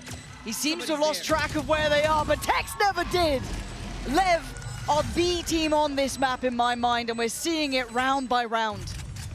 It's so difficult to deal with the double controller when they have King and Tex constantly on the extremities, up through middle. The push-pull, starting in one side of the map and then shifting to the other. The double fakes, the pumps. It's really catching Team Heretics off guard. And right now, the only real way to get ahead of this is if you had a Jet with an AWP trying to pick them off as they walk around the map. But right now, they're on Neon. They don't have that Jet. It's hard to use some verticality. They're losing these rounds. They can't even get an AWP out. And I guess, and I feel like I shouldn't say it because it feels fraudulent as a play-by-play caster to say, if anything, we kind of expected it to be this way. I think anyone with a bit of a mind for Valorant looked at the veto and went, well, map 1 is going to probably LEVs. It would need a massive change, something of that ilk. But I guess the big question mark is, what is the impact on the individual players? Do they suffer in these moments? Are they going to be kind of down on themselves, struggling then to pick themselves back up? Map 2, map 3 potentially? That's always the question mark. And how much does LEV get rewarded from a map like this? Confident display, feeling like everything's working too, because that's got to feel great. It's not just like the Aspas show, no, it's this lovely approach, the fundamentals wrapped up with a bow, and everything looking just peachy. Now, outside of that, yeah, they could still get a couple of rounds. This map is never over. I think we've learned that in Val. It can always change like that. But as it stands, yet to see that spark from Heretics. And Tex snuffing them out. I mean, Tex has been absolutely on it today. Already, pleasure to witness. Let's see if there's any signs of life. Not really, Tex just farming.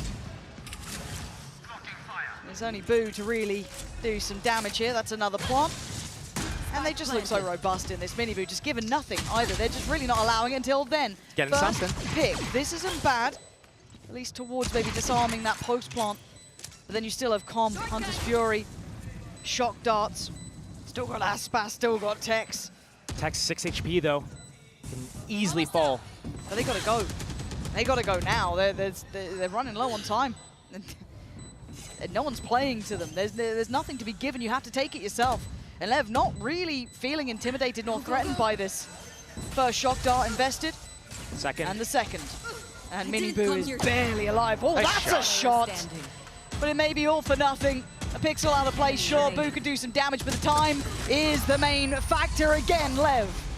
This is perfect to watch. If anyone wants to learn how to play Icebox, watch this. It requires a lot of teamwork. It looks so deceptive because you look at it, it looks easy, but everything is so important. The communication about when you want to move from this spot to another spot, what Tex and King see on their respective positions at middle and at B to tell them what they can do, and just moving together on those tempos of when their walls come off cooldown, when the dart comes off cooldown, finding that first pick onto Woot, standing on the top of 410 there, walking up belt. Woot's not played there. That wasn't his first time up there. That was his second time. Oh, it's early Hunter's Fury. Gotta be. Surely? He was looking for it. Kind of. Decided maybe not. Okay. Maybe not against the Neon who can just sprint away. Yeah, that's fair. Boo. I mean, he's been supported now with some additional utility from Benji, but 2-3. See how he deals with it. Yeah, it's the first time we're seeing this like 2-3 split at least. They're trying to force out a re-aggress from Team Heretics, but instead Team Heretics, they pop this Owl Drone. They spot one. They try to push and punish. They don't know what's 3 here, though.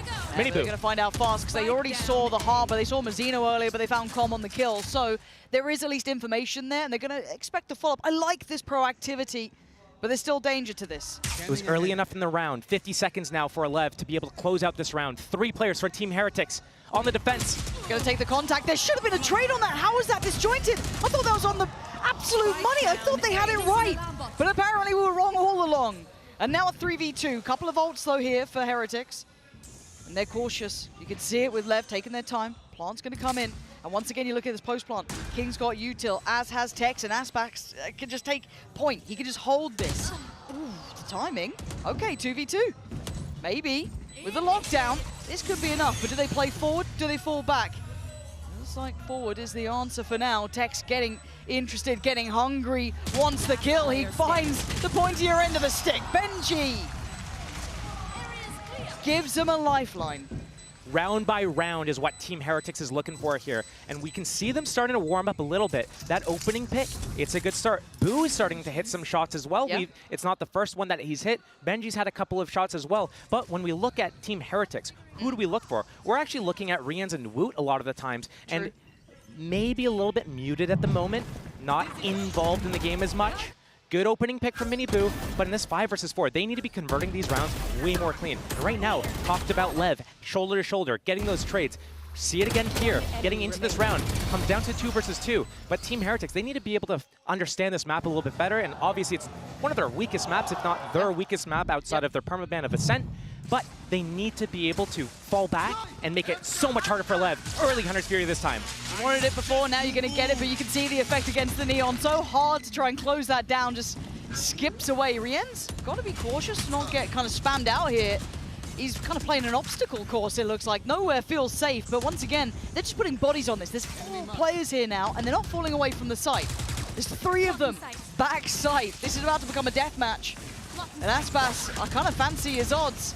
All goes up, though, and a couple more question marks, but LEV keeping control, trying to stay composed under all the chaos. But it's Woot to fall and King to deliver. Mazzino now holding that side, make sure they can't counter push, but it's come from on top to find 2. But Benji again, the one to try and keep them in this. But where do you put your money now? Boo up against Com. Spike is loose, 50 seconds, he plays ahead of it. Com, good intuition, but a better shot from Boo. Boo, the in-game leader for the team, trying to show the rest of the team, this is what's up. Follow me into battle, and I'm going to take you to the promised land.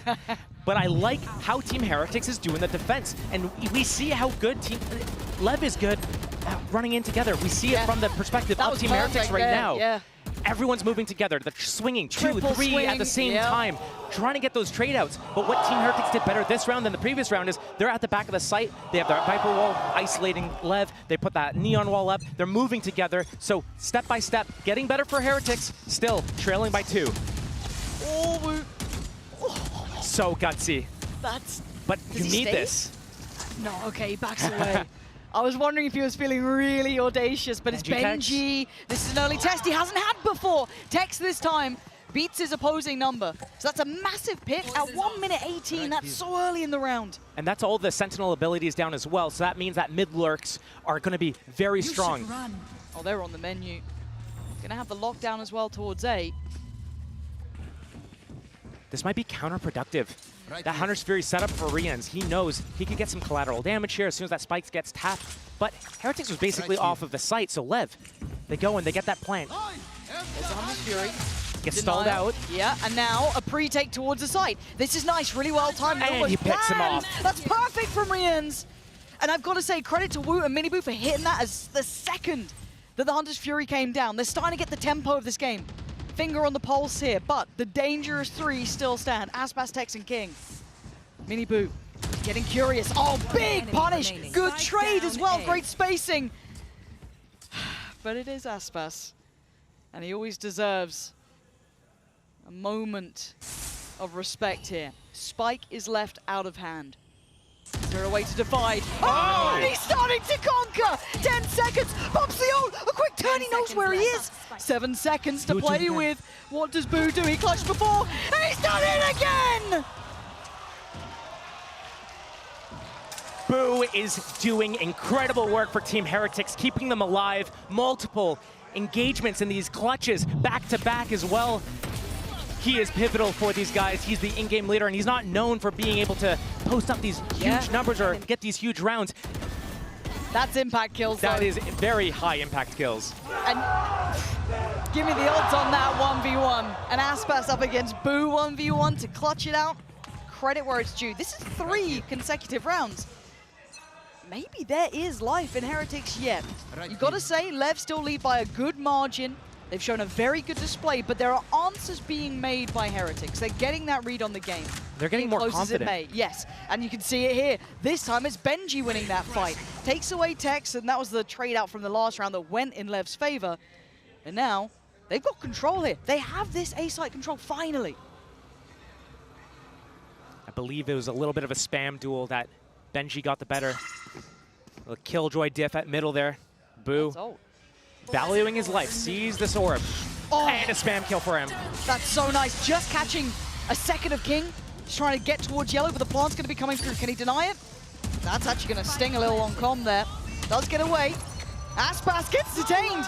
Woot's on the way. Boo's going to find him, and now suddenly they're down to 2. Com and Mazzino suddenly with a wake-up call. This game ain't so easy. And Mini Boo, I feel like he's kind of overcooked that a little bit, but luckily for him, it's only going to be Com in a 1v5. The defuse is happening, and Mini Boo's toying with his dinner. Com tries to stand, but will fall. And now we have a game on our hands. It got closer. Heretics woke up, and maybe there is more to be said about this one. A 5-7 scoreline is not out of the realms of reality here, Josh, but we still put our stock, our faith towards what we know, which should be LEV, but who knows how this one goes. Don't go anywhere.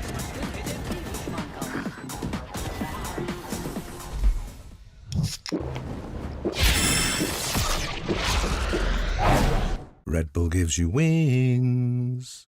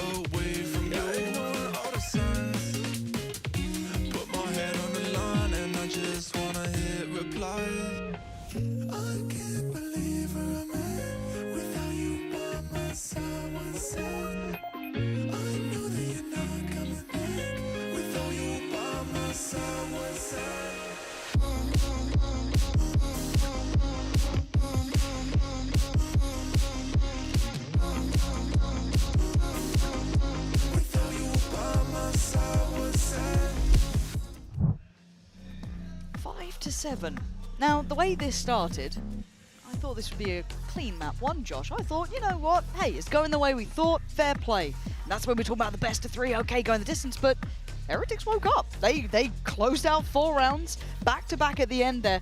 Does this put some faith in you, or is it still sitting favorably towards LEV? It's a little bit up in the air. It still favors slightly towards LEV. This pistol round's going to be huge. Remember, LEV got the first 3 rounds, including that bonus round. They lost with Thrifty, but instantly answer back and collect 8-1. But Team Heretics comes back with 4 in a row, led by the in-game leader, Boo. He is the one that we're looking to this match, but we don't expect him. If he buys enough time for Woot to come back online, then we're going to see a game on our hands. LEV, they still have the control of the ship. They just need to be able to close this out a little bit. Looking at the Sheriffs. Tex and Aspas going for that. Everyone else on Ghosts and Classics pretty much. And Heretics on the attack. And we look at Woot to try and be an instigator here. Quite quiet on the first half, but this half is... it needs a lot of him to be involved. Obviously with Rienz as well, but still... his value certainly increases here. And a look towards B-Long, but the walk back towards A. Heretics, slow and steady as they approach the A site. LEV spread apart, 2-1-2 setup, only 2 to defend us. A site and Com would be the first point of contact here at Maze, but Rienz gonna pop that drone, follow it in. There's no Viper wall here. An orb still remaining for Boo. He pops this now. Looks like they're trying to get that spike planted on that wingman. And Com is completely outdone. Heretics, very clean there, actually. I thought they might have been a little bit dissuaded by the harbor wall coming through, but no, very well calculated on the way in. And now down to Aspas and King. They were the ones that were split quite far away. And Heretics not moving away from the site. Hard for any of the util to really force them away anyway. I don't think Aspas saw the pixels crossing through for Minibu.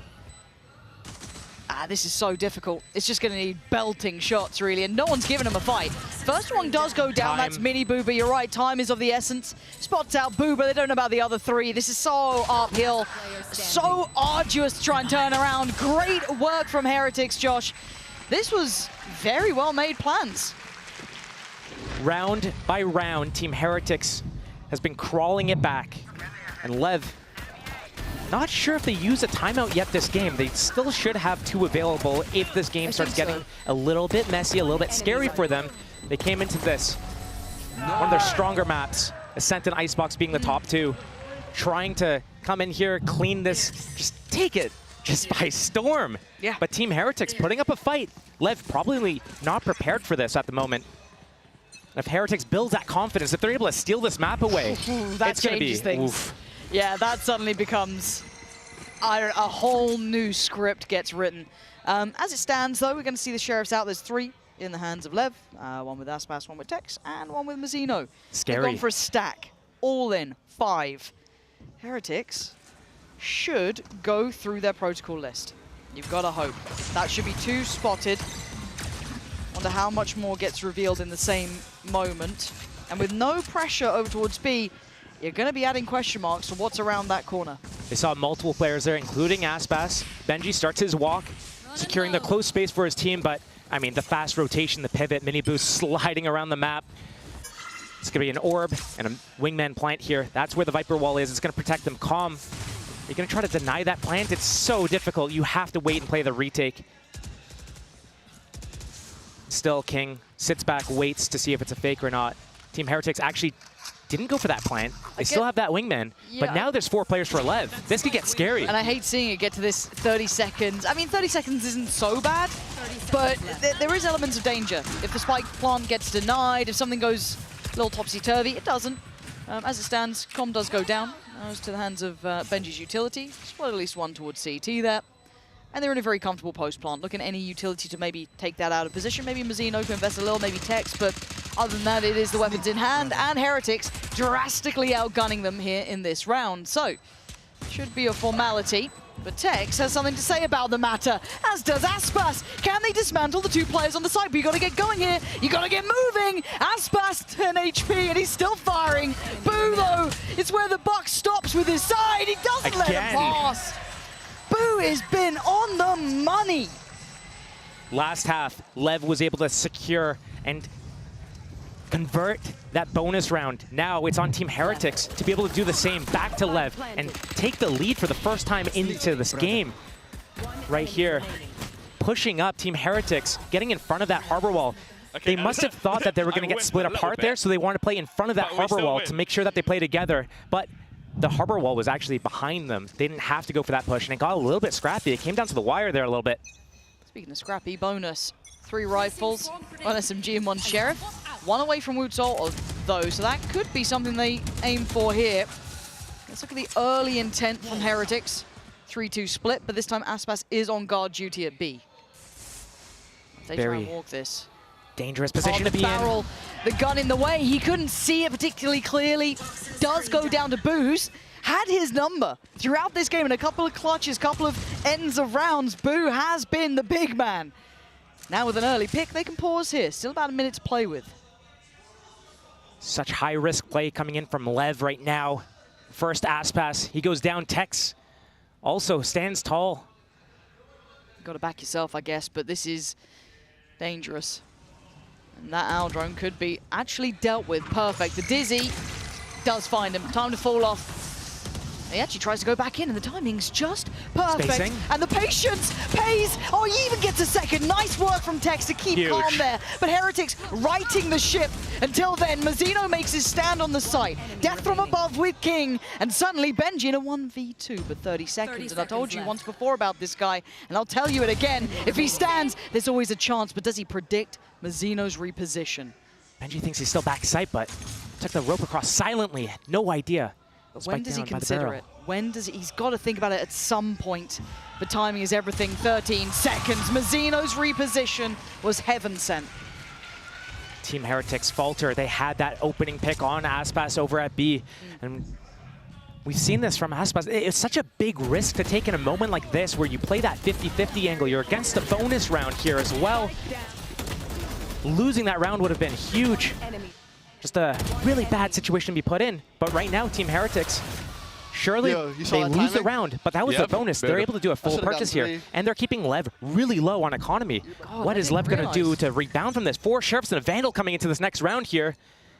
And this is not the situation you want to be in, but still, with confidence, pushing up, trying to take space. Sheriff.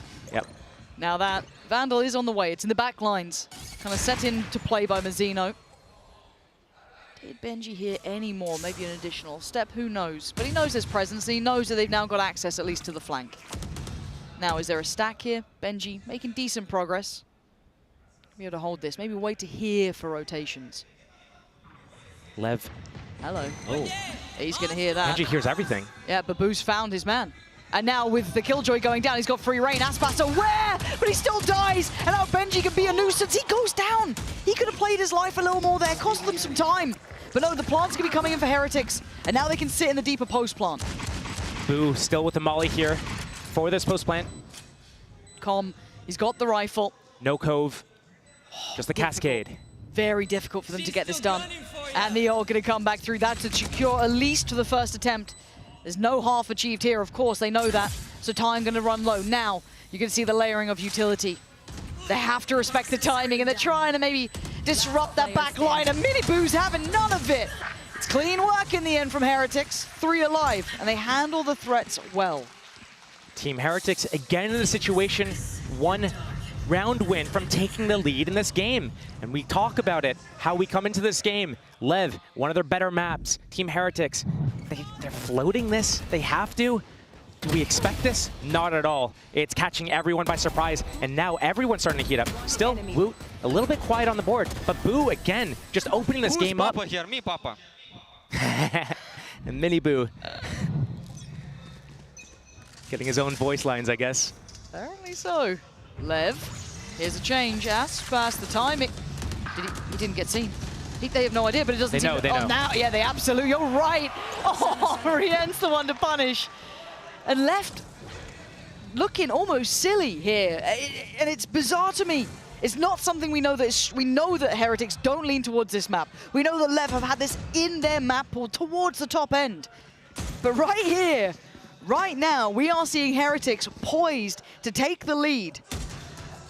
We've questioned the form of Leviathan throughout this, I guess, tournament to an extent. We questioned Heretics towards the end of the online portion, qualifying to this, looking in slump potentially. But now, as it stands, they're in form. But still, 8 apiece. Tex in the right place. It's a good gamble read from Lev. They have that crossfire, but Tex re-aggressing because they have the numbers. This is going to be a huge play or a big blunder. Feast or famine moment for Tex, and it's famine. Woot finds him instantly. There was a chance there if things didn't go his way. And they don't. Mazzino tries to make something out of nothing, but Heretics taking the lead. Deep in what feels like enemy territory, they are up 9-8. Lev surely needs to start using their timeouts at this stage in the game. They have to. They're letting this slip at the moment here. So many confident fights and so much aggression. And I wonder if that re-aggression from Tex in that situation, they had that gamble stack towards B. If he sits back yellow, he's got 2 other teammates to set him up, and they can deal with this attack. But instead, he presses forwards. His teammates can't trade him. Once he goes down, it's a 5-on-2. It goes from a situation where maybe you're only winning it 20% of the time, all the way down to like 5% of the time. So Lev, they need to make individually better decisions. They need to find their form again. those first 9 rounds of that first half probably put them in a false sense of security, feeling like they could get away with stealing candy from a baby. But right now, the police are here and they're not letting it happen. The analogy was questionable, Josh. Sorry, I was going to let you get away with it, but nah. I mean, we're still at a timeout. If you'd done it mid-game, I'd probably leave you with that. But yeah, 9-8. And the timeout comes in. We look at the economy as well. This is going to be, if anything, probably just Sheriffs and not much more. A couple of ults. Actually, tell a lie. They've got 3 of their ults already there and 1 off from Aspas and 1 from Tech. So actually, big snowball round on the horizon for them here, potentially, if they can work towards that. On the other side, of course, Mini Boo sitting on his, Boo 1 off from his. I mean, we're going to have one of those sort of rounds pretty soon, where everyone seems to have it. So, 10 potentially for Heretics. And that's when I start really paying attention. Lev might have to sit back and suffer in this one. Just that Guardian.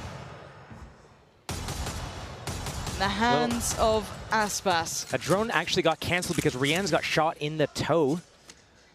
A little bit of 19 damage or so. Now, Team Heretics wait for that Viper Wall to come back up so they can walk across here. Hopefully not get spammed in the process. Benji just holding this A space. And Dizzy goes down as well, so Aspas still gets to hold the line. Sees something. Oh! He's so good!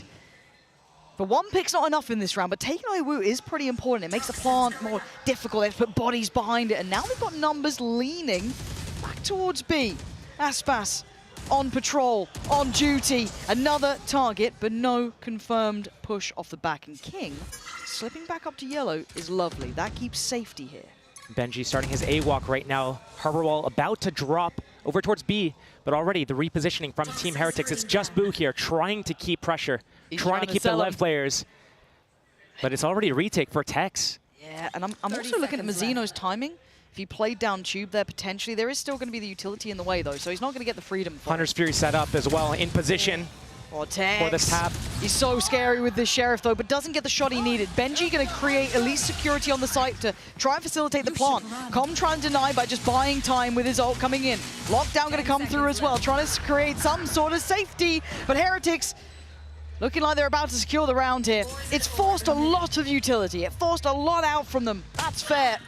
And maybe it's not over yet. But a 2v4 with Sheriffs. Plan against you. They're desperate to get Boo down, but he's such a nuisance.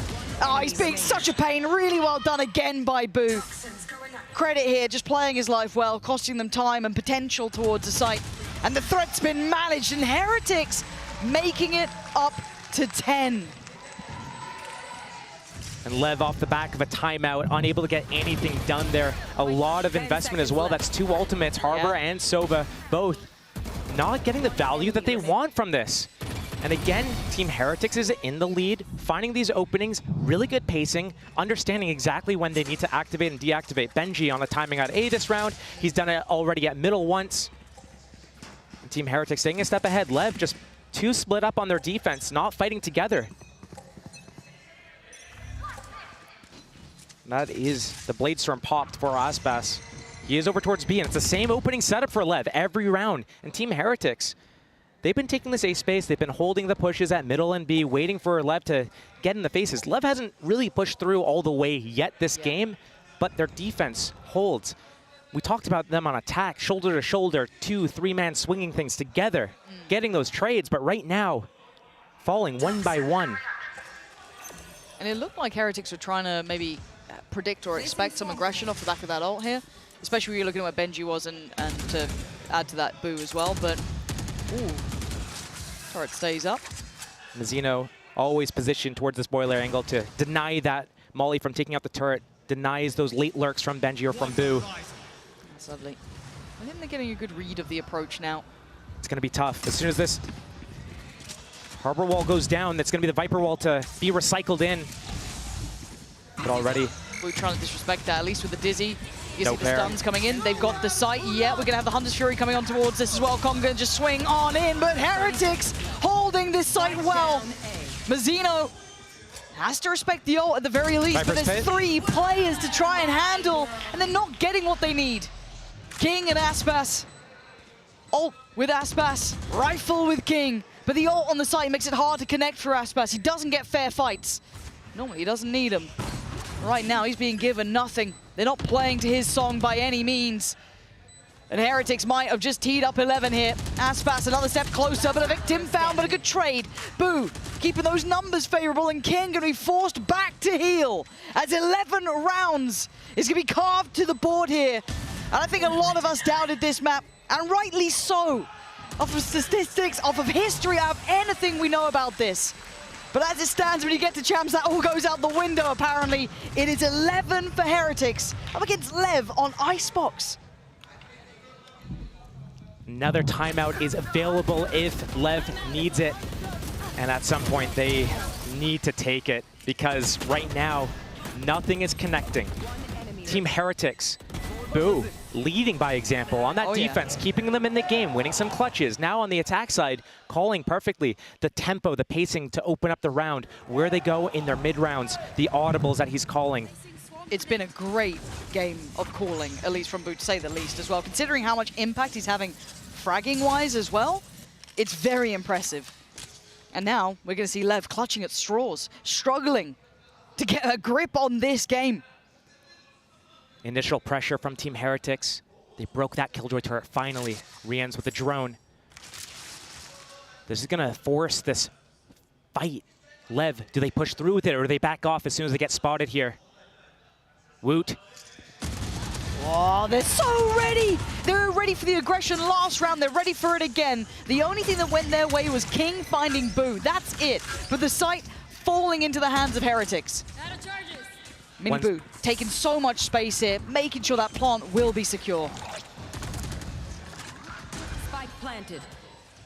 Cove still available for this defuse. So much ability for Team Heretics right now. And here comes the thrash. Oh, Aspas slips by.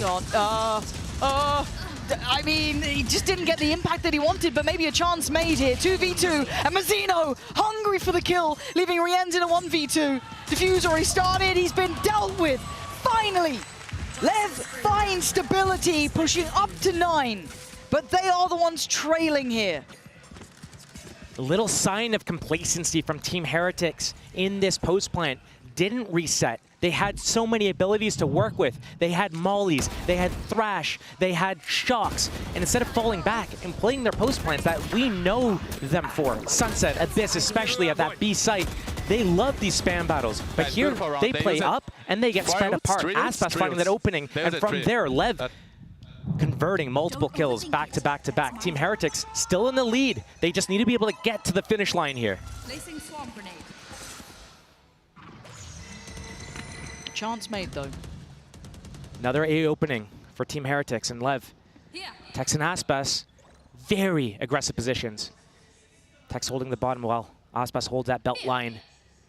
Team Heretics with a Dizzy, gonna pop off of this. We're a drone. Last round, we saw Tex in this sort of position being forced off by that Dizzy. This time an easier evacuation for Aspas, but a lovely re-aggress taking the Space Blade maze. Oh my god, wait, Heretics are fighting back, and Miniboo trying to, I don't know, trailblaze his way through the site itself, but LEV finally standing together, but Benchy, yeah, run, Mazzino, because that would have been a 1v1 and it would have been untradeable. And now the timing is right. Leviathan reminding us who they are. This is their map. This is their choice. And that's Benji dead on the ground, 11-10. Still timeouts. Still a few rounds left. Team Heretics is gonna call it. Get the coaches involved, talk about what's going on. They're getting the space at A, it's free, but they're not really utilizing other parts of the map at the moment. They're not using middle. Benji went there a couple times early in the half, haven't gone there since. Boo, he's just sitting outside B. He's not really advancing in that situation. He sits around garage or he sits around spawn. He doesn't press up either. So right now, not a lot of information coming out, not a lot of pressure or threats dealt with. And LEV just hold their spots, and right now they're starting to fight back as well. Not necessarily with like insane setups or anything like that, but they're fighting together and they're starting to hit their shots. And that's going to be dangerous for Heretics if they don't have perfect plans. Right there, they tried a set piece, but they didn't need the set piece. They've been winning by making this push-pull. Instead, they give a little bit for LEV to get back in the game here. Yeah, starting to see Mazzino have that impact as well. Starting to see Tex. And again, it's not the Aspas show. It's not just this, you know. And again, Aspas will always, it feels like he'll always do enough. He's always one of those players who will find value. But this, to me, has been held together by Tex and Mazzino. Those two have been spot on.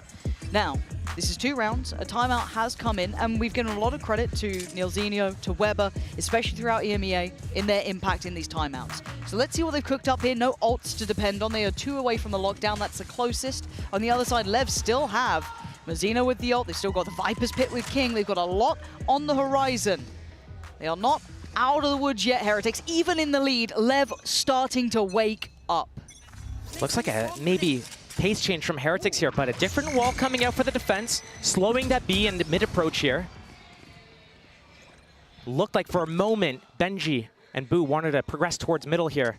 Fake pressure towards A. Team Heretics hasn't really shown this, where they pressure towards A, push them off, and then instantly transition back. And it's going to be a 3-2 split towards that B site, B main being that first point of contact. They still have Drone. They have that Dizzy. It's going to be a lot of loud noise, but right now, only Benji gets spotted. He's the normal lurker. They shouldn't expect 2. And with double initiator towards B with this Neon, it's going to sell everything they need to slip the gap through middle. Lev, I don't think they're going to be prepared for this at all. Oh, King is on the chopping block here. I'm a little worried for him, but Mazzino not far away. The timing, okay. Oh, okay, he's still alive. He might pop his pit as well.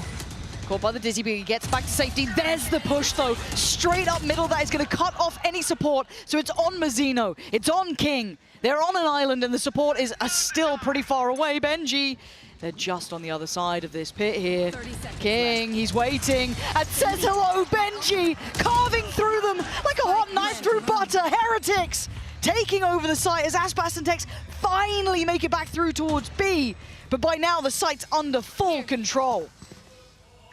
Heretics showing off here. Benji's timing was fantastic through middle there. Lovely work. Economy very low, but they could still afford another buy. Lev looking for an opening into this round to see if they can go for this.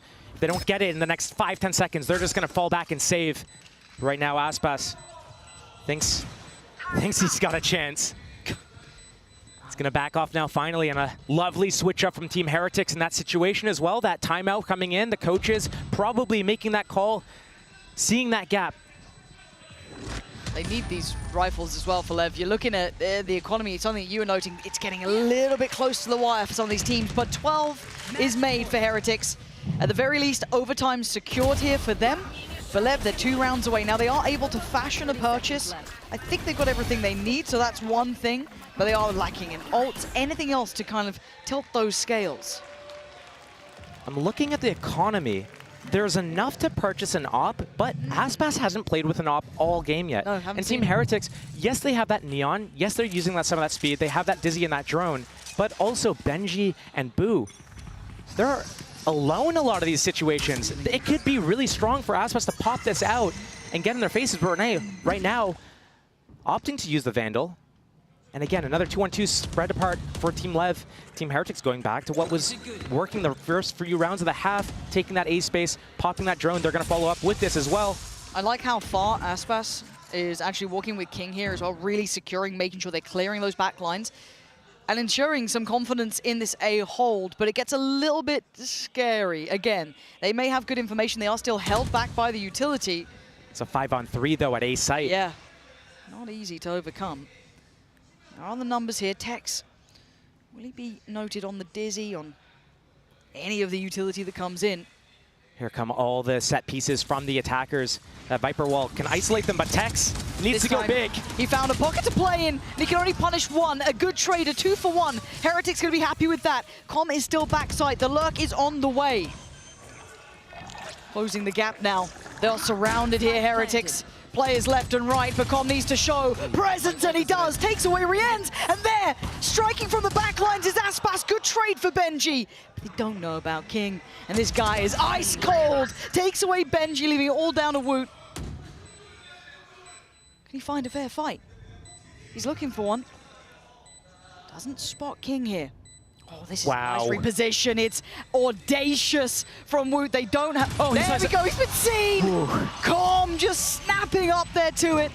That flank was so important, and Com playing his life really well, still holding space on the site was so important. The disconnect, though, for LEV on the two sides of the map, pushed up all the way through B. They know it's going to be an A hit. They have that cascade. It's going to go down. All they have left is themselves, the three of them on that site, in that Viper wall that cuts the site in half. But Tex is alone in front of it. If he doesn't get at least two there, his positioning is not good enough. And he only gets one, he falls, his teammates fall, and the site goes down. That could have been a very bad way to go out of this map if you're Team LEV. Aspas coming in the backlines with King, save the day.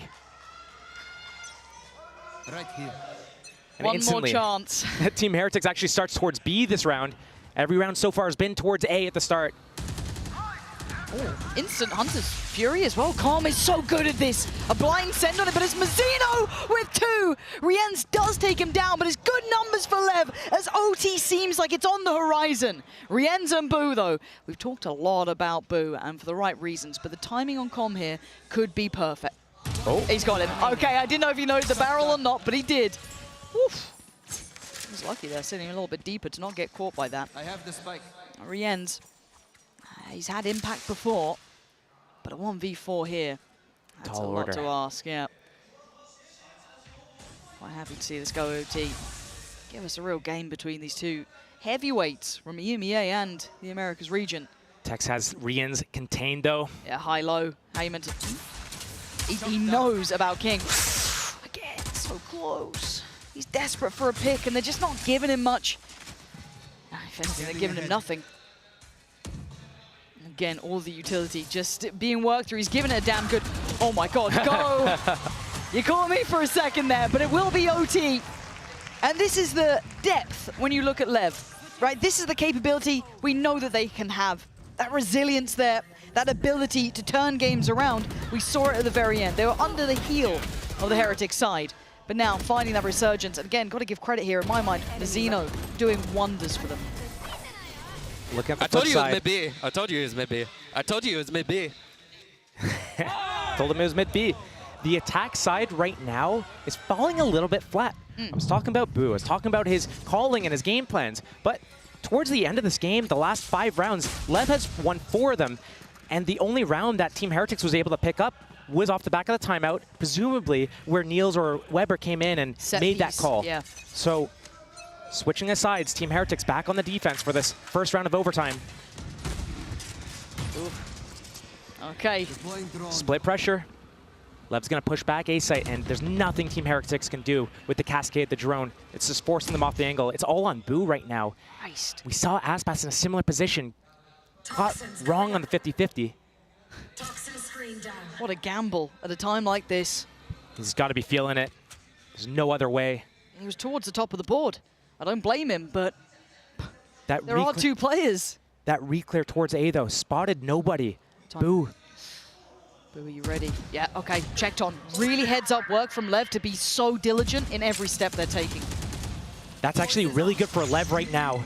Because the drone, the Dizzy, didn't clear anyone. This dart now will, though. The jig is up. Lev, the fake is not working anymore. Boo, you need to keep your life, though. You need to back out. He's got his orb up, so he's going to be okay here. But now that Lev got spotted at lower A there, now they want to fall away. You can see the read here. Benji already starting to come over to try and help Boo, but they are encroaching on the site. They're at the door. More than knocking, they're breaking it down. Spike's over here now too. Boo trying to keep a little bit of space, but again, he can't fight too hard for this. He has to keep his life as well.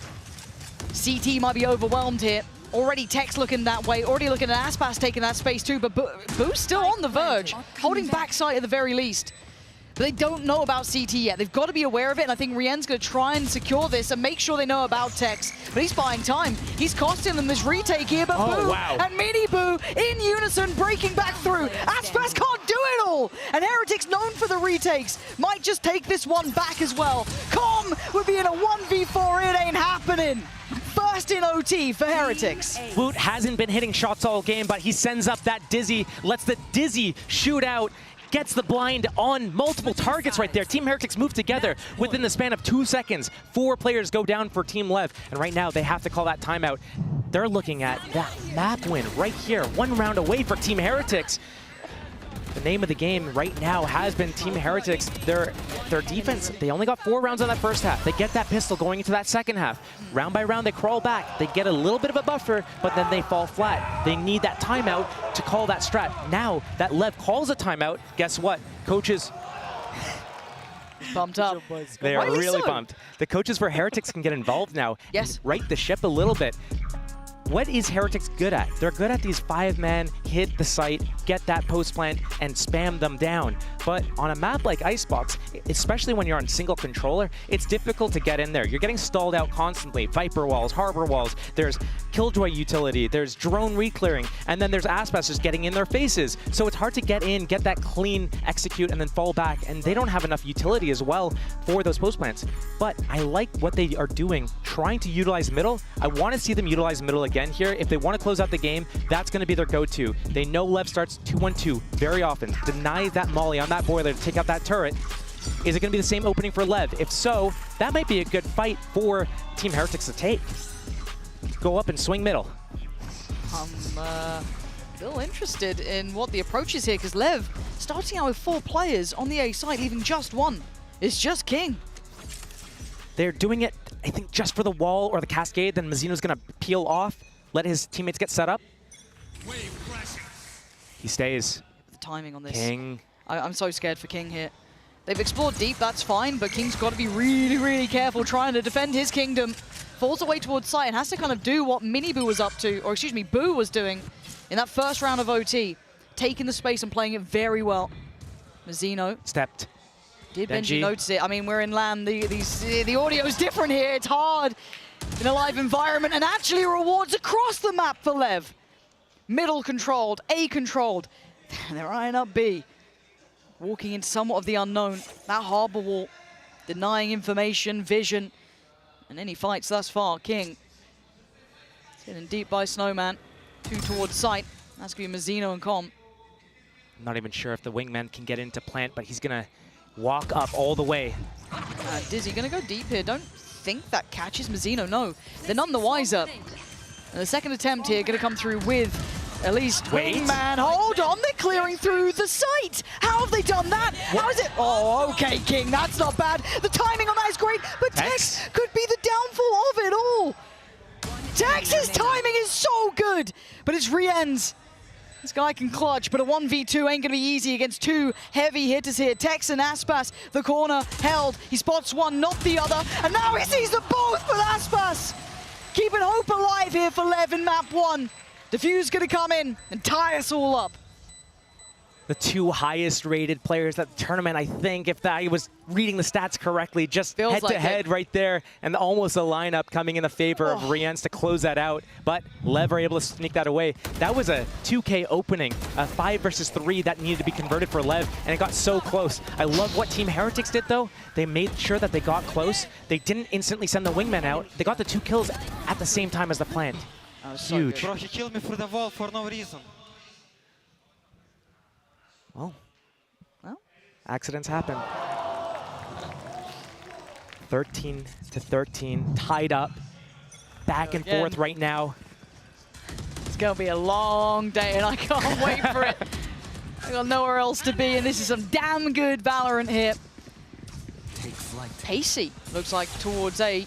Let's see if they try and actually go behind this. Com clears close, sees a whole lot though. They retake the space towards Maze, holding that corner just a second.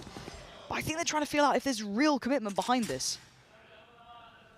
LEV definitely looked like they wanted to do a tempo change, to actually commit through. But once they got stalled out, the drone didn't get any value. They didn't find an opening there. They choose to back off. They leave, though. Tex inserted an A. That alarm bot to secure, to see if there's a re-aggression. But this bait setup at B, we have not seen this before from Team Heretics. Miniboo behind yellow. Boo gonna set him up for a multi-kill. Right now, Calm, he has his dart. It's so important for Boo to break this dart so that Miniboo doesn't get spotted here. But well, time to go. As I say that. Time to evacuate. But it's back to A now. Tex leading the charge. Benji.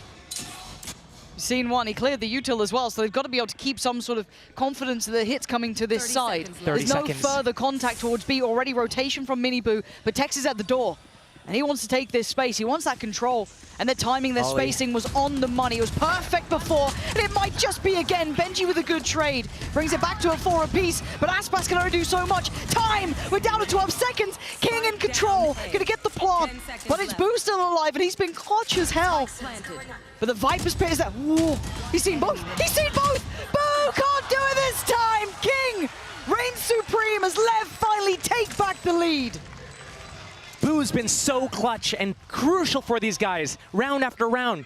Finally, he loses out on the side of a clutch right now. Team Heretics, down around, they can lose the map right here. They have to call this timeout, get the coaches involved again. How are they gonna bounce back? They have their attack side. But everything's been these 5-man hits. Mid hasn't been working for them. Benji got inserted, but the tempo, the pacing is not there. Team Heretics, are they going to do something faster? Everything so far has been priming Lev for these A hits. When A hasn't worked, they've gone B. But again, it's all on the coaches right now to make this impact. What a hard position to be in, and it's actually, looking at this, it looks like Neil's taking most of the lead in the conversation. They look calm. Yeah. Again, if you're talking bigger picture, we didn't even think this would be a close map. I mean, it feels like we're kind of talking especially 8-1 or whatever. Yeah, exactly. Like, you look at how this started, you looked at the veto, you thought, okay, map 1's probably going to be Levs, that's fine. You look at the later map, well, that's when it gets closer. But actually, we've seen a very good game from both sides. Pretty electric, pretty high quality. And I mean, the caliber of both teams, you kind of expect that. But yeah, to see it in actualized is highly impressive. Right, Lev back in the lead. Heretics held down on 13, timeout just hit. It was a set piece before coming out for Heretics. It was that kind of working through middle, split towards B a little bit. It was very nice. This looks different already. We saw the same opening from Lev's defense last overtime round, but Team Heretics postured towards A this time, Benji over towards B. We haven't seen him taking that duel yet, so it looks like Team Heretics might just do a fake opening here. But Tex, so aggressive. And he's rewarded with it as well. Mini Boo beheaded. And they can back away, knowing they've done so much damage so early on. Wait. Hold. King, careful. Careful. He's outnumbered. That's the floodgates potentially open. They could evacuate. They could bail away from this if they want to. 4-4. This is where the mid-rounding comes into play. How are they both going to respond? Right now, the kill happened on the Viper towards B. Team Heretics, are they going to go back to B, or are they going to hit towards A again here? Lev, keeping that 3-man gamble stack here. Trying to gamble stack, maybe re-aggress and re-clear an area right now, but Zeno walking mid as well. It's a full commit towards B. Benji's alarm bot still in play to stop that middle push. He's got his turret as well. He hasn't placed this yet. He's going to go back and place this to deny any sorts of flanks right now. The deep dart just came through towards A as well, so they've got security knowing there's nothing coming towards this A side. They got to hit this timing, get that spike planted ASAP. But they're so worried, they're so paranoid that there's still players here. The confidence starting to wane as now Lev are on the site. They've made it in time. Full stack. And you've got the rotation coming in, the flanks on the way, and already Benji's gone down. The plant is in place, but it's a 3v4, and they have no idea about Mazzino. Now they do, and they deal with him quickly enough. A 2v3, but Boost position. Wait. How much can Woot play this in? Do they have anything to clear this space? Oh my god, Aspas. They have no idea! Boo strikes, but can he hold back the rest? He'll need help here from Woot. Does he get to reposition? He got scanned! The timing, so perfect! And now we're in a 1v2. No way! Do it! Lev bringing them to their knees! A glimpse of what it would be like, snatched away! Lev, maintain composure, resilience, and show that pedigree here. Team Heretics has to be gutted off of that. They do have Lotus to rebound on at least next map. Icebox, they probably didn't expect that, but there's always time to rebound.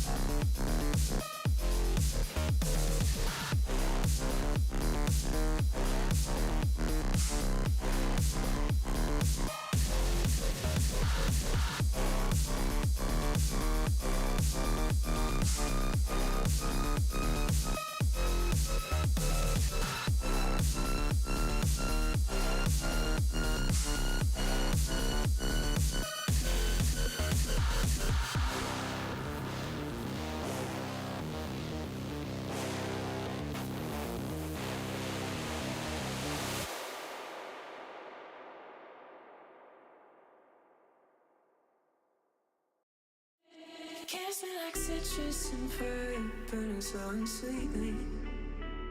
Too shy to call you alive when you said you need me. In a week from now, I'll be trying not to call you.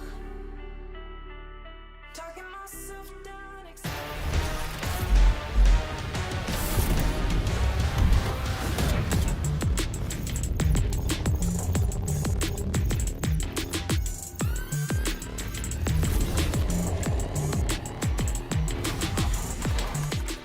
What an exciting start that was to this series. I'm now standing by with Leviathan's head coach, Itopata. Now, you guys had a really great start into this map, but as the side switch, Heretics, they were getting back into the game. So how did you manage to finally close it out in overtime? I think the Neon really messed up the way that we're usually playing, so we weren't really ready for what she brings to the table, and it took us a lot of rounds to figure out how to counter that. And you saw that towards the end, our defense was a lot better, especially in overtime. Incredible start. Good luck on map 2.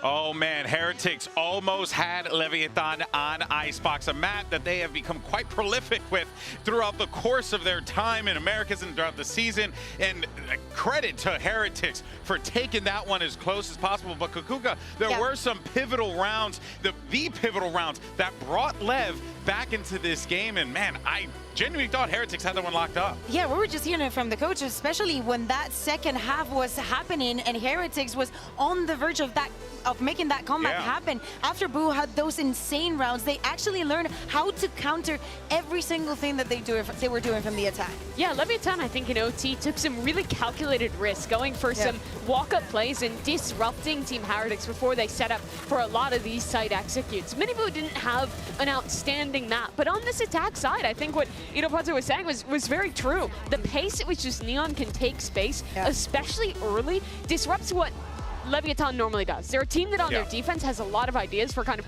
taking early space on the defense. Even on the attack side, they play similar with a lot of these push-pull ideas. And that fast-paced Neon that's going to be going forward for space, using that stun, is really tough to play against the first time. It is many different combinations that we have seen of the compositions here when you do not play the Jet. Some teams decide to play it without a duelist, but putting in the Neon, it gives you a little bit of more rapid movement, rapid rotations. As you're saying, going in with the extra wall and with the stun can be a lot. So it's very important. It was very important for LEV to understand when it was the moment to stop it, and it was exactly right before the spike went down. And I think Heretics prep was actually pretty good on this map as well. They did a great job of disrupting the set retakes that Leviathan likes to play here. They were fighting deep in their post plans, not giving LEV time to set up in those default ideas. LEV really had to rely on a lot of heroics to bring things back into OT. I was going to say just that, a lot of 1v1s, a lot of close engagements. In fact, one of these is our HyperX reflex moment. Actually, I'm going to say HyperTex reflex moment. Because it's a 4K from Tex, baby. We're on fire today. Hey, it's my last day. I'm rolling with it. Sorry, Chad, if you're thinking it's cringe. In any case, though, look at this. I mean, Tex, again, has continued to be a gift for this team. In the early part of Icebox, he was snapping. And it did cool down a little bit toward the end. But, man, he was having some big moments there. One of the reasons why the game versus G2 got so close was because they were able to convert that bonus. There were some moments where Leviathan was not even like denying the orbs, and so many of those things were fixed. That performance from Tex, not only then, also at the end of the map, he was the one that made this win possible for Leviathan.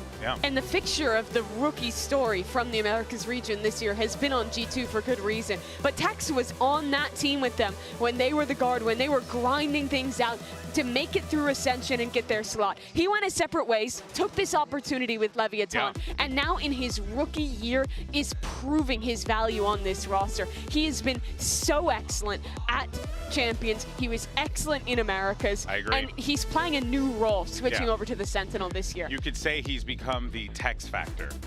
You see? You could say that. It's not stopping, you guys. Let's go ahead and check what's going on with the Heretics side of things, and Yitsu standing by. I've got Coach Neil Zenio here from Heretics ahead of map 2. Now, you guys are very meticulous when it comes to planning. I know you must have had a reason to choose Lotus against Lev. So is there anything about Lev's Lotus when you were reviewing them that you felt like you could potentially exploit today? Yes and no. Like, their comp is something that we've run in the past, so we know it quite well. But for me, like, Lotus we're comfortable on. There was a couple of maps we could have picked today, but for me the most important thing is we fix our communication and our fundamentals for this next game, because you can do all the planning and stuff you want in the world, but if you don't play like a team, you're going to lose to a team like this. So we really need to step it up in the next game in terms of our comms and fundamentals, and the prep will back us up. I mean, if there's anyone that can come back to you guys, best of luck on map 2. Couldn't agree more on that. Of course, the prep that we see from Heretics did in fact get them a little bit almost to the finish line, I should say. Almost to the finish line, but almost isn't good enough when you're on that stage. Now you got to be able to pick up this dub, Mimi, on Lotus. This is, you know, we were wondering what was going to happen in this draft. Now if Heretics want to win, they got to do it in Haven.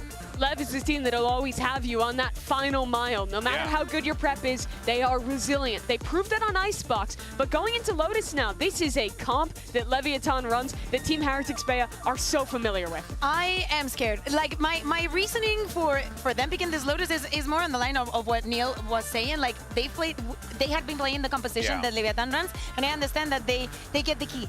But the composition that they play, I guess it's not about the composition, it's about who is on what, right? Seeing that them not playing best in slot, seeing how good it was, the composition that they played previously, and seeing some of the players struggle. I am sorry, but where is Wood? Like, for the entirety of the year since he joined, the effect that he had in Shanghai, and in these big matches, I feel like I'm missing him, and I feel like the rest of Heretics should. Team Heretics should be confident, though. They're coming off of dunking on Fnatic, 13-3 on this map. They are yet to lose it, 3-0 at Champions Seoul. But Leviathan, I mean, you talked about that comp, the Neon, that Team Heretics kind of became known for in Stage 2, and it's Aspas locking in that Neon. The first time we'll see him on that agent this series. It's something that he's gone back to for the first time in a long time this year, and has looked excellent. You know, something I actually did not realize is that the last time they played Lotus was in that map 1 at the Americas Finals.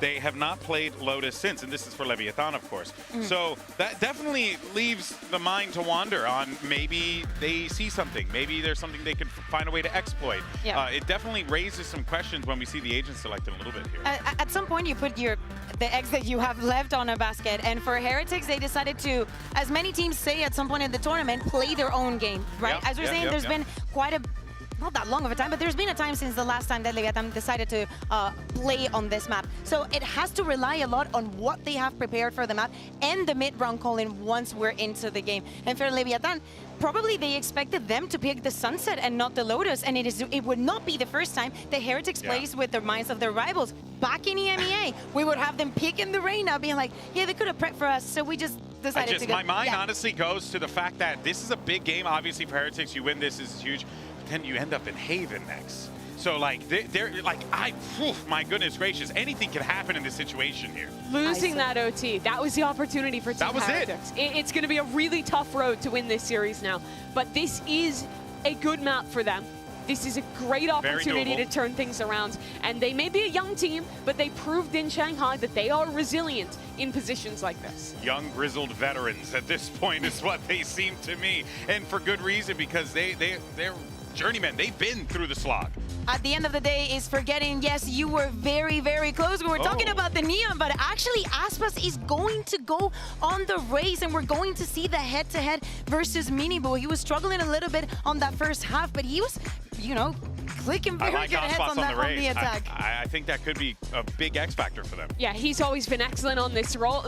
It doesn't play all that dissimilar now that he's playing the Raze. You still have the set stuff around the breach stun, around those fade eyes, but those fast defensive rotations are gone in favor of having that grenade, and also in having comfort for Aspas. Yeah, sure, you're able to clear with bot. There's a lot that you could do here. Yeah, especially starting on the defense, having the fade, having the breach, the combos have to be insane for them to defend. Well, this is it. Let's see if Leviathan can close it out here, or does Heretics force that map 3 to Haven? It's going to be a long journey, but let's send it back over to Pansy and Steel for the call. And isn't that the question? Does Heretics have what it takes to pull this game back against a team like LEV, who pound for pound are exceptionally good, incredibly strong at what they do? But this map isn't high up in their map pool, so if there was a chance, Josh, it's now. We're looking at Icebox, Team Heretics, one of their lower maps. Yep. Lotus, not one of the lower maps for LEV, but kind of somewhere in the middle of the pack. Yeah. You look to their Ascent, their Icebox at the top of the pack. So Team Heretics has a chance to rebound. We saw what they could do on Icebox on one of their worst maps. What can they do here? How are they going to bounce back? And it starts with a pistol. It certainly does. So, see LEV on the defending side. Heretics, easy Tiger on the attack. So low, 1 HP on Mazzino. Mazzino is still alive though, and there's still 4 players. Now 3, as you can see Mazzino backing away, but they've already got C control. Tex, nice try, but still, site's theirs. Between Tex and Benji in that first map of Icebox, the Sentinels trying to overstay their welcome, go down early. Right now, it's going to be a 5 versus 4 post plant for Team Heretics. They love these situations. Rians has that space waiting for that flank, but it's not coming in. So good setup here. It's going to be mainly through Waterfall, but they have that breach set up. Mazzino at that revolving door to create some sort of pressure, but it's going to be so difficult to break through, even with a 3-prong attack here. Yeah, you can see the kind of C's stability nade. being found. C's nade. Didn't get the value they were expecting. The Horn's very good though, and that does spur on Leviathan, but time is ticking. And there's just so many bodies in their way, there's not enough time for Aspas to do this. A valiant attempt, but Heretics hold firm. A good effort for LEV. If they had numbers, if they had more time to develop that, well played. They had that seized, they had the paint shells for the retake. But Team Heretics, they got that info early. Rians spotted them, softened them up a little bit, stayed alive, the most important thing. And then allows everyone to get over to that C site, get that opening pick on the Tex, and then close it out. Now, Team Heretics is in the lead. They're in the control of the game. LEV opting to start with a very heavy stack towards A. Breach in a position to get a really good stun line off. It's going to secure them the space. But they're not going to get any kills with this. Team Heretics eyeing up that C site again. Spread default, waiting to see what sort of aggression comes in from LEV. Didn't really overextend at all on that Icebox in terms of pushing through places. Maybe getting a little bit of a contain.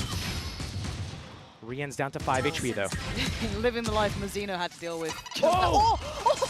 That was like a heat-seeking missile right to the feet of Rian's. And now that's the man to the good. Hold on, maybe we've got something here. And Aspas and Com, they're not falling away from this. They're sticking around. Why not? Oh, the positioning from Com's nasty too. Aspas can do a little bit of damage. They've read it really well. That's fine. They've dismantled that little double stack. Very heads-up work. They've taken a lot of damage for it, or at least Boo has. So you've got to be a bit cautious about that. We are down to just the classics left though for LEV. Keeping in mind, Team Heretics, they don't really do all that well deeper into the tournaments. If they win this series, they're in the top 3. 30 seconds left. That's mad, isn't it? We've seen some of the players on LEV, they've made it all the way. They've gone the distance. So it's on them whether or not they want to get another trophy under the belt, or if Team Heretics is going to, you know, finally collect that torch. We're talking about passing it from Fnatic, the veterans of EMEA, over to Heretics. 10 seconds left. A big win here is going to set that up.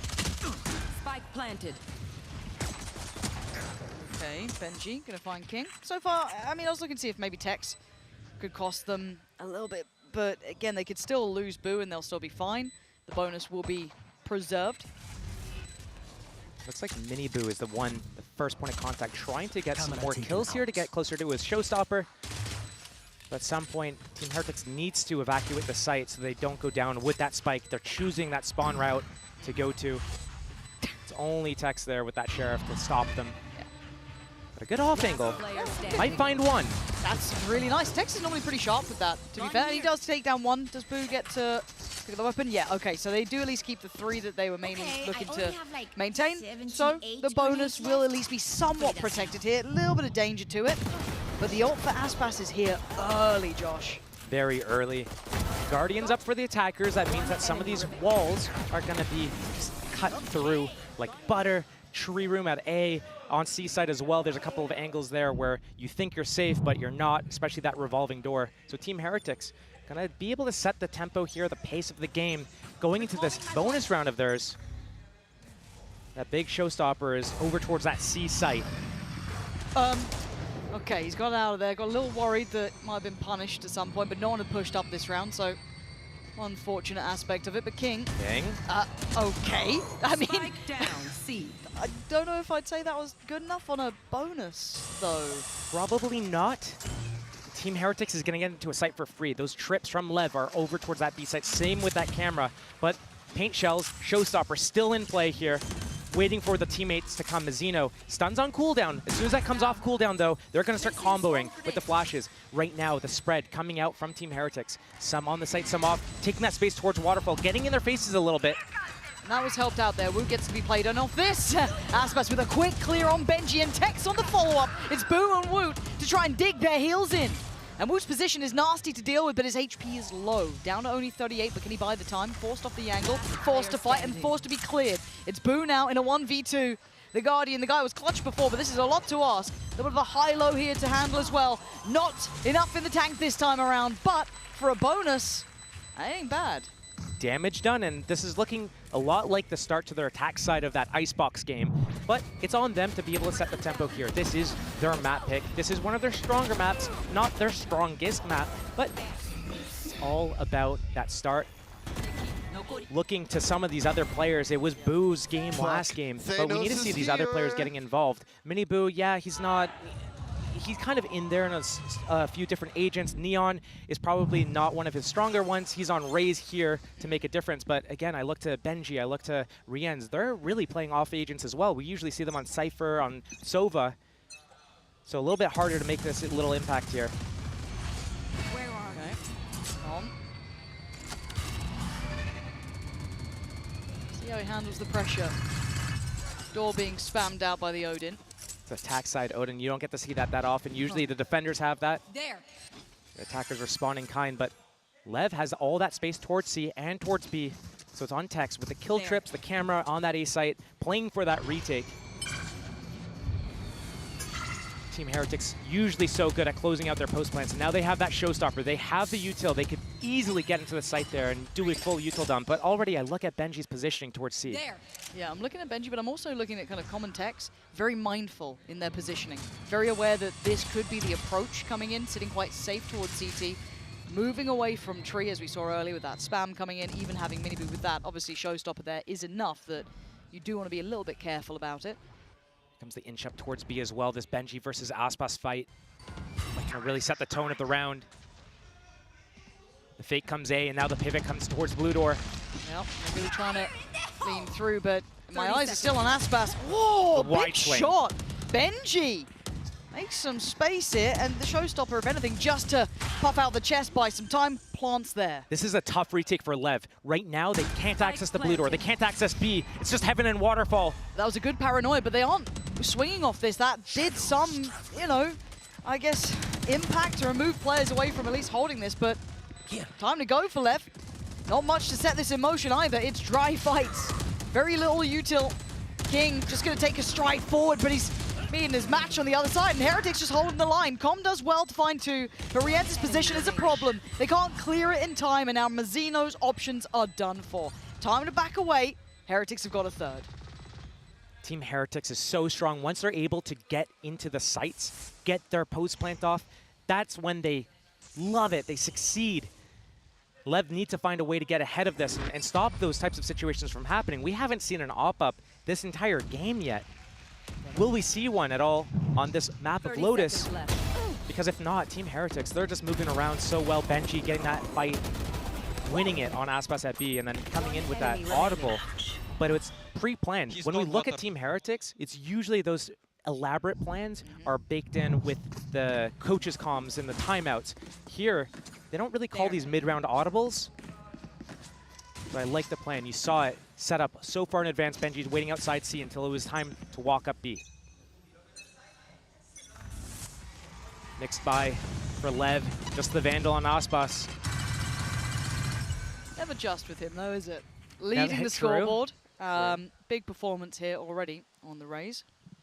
Looking good in his hands. And the question with the operator is one that's quite poignant in my mind as well. Is do we see that lent towards an option, certainly, for either side if they do feel it is necessary, but not really seeing it yet here.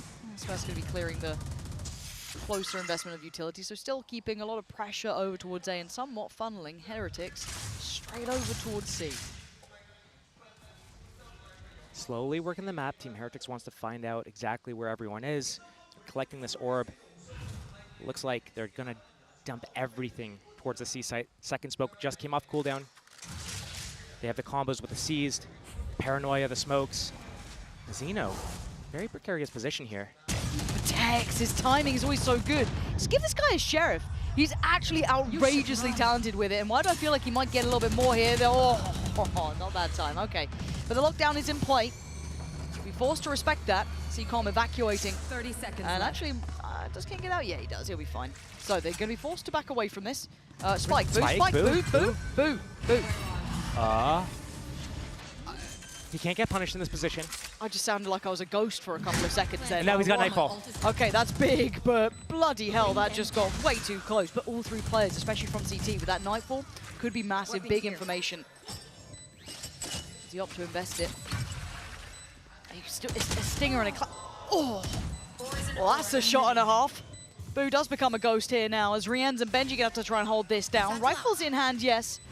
And time on their side, but Aspas, beautiful moves, but it doesn't matter. But he's put to bed, but now on 1v2. It's still game on. Rienz the drop down. He's gonna, Rienz, you gotta run, boy, run! Oh, no! Wait, the time!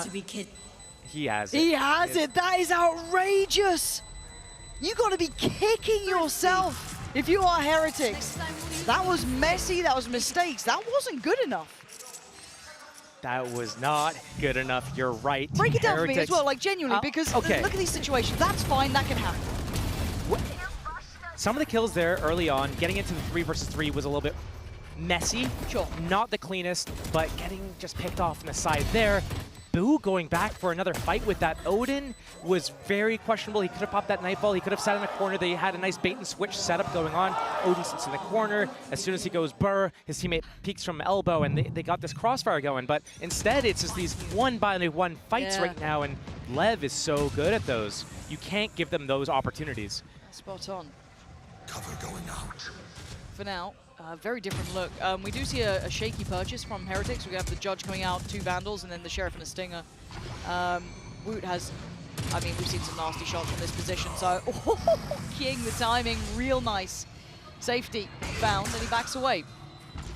Good early work, man advantage, don't need to overextend now. Good job working with that chaos as well. Lev from multiple different angles, like whack-a-mole. Nightfall for the defense side. Oh, but the slip through from Miniboo. Mazzino's a wet, but the shot is sharp. Nightfall for the attack side.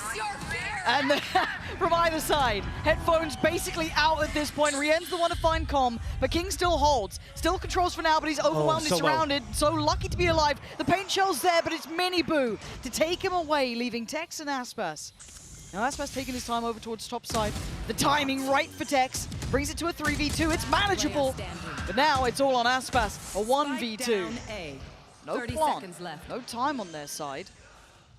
Double They're peek. looking for the fight. They get it. Nicely done in the end. Similar to what happened on Icebox, actually. Lev wins off the back of basically a thrifty.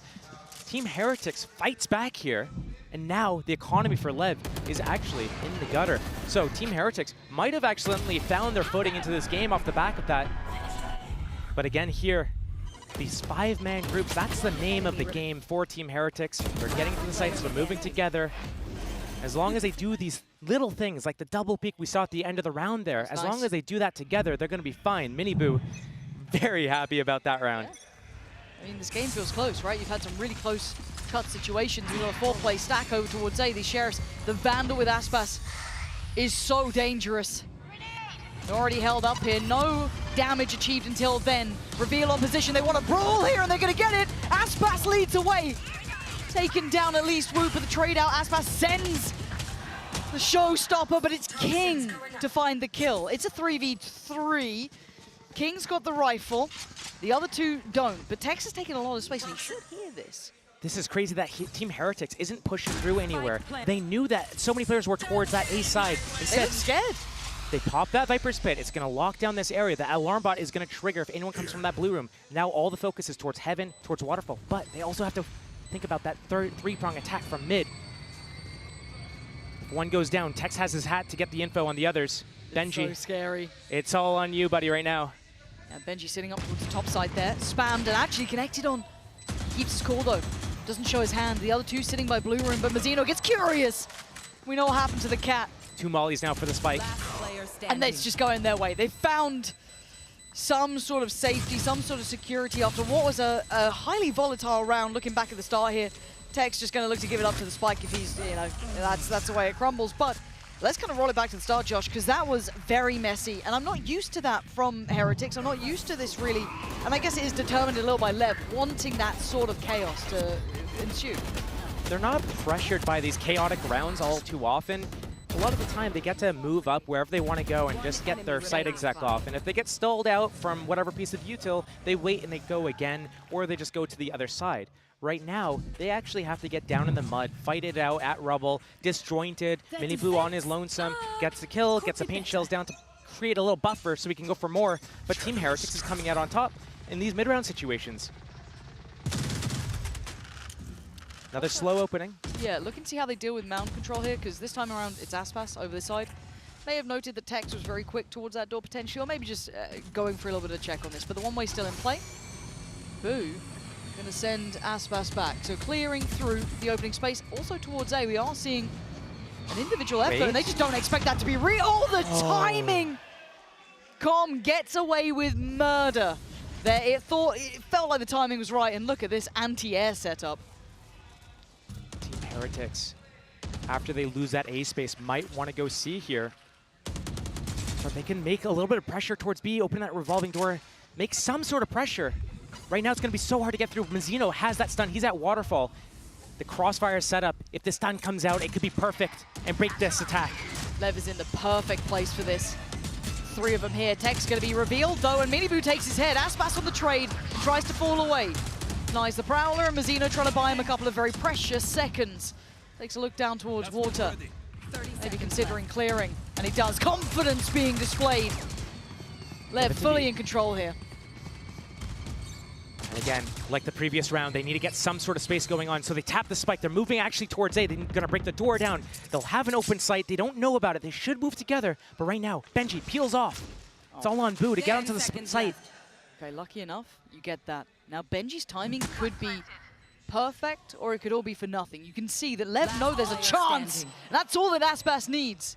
As Boo, a 1v4. Hey, Icebox, he was good. 1v4 good? I don't know. They're already starting to clear through by door. Hello. Yeah, you can see where the trouble happens. There's not a chance in hell. Lev really solid there, but it felt like Heretics didn't want to adjust around C. It felt very headstrong on approach, and it was very red at that moment. Again, these rounds are getting really sloppy before Heretics is able to get into the site and get whatever plan they had off. They're getting disrupted. Lev is doing a really good job of getting in front of them. And I'd love at the end of the round there, the fundamentals from Lev, understanding it's a 4-on-2, waiting for the push from Benji, trying to equalize, isolate a fight, catch someone in the back, moving together after they kill him, make sure that they're not, when they win the round, they're doing it with 3 alive. Right there, they get it with 4 alive. Beautifully played. And Team Heretics, they're still in the lead. I'm looking to see if they can string rounds together, though. Aggression over towards Mound looks like their first put of call. More often than not, they'd like to get cut off by the door, but this time around, you got Tex maybe watching that. So I quite like this adjustment. Benji? Hold on, this is a problem. Benji, oh, the reward is unbelievable. I thought Tex was holding that. This should be an instant speed up. Heretics never does this, though. They always pause and hesitate, and sometimes they miss their timings as a result of that. So it's on them to make a perfect decision here, move together in this mid-round, because Lev has done such a good job in some of these situations with gambling correctly, being in the right spot, and Tex on this regress. I mean, talk about feast or famine. Let's see. Too many targets. A nice try, but it wasn't going to work out. They're going to at least have a good idea where Mazzino is, but it's calm. Individual efforts aren't going to win you this round. No one able to bail them out. And Heretics looking to keep this ball moving, at least in their direction. This does feel bizarre, though, because that didn't feel like a Heretics round either. That felt very up in the air. A little dependent on Benji doing well in that situation, which he did. again, another chaotic situation. Before they're able to move up, get that C-mount control, get that orb, and start developing a round where they execute onto the site, LEV presses the issue. They try to fight at Mound. They open the door. Benji's like, wait, what do I hear?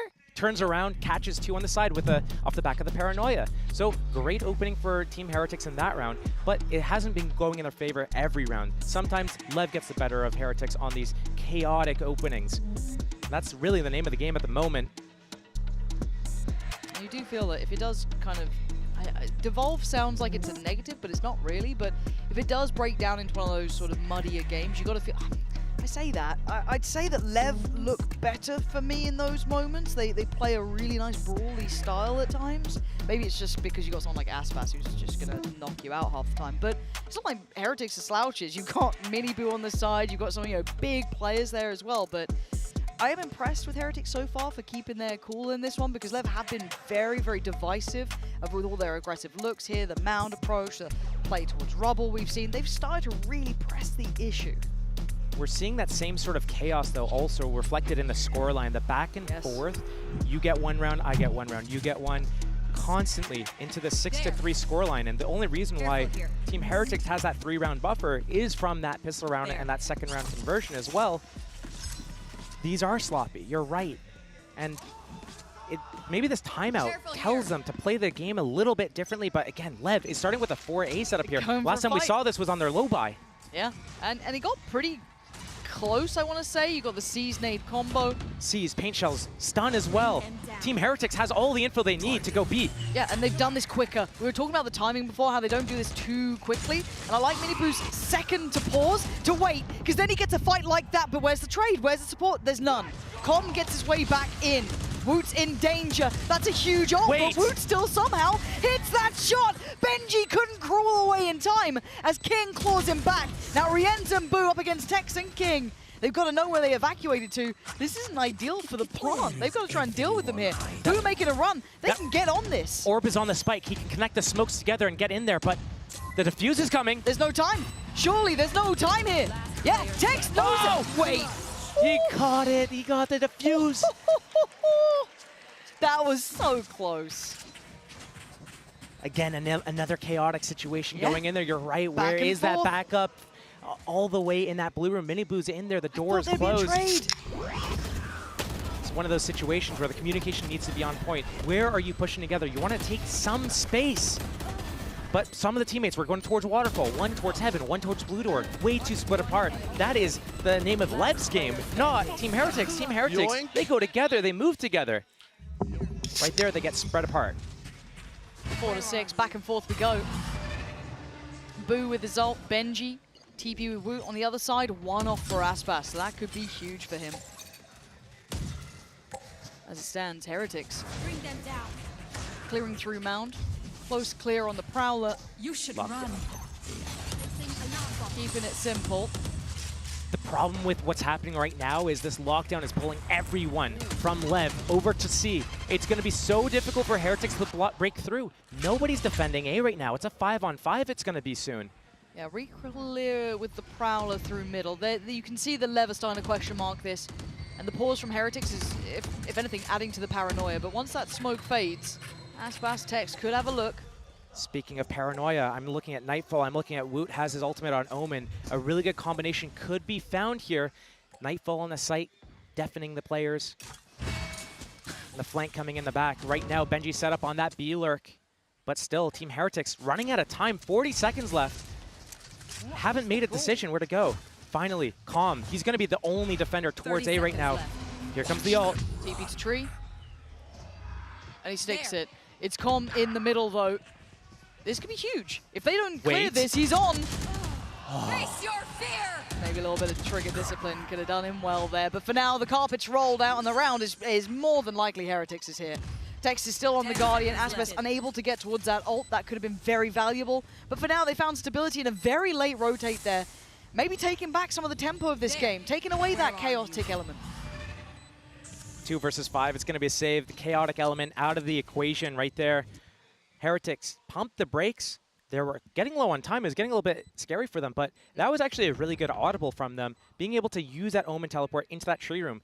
You know that usually if there's a defender, they're up all the way, looking at that doorway, trying to get that spot and then back out. Someone's going to be playing in tree room at that stage in the round. That's going to be crazy. And then Benji finding that pick on Mazzino at that rotate at B as well, just inserting the players into the proper positions. Team Heretics is doing a really good job in some of these mid rounds, which we weren't seeing so much on Icebox that much. We had to wait for those timeouts to come in, the coaches to start talking for them to be able to get those off. Yeah. And right now, Lev is letting this game slip a little bit. No, it does seem like it's falling between the fingertips here. It's not completely out of the realms of reality, but as I said, the chaos being quelled here. We're starting to see control back in Heretics' hands.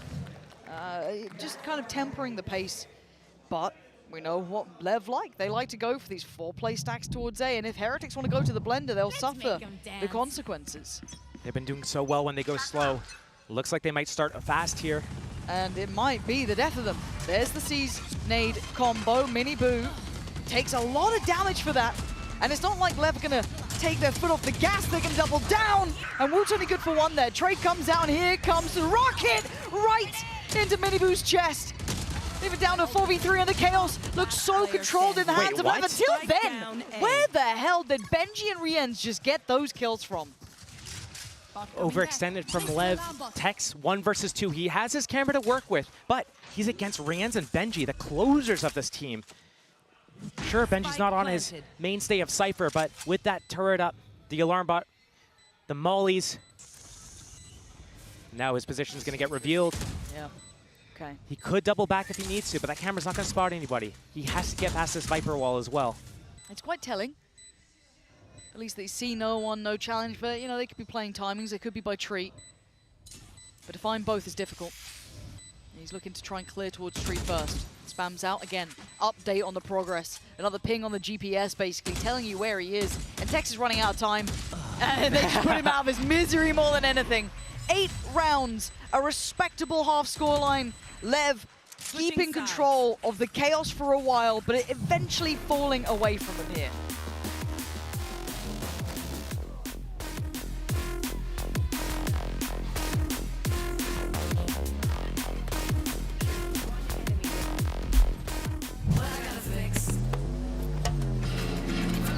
Oh, come on. Trade in any phone in any condition guaranteed and get $800 off the new Galaxy Z Fold 6. Only on Verizon.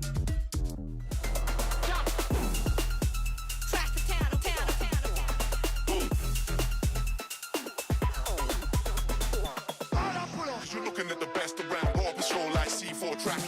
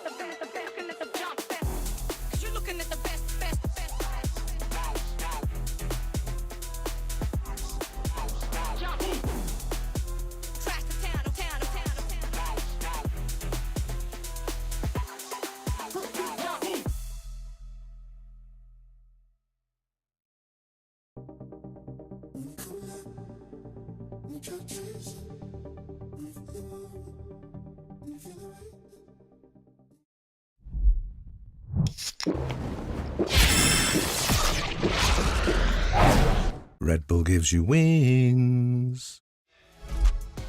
As much as Lev wanted to bring this down into the mud a little bit, get chaotic, get brawly, Heretics rose above, keeping 8 rounds to themselves and dropping the 4, but those 4 were in the gun rounds, really. It did get to that point where it got very dangerous.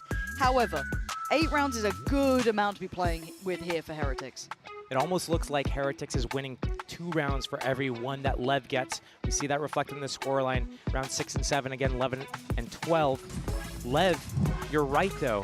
They need to find a way to reserve their chaos. They can't let it all go at one time because it's gonna, you know, it takes something out of you. So they need to make sure that they pace themselves for the long game here. It's gonna go to Haven otherwise if they're not able to get some sort of form on this map. Find you. Let's see what the tempo's set like. Now LEV get their opportunity to attack. Let's see how they look at it. Haven't seen something slow in a very long time, it feels. Yeah, it's been like high octane from the very start. But a big gamble trap setup from Team Heretics. 4 players pretty much eyeing up the same spot, right? They got that turret watching B, Benji's watching C. It has to be A. They're not going to move from here until that timing. But Tex, he's expecting some sort of push towards C. LEV, it's a minute left. Bring them down. Prowler, going to be handled. Keeps them very present. And I feel like LEV don't like what they're feeling. Like, whatever this is, they don't love it.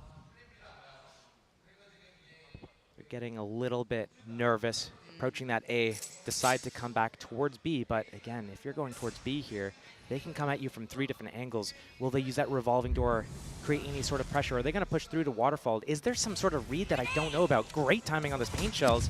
How does he know to use it then? Maybe the smoke timing from the attacker side. Could get some pressure here, though. He's got support, and now the door going to be tested. You're looking at the likes of Benji to try and hold back the flood. They're on the way, though.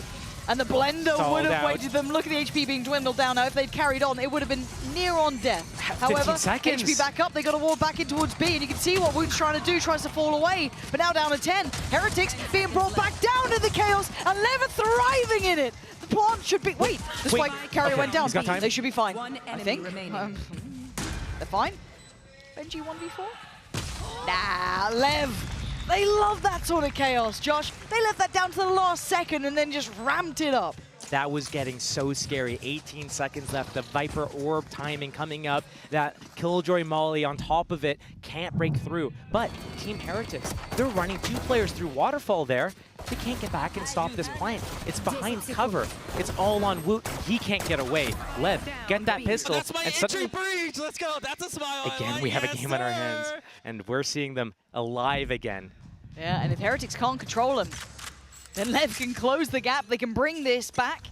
This could be a 2-0. Stacked, however, yeah. Boo, he's got his haunt, ready to come over top. But I don't know what other abilities they're going to use. They just have to swing together. They just have classics at the moment, a paranoia as well if they need it. Looks like Woot is ready to do it, but that Prowler spots them.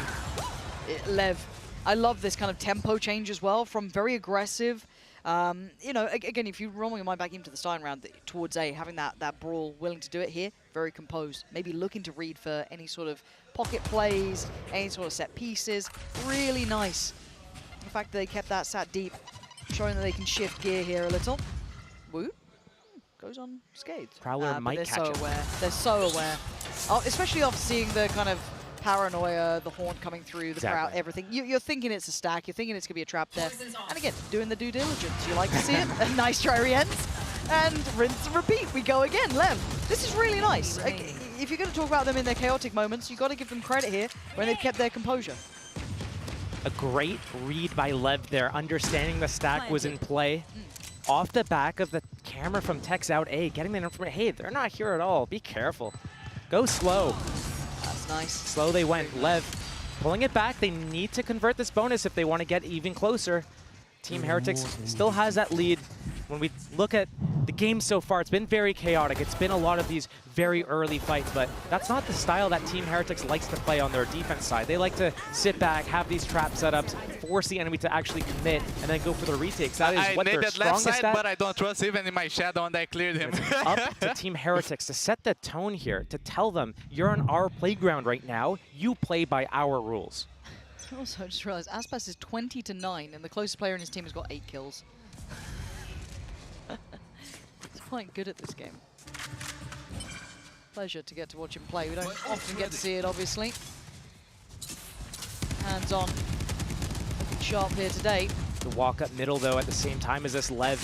Just using C as a little bit of a fake. They're going to probably go through the revolving door, but re-ends. Oh, in case they needed a little bit of luck on their side. Why not? And they're going to go on this. I quite like that. Just instinctive play, smart approach, heads up, reactive, and it works wonders. Look at this guy, reigning supreme. Massive impact. The back of a blind shot that worked. Sometimes you get them. Now they get the plant too. Boo and Woot, irrelevant to this round. Converted bonus for Lev. A save from Team Heretics. Look how close he is to his ult as well. Yeah. Jesus. Yep. Must be nice to have an Aspas in your team. Must be nice. How do you lose? But they weren't losing all that often until, was it Trace happened? They're doing pretty good. True. Right now, though, Lev showing why they're veterans. That championship level quality coming through here. Team Heretics, they are the rookies, and they're showing so much determination and grit, but they're starting to slip a little bit. Icebox, they had Lev on the ropes a couple of different times. Lev turned it around and stole it away. Team Heretics, again, in the lead on Lotus. This is one of their stronger maps here. They need to be looking to close this out, so losing those first players at the start of the round there, not looking pretty for these guys. Gonna have to do a little bit of a mix buy. Maybe even let Lev get up to that 8-8 tied scoreline. But again, can they set the tempo? Can they make Lev play by their rules? Or is Lev gonna be able to run all around them? Let's see. The Sheriffs, the Stingers, the two remaining Vandals. Well, two Vandals, not even remaining. And look at the Outlaw as well. Could be in the right place to get some good damage done. Aspas gonna lead the charge. Takes at least control of the corner and then over towards Rubble. While that happens, Benny Boo. Try and get towards his ult here. And they wait for a fight. And if you're Heretics, you're probably not really wanting to give them too many early fights. This push I'm seeing by Miniboo getting really aggressive on that mound line. He is the only player between the attackers and that C site. Right now, Team Heretics just in a little bit of a loose, flexible setup towards that A and B. Not really anticipating this, and once Miniboo goes down there, that site's gonna be way opened up. And Lev looking to kick up the pace and take this off the back of that kill on this player. So extended forwards, and already in the site is Aspas. He took a little bit of damage, but Omen teleport to get in here as well. And Team Heretics, they're fighting. They're trying to fight in the chaos. But you can't fight against these guys like this. They were made for this sort of chaos. Looking so cool under all that pressure, and it's dwindling. There needs to be a timeout for Heretics because Leviathan have turned up in this half. Sharp as hell. Left. A scary prospect. And Aspas, this ult locked in, ready to go. Scoreline will be back. All even. Benji, come on. Okay. Oh, what? Are you going to shut me up? I'm down to learn my lesson, Benji. But how are you going to find the last two? Because suddenly they thought the round was done. Brought back to attention. Vandal in hand. He's running low on time and he knows it. 5 seconds, or not 5 seconds, 5 bullets now, down to 3. Valiant attempt. So close. Damn nice attempt. You got to give credit where it's due. He tried damn hard for that one. But 8 apiece, Josh. Surely there's a timeout for Heretics now. I would be inclined to agree. They still have theirs. They had such control of that first half. Smiling, happy. They know they're in control. The body language of Lev in previous matches as well hasn't looked this good. It's been not happy, tense, not smiling, yeah. tense. Yeah, you can feel it in the air, in the room. And Team Heretics right now leaning on those coaches for their experience, for the different perspective, maybe icing the players out a little bit just to keep them calm, remind them of kind of where they're at. Yes. Better. Remind them of how they got here even. And it is a very different environment. If you've, as much as Heretics have been, obviously, a highlight to witness, a very strong team as of late, the caliber on Lev is a different quality. I mean, we have champions, winners in that team. We have the highest caliber possible. So they keep their cool under all of the scrutiny, all of the high tempo rounds, they're fine. And you've got Aspas having a nutty game, right? And on the other side, I don't think anyone's slouching from Heretics, but what are you meant to do when Aspas is up on 23-10? Like, how are you meant to stop a superstar having these sort of games? It's also difficult when you switch your composition. They're taking the composition that Fnatic runs. This isn't what Team Heretics has been running all year. They had that breach in the mixture. They weren't on that double controller. So maybe finding those adjustments is more difficult as they still don't have as many reps on this composition. Yeah. But also, they should be used to playing against a breach comp. It's true. That's a very good point. Yeah. Yeah, you're not wrong with that. But let's see what the timeouts cooked up, because generally it's been quite valuable, actually. Niels and Weber coming up with some really good concepts for them, giving them a couple of rounds here. Earlier info on this C-Take, and we do have a player now posted beside Benji, but Aspas is in the door. How much can one man do? That's the start. He knows there's another. He flies on in, he sprays him down! Aspas ripping and tearing through Heretics. Can Miniboo do the same back? Not right now. Has to peel away, but at least does some damage. 4 versus 3. Spike's still not planted, and Team Heretics inching up, looking like they want to take this fight early, but the stun's going to force them off. The plant's going to go down. Miniboo, can he spam it? They're trying.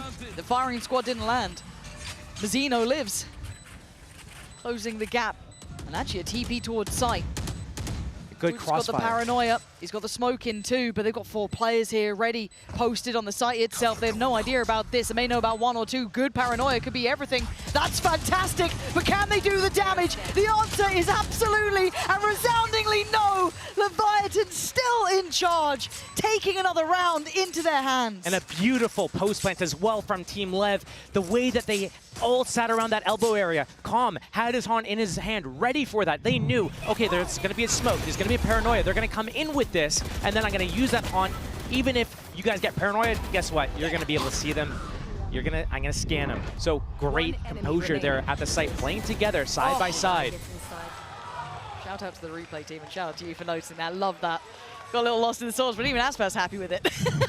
But that's completely broken the money of Heretics too. You're down to Sheriffs here. A couple of ults coming up soon, but you're going to start feeling like this game is slipping away from you. We thought this veto would be kind of mid to back loaded for Heretics. Map 1 would have been very strong for LEV, which eventually it was, but they had a very competitive series on. This is slowly being taken away from them. You can kind of feel it in the water. There's something happening here. The momentum firmly in the hands of LEV, especially after that round. Economy being broken, not a problem. Team Heretics can rebound. Spirits being broken, different story. Can they keep their heads held high? Right now they're being ripped off by Aspas predominantly. A pivot towards B. Tex holding to try and catch any stragglers, making it through on the rotation. Nice. Oh, and clean from Tex. Boom, woot. Looking irrelevant to outcome. Tex going walkabouts and getting rewarded. This could be the downfall of Heretics right here, right now. Leviathan are literally getting a stranglehold on this game. Double digits made and in touching distance. Look at the streak of rounds. It's been 6 in a row for LEV. Team Heretics is usually so good at doing retakes, but right now, they're not playing their game. LEV is controlling everything, forcing this chaos, forcing Team Heretics into these unusual fights. They're not used to it. They can't convert it. I live and for right the now, ecos. LEV is just prying them apart from the inside out. This is the difference between the good and the great. Leviathan showing depth, capability, tempo changes, everything you want to be seeing, and the superstar performance from their superstar. But it's not over yet. Couple of ults here in the hands of Heretics. The LEV showing early presence towards A. That lockdown is going to be a huge tool to use in a retake right now, but Rien's in the site, trying to defend it to his death. Maybe going 1 versus 5. His teammate's way too far away to help him, and here comes the Rolling Thunder. Benji actually gets affected by it. And he goes down. Look at this player by player. They are dropping the site fully, waving the Leviathan flag here. No way. Oh, come on. It's so clean. It's so good.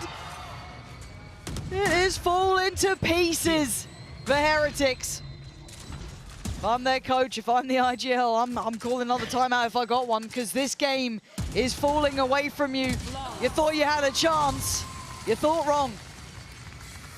They tried to play their game. They tried to set up for that retake, but getting bumped out of the position off this Rolling Thunder, moved away from the wall. Tex opens it up, gets that hat off, and that information Aspas, this flick right. It's poetry in motion watching them play right now. Everything's hitting, the reads are right. They've got it all. It's hard not to enjoy LEV when they look this strong here. Again, Heretics, they're calling this timeout. They need to get something discussed right now. The coaches need to keep these players in line. They're not getting any openings. They're not winning their opening duels. They're getting split apart. No trade kills happening. It's Benji out of position. We saw out at C Mound as well, Mini Boo went down once. At Blue Door, we saw Boo go down once. And there's no follow-up. And when these crucial players go down, it causes such an overreaction from everyone. But the way that LEV is depositing players here, there, everywhere. At outside A, it's Tex a couple times. We saw it here, catching 2 in the back. We've seen him over at B as well. The positioning from all these players from LEV, they're controlling everything. And it's like a funnel where Team Heretics needs to just fall down and get bottled up right now, because it's not looking like they're finding any success here. A couple more rounds, it looks like they're going to have to start their lower bracket run. Yes, not wrong. The lower bracket looming on the horizon pretty quickly at this point. Leviathan, though, showing signs of life late into the tournament. People question their performance, rightly so, after some surprise losses, some close games, not the same level of dominance. But now, they look deadly. What a time to start showing form. I mean, they were made for brilliance, for deep runs in tournaments. They are trophy hunters. And at this point, they're showing that caliber. We digress, as there's still an opportunity and a chance for Heretics. 8 rounds to 11 isn't impossible, but it's how Lev got to that 11. It has been consecutive. Ult off the rip. Rien's going to try and control this space. Benji. But how are they going to dissuade what's coming their way? Benji's been struggling and already going to be forced away from this. He's going to go for a lockdown here, ambitious. He is being absolutely spammed out by every piece of util they could send. Already the pain shell's coming in. Did he manage to keep it secure enough? I think he did, yeah. Lev have to try and escape quickly. That's going to get caught, but they ain't hunting that. It's control of the round. Rien still has A lockdown. Boo has that alarm bot, but he's lost his duels at B. 3 players to defend this C site and that Nightfall as well. Is that enough, though? The Nightfall is so far away that this re-hit, 5 versus 3, surely goes in the favor of Lev again. They're so good at this, too. You can see the composure on the way in. The killer instinct. The pivot back. Perfect. Tex. Gonna Nightfall. It's gonna be a 5-man. 30 seconds left. Oh, the knife. Boo, you gonna go for it? Waiting, maybe? Waiting for his team. Spike planted. You wait too long, we'll find out now. No, he reveals almost everything, barring 1. They should have got at least 4 on that, and now they gotta go. Tex under scrutiny, Mini Boo removes. It's Benji on the follow-up, and now Heretics hammering it home, finally digging into this one, and King is killed. Heretics still in the game. 9 rounds.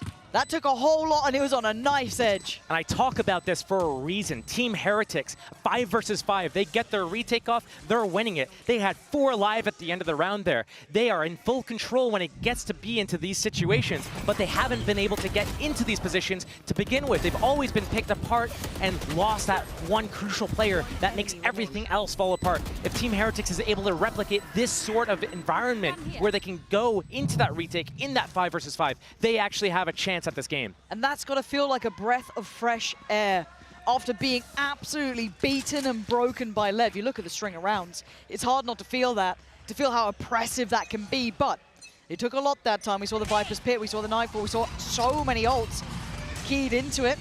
Maybe a fight over towards A early on as well. Do we see much damage from the Pain Shell? Not particularly. Both sides get to keep their lives here, but the firing squad from Lev has rounds to play with. They can be a little confident. They can take a risk or 2. How does Boo keep his life here? This bait needs to be perfect. Camera spots him, he backs away. Keeps his life, 5 on 5 still. Good timing for Boo there. As said, highly volatile in these scenarios. Tex has that op up on the attack side, looking to see if there's any jiggle or jump spot from any of the defending players here to get a little bit of information, curiosity, but they don't know. That C Mound has that alarm bot, has the player behind that tall box. Ooh, Operator, yeah. First time really seeing this coming out to play. A little bit of a switch up here in round 21. Heretics waiting. Tex wants this, waiting for someone to slip up. 40 seconds, time's going down. Blue door still intact, but Mini Boo waiting for it, expecting it. That's fast. Bobbin's just to make sure they're safe on the side. He can kind of blindly send it towards CT, hope they would find someone. It probably won't here. They're very cognizant of that ult coming in, and now we look at the retake. A TP taken over towards the trips at the very back line, so there's going to be a very fast This flank timing here is from huge. Wu. Tex seems none the wiser so far.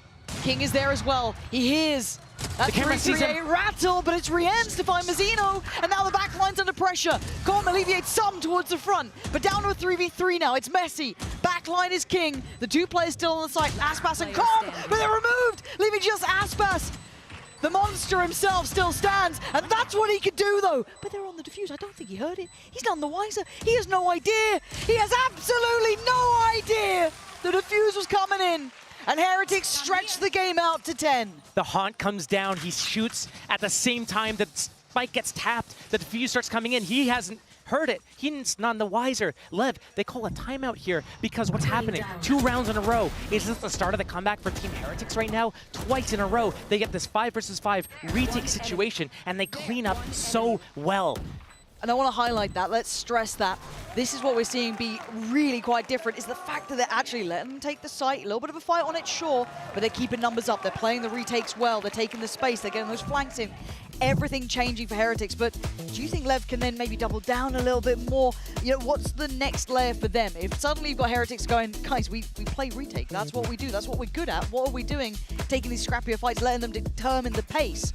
How does Lev respond if you're in that situation? The problem right now is Heretics is doing such a good job in these last 2 rounds of giving the perfect amount of resistance to Lev to make them use so much time, so much resources, the utility to get onto that site, that by the time the 5 versus 5 retake comes in, Lev is tapped dry. So right now, what can Lev do differently? They can start doing these, utilizing the broken door at the blue door area, the revolving doors. So when they put pressure on Team Heretics, not only are they softening up the defenses, but they're depositing players. We saw this from Tex earlier as well. If you're able to get players inserted into certain positions, that by the time you actually go for your final hit, now you can activate from the sidelines, get those flanks off. Now you're going to convert some rounds.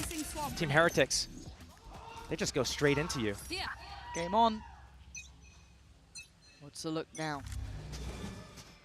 Woot. I'll find you. Behind the box. Slow opening as well. Lev doesn't want to run into any traps in the same setup from last round. Team Heretics gets spammed. That's devastating, but so good for Lev. Cage triggered. Tech's going to be noted. And I quite like the mini boost trying to clear a little bit of space behind that, show a little bit of presence by door, maybe dissuade this instant C lean. But will Lev even fall for that? They may not care. Look at they're how in. Heretics is scrambling off of this. They don't know what to do, where to go once they lose Woot there. They still need to play at that 4 versus 5. Sure, they lose the smoke, they lose the paranoia. But right now, Lev has the site. They're going to get that spike planted. And does Aspas shut him up in time? He does, taking down Miniboo, leaving Rienz, who's a mile away. Unable to affect the outcome of this round. That was clean work from Lev, but again, that instantaneous loss. It felt like too much of a gamble. It was the exact same setup they ran from the previous round. Lev did not go towards C. They didn't punish that. But as soon as he goes down, what happens? Heretics, they scramble. Instead of playing that 4 versus 5, going for the retake, as soon as they hear that spike get tapped, instantly they try pushing in. Miniboo pops his showstopper, and they double swing from Waterfall. All at the same time, they all fall so quickly, and they only get 1 player in the process of that. Right now, Team Heretics, they're going to be down 10 to 12. This would be match point. If they want to be able to have a chance to come back and go to Haven this next round, they can't slip up. 12 to 10. Oh, and they even find Rienz here. Match point. Here we go. It's aim for OT, or it's pretty much GG on this one. Map 1 was Lev's, and it felt like they slipped back into what wasn't working for Heretics. They got caught off here. Again, that initial pick, that was close enough, sure. He whiffed his ult. He whiffed his ult. I just ended still shooting him down.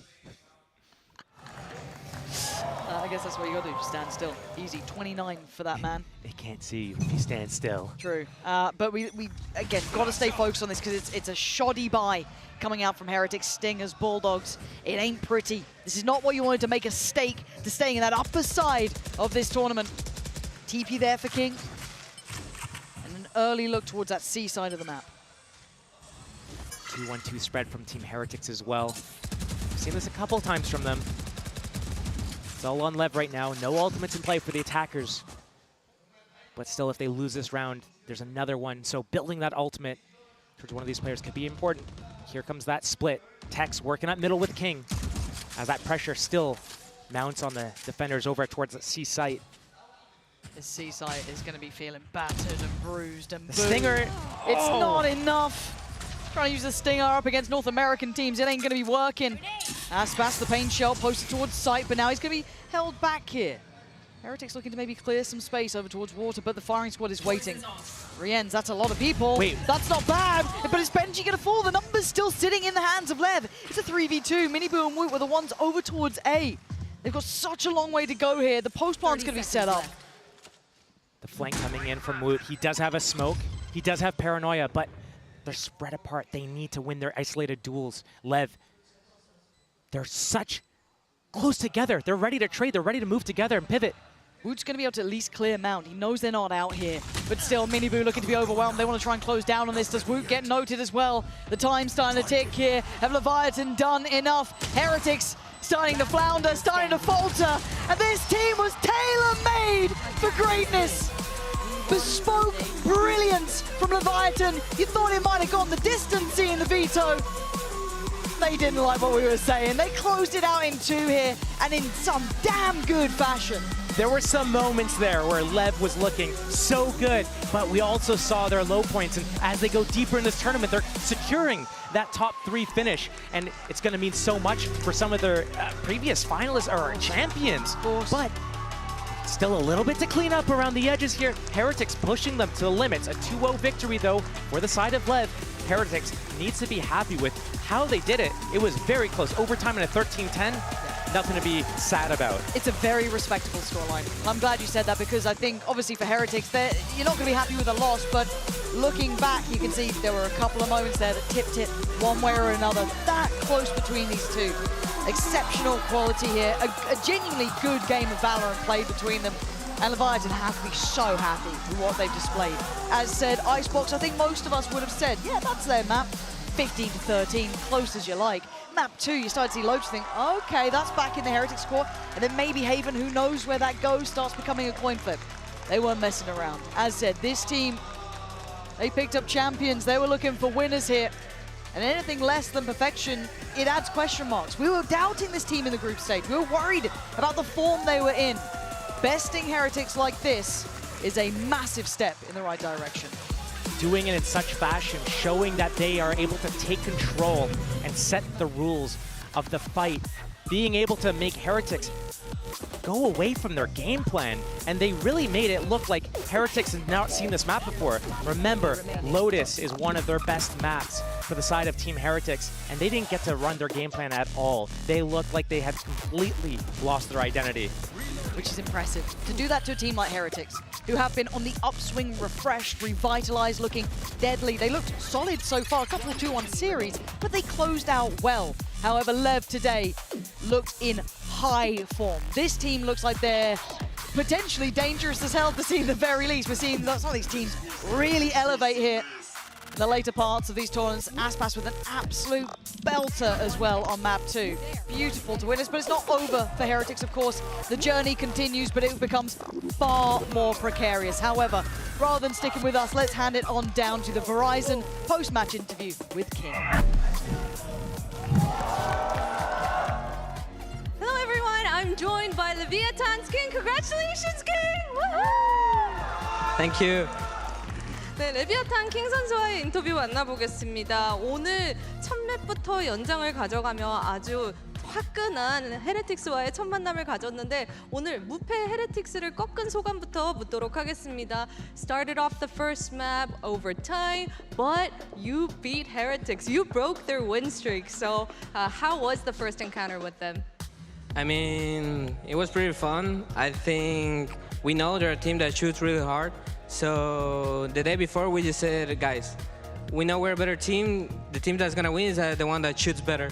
So we were just shooting insane, and yeah, it went our way. 이제 오늘 경기 너무 재밌었고요. 워낙 조준을 잘하는 팀이어가지고 자 얘들아 우리 팀원들 어젯밤에 이야기를 했을 때 자 우리 팀 되게 잘하는 거 믿고 우리가 그냥 더 잘 쏘면 된다 이러면서 오늘 경기에 임했다고 합니다. 그리고 오늘 이전 경기 EDG가 이제 결승 진출권을 먼저 따냈는데 이제 레비아탄도 결승 진출권을 따면서 다음에는 EDG를 만나게 됐습니다. EDG를 만날 거라고 예상을 했을지 좀 물어보고 싶네요. You know, the match before you guys, EDG took their ticket to the upper finals, and now you joined them at the upper finals. Did you expect EDG to be there, honestly? Okay, to be honest, we practiced a little bit against CDG. Oh. And they're looking really strong, let me tell you that much. They're playing pretty good. So, at least for me, it wasn't a surprise. I expected them to be at the upper final, so it's going to be really fun to play against them. 이제 EDG를 사실대로 말하자면 우리가 EDG를 대비하는 그런 스크림을 조금 했었다. 워낙 너무 잘하는 팀이어서 EDG를 만나게 될 거라고 예상을 했다고 하네요. So, last question. How confident are you going into that match with EDG? Spill it, King. I mean, obviously, we feel pretty confident. I think we have the momentum as a team. So everyone is just thinking into that upper final to go and win it. So thank you, everyone, for cheering for us. 제가 진짜 다음 EDG와의 경기 얼마나 자신 있냐고 물어봤는데 뭐 오늘 기세를 이렇게 쭉 타고 잘 해낼 수 있다고 아주 좋은 팬들한테도 고맙다는 인사까지 하며 좋은 기세로 이렇게 인터뷰를 마무리를 했습니다. 이상 레비아탄의 킹 선수 인터뷰 만났습니다. Thank you for the interview, King, and congratulations again to making it to the Thank you very much. Thank you. All right, thank you for everyone joining, and this is all from me on the stage, and right back to you guys. Bye. Bye. Thank you so much for that, Bella, and thank you so much for that, King, for that Verizon post-match interview. Now we're joined by Com. Hey, buddy, it's good. It's like we're doing an analyst desk. Congratulations on the win. How you feel? I feel pretty good. That was a gritty win. I think, man, I don't even know what to say about all that, but I just feel amazing right now, honestly. Yeah, you guys are playing, you know, I mean, you heard King say it earlier. He's like, just got to shoot better. Just got to shoot better. Just got to push more. Excuse me. Did you feel like that really was just it? You guys just needed to get those guns hot again? Yeah, I think it was just like getting into the game, everyone being in flow. Even if people are down, you bring up the others. Yeah. I think it was essentially all of that, and then we showed a great face. Yeah, so happy. Nice. Second time in a row at a Champions now that you've made it to a top 3. That's wild. That feeling of being in that arena when you won with EG, what does it mean to know you get an opportunity to fight for the same again now? Yeah, it feels huge. I mean, I have the opportunity to do something that probably won't happen in like the next 10, 15 years. So this is like a pretty huge opportunity for me. And I mean, we're playing well right now. It seems like all the stars are kind of aligning. So, I mean, we'll see. Yeah, and I think a lot of people are rooting for you. You're a Korean-American player, now in the top 3 in Korea, playing for a Latin American team. What's it like to have all those different fan bases rooting for you? I mean, it's crazy, especially how my year started altogether, honestly. Having so many fan bases kind of support me now and cheering for my success. I mean, I can't be ever more thankful, honestly. Yeah, now, you guys are constantly, in the mud, fighting, trying to claw your way out of a lot of these situations here. And I guess, in those moments, right, when you're going into that OT, when you guys are, fighting your way back on Icebox, a map that you guys were very much favored in, who's there? Is it the whole team? Who's stepping up in those moments to keep you guys focused? I see you, chileando a little bit in the background, just vibing. So are you trying to lay off so that everyone else can kind of jump in, or is that calm demeanor kind of what you're doing to help the team out? It's a mix. It depends on what we need at that moment, honestly, for me. I feel like in that moment, we just need to chill out and then just shoot their heads. That's all we needed to do. So I was just all right, I'm chilling. And also my teammates have gotten so good at just helping each other, lifting each other up, no matter what the situation. So, I mean, credit to them. We've developed a lot this year, and that's just a testament to kind of the year we went through as well. Yeah, and people call Leviathan a super team for good reason, but I think a lot of people were critical of your performance, especially earlier in this year. But now it seems like in America's Stage 2, and here again at Champion Seoul, you have locked in and found the form that you had when you won with EG last year. How do you rate your individual performance right now? Yeah, I would say I'm locked in, honestly. All together, it just feels nice to put together good performances on the biggest stage now, and all together, I'm just insane. I don't know. Do you think you're better with the pressure of a big stage? Say that again? Do you think you're better with the pressure of a big stage like this? I just like it a lot more. It's more fun for me, regular season matches are fun, but like there's nothing like being on a big stage at an international event with everyone watching. It's where you shine. Yeah, hey man, you could do it. You know, but you know, we won't worry about that for right now. We won't worry about that. Take it one step at a time. Speaking of, your next step's going to be EDG. Any thoughts on your opponents going into the Inspire Arena? I'm gonna be honest, whenever I saw them coming into the event, they look good. Like they have a lot of the stuff kind of figured out. They're playing really confident and together, you know, like honestly, I think this is the best Chinese Valorant has looked since the start of the game. For sure. This is probably like a big opportunity for them, like not only for us, but for them as well. Yeah. So I mean, they look good. Like, I say we look good, but they look good too. It's been a long way since Boosty last year saying that EDG would never beat an America's team. Oh, man. Hey, we will never let him live that one down. But then you can see the bracket and how everything shakes out there. Of course, you're going to see EDG going up against Leviathan. Now, coming up tomorrow, it's going to be our last 2 days here at the COEX Artium, our last 2 matches, rather, excuse me, as we have back-to-back elimination games. Sentinels going up against Fnatic, which was a matchup that I genuinely thought we could have ended up seeing in a grand final. And then you had Heretics going up against Zero X, which, by the way, is genuinely a matchup that could have thought would have been in a grand final. So this is crazy. Com, you got any thoughts on these matchups? These are all bangers. They like, are, man. everything is just so good. I love watching this game. So many different styles, so many different things that can happen. I don't know, this is just exciting for me, and I'm competing. Yeah. How good does it feel to know you have 5 days off until the next time you have to play, and you don't have to play in those lower bracket matches? I'm just vibing. Like, I'm having a good time, you know? Just, you know, enjoying the moment. Are you going to have time to do anything fun in Seoul? Some Topoki. I hope I can maybe, like, see my family or something. We'll see, honestly. I'll plan it all. We'll see. Yeah, I'm sure Papa Com and them will make it happen one way or another. Well, hey, I won't unfortunately be there to root you guys on, to see you guys play at Inspire, but you already know. I don't need to say anything else to you. We've talked a million times, but I'm ever so proud of you. Keep kicking ass, keep doing what you're doing, and have fun in the process. You know what I mean? Always, baby. That's it. That's it for me. Oh man. Well, it's been an absolute blast. I want to thank everyone for putting up with me for the entire season. I'm wrapped, so that's it for me. Yinsu's going to be taking command chair of the Enterprise moving forward with the rest of the crew. And I just got to say to our entire team in Seattle, to our crew in the back right now listening, to everyone who's put in so much work, thank you so much for putting your trust in me. I genuinely love you, and I really do appreciate it. We'll see you next time, folks, but don't worry. There's going to be more matches tomorrow, and it's going to be awesome. See you then.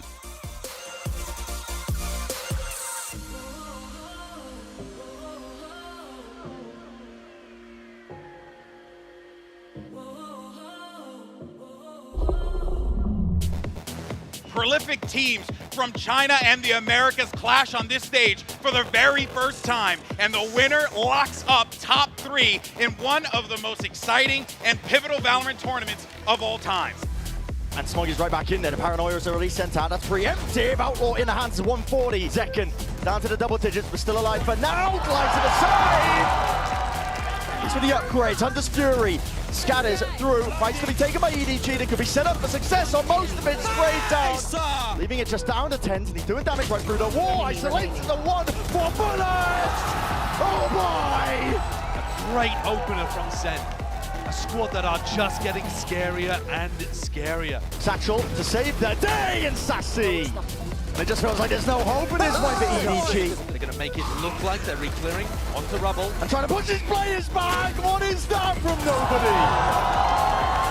On to the back of the side here, but as the smokes dissipate, Smoggy, EDG will not be denied a chance for greatness. Zekken slowing up, he takes our first point, and precision is just unreal. Overdrive popped off, Kang! Whipping his way through and behind, he's gonna try and defend this one. So QT brought down, but it happened. There's a chance and a potential.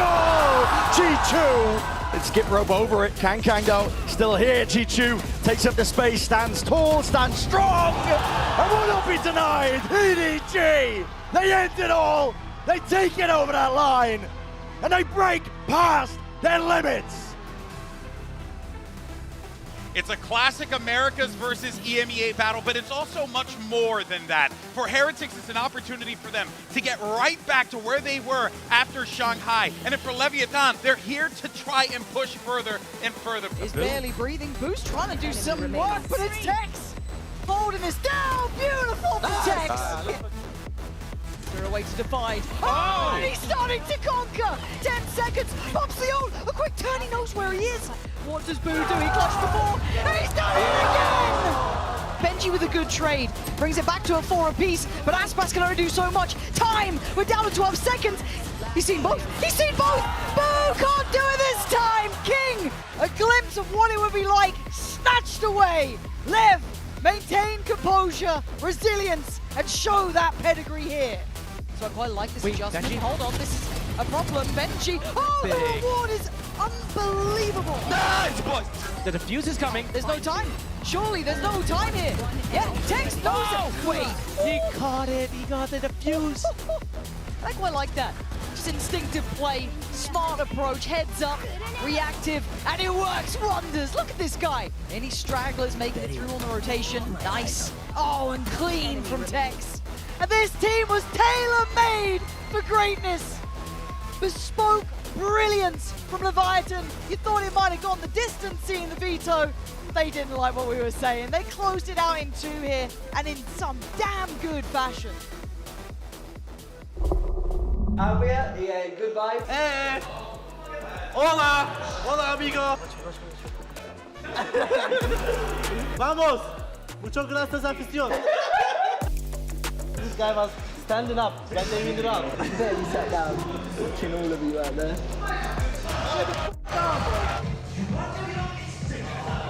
Wait, let me think. Here we have a wild Althea about to do an interview for the Chinese broadcast. Ain't that right? That's what we like.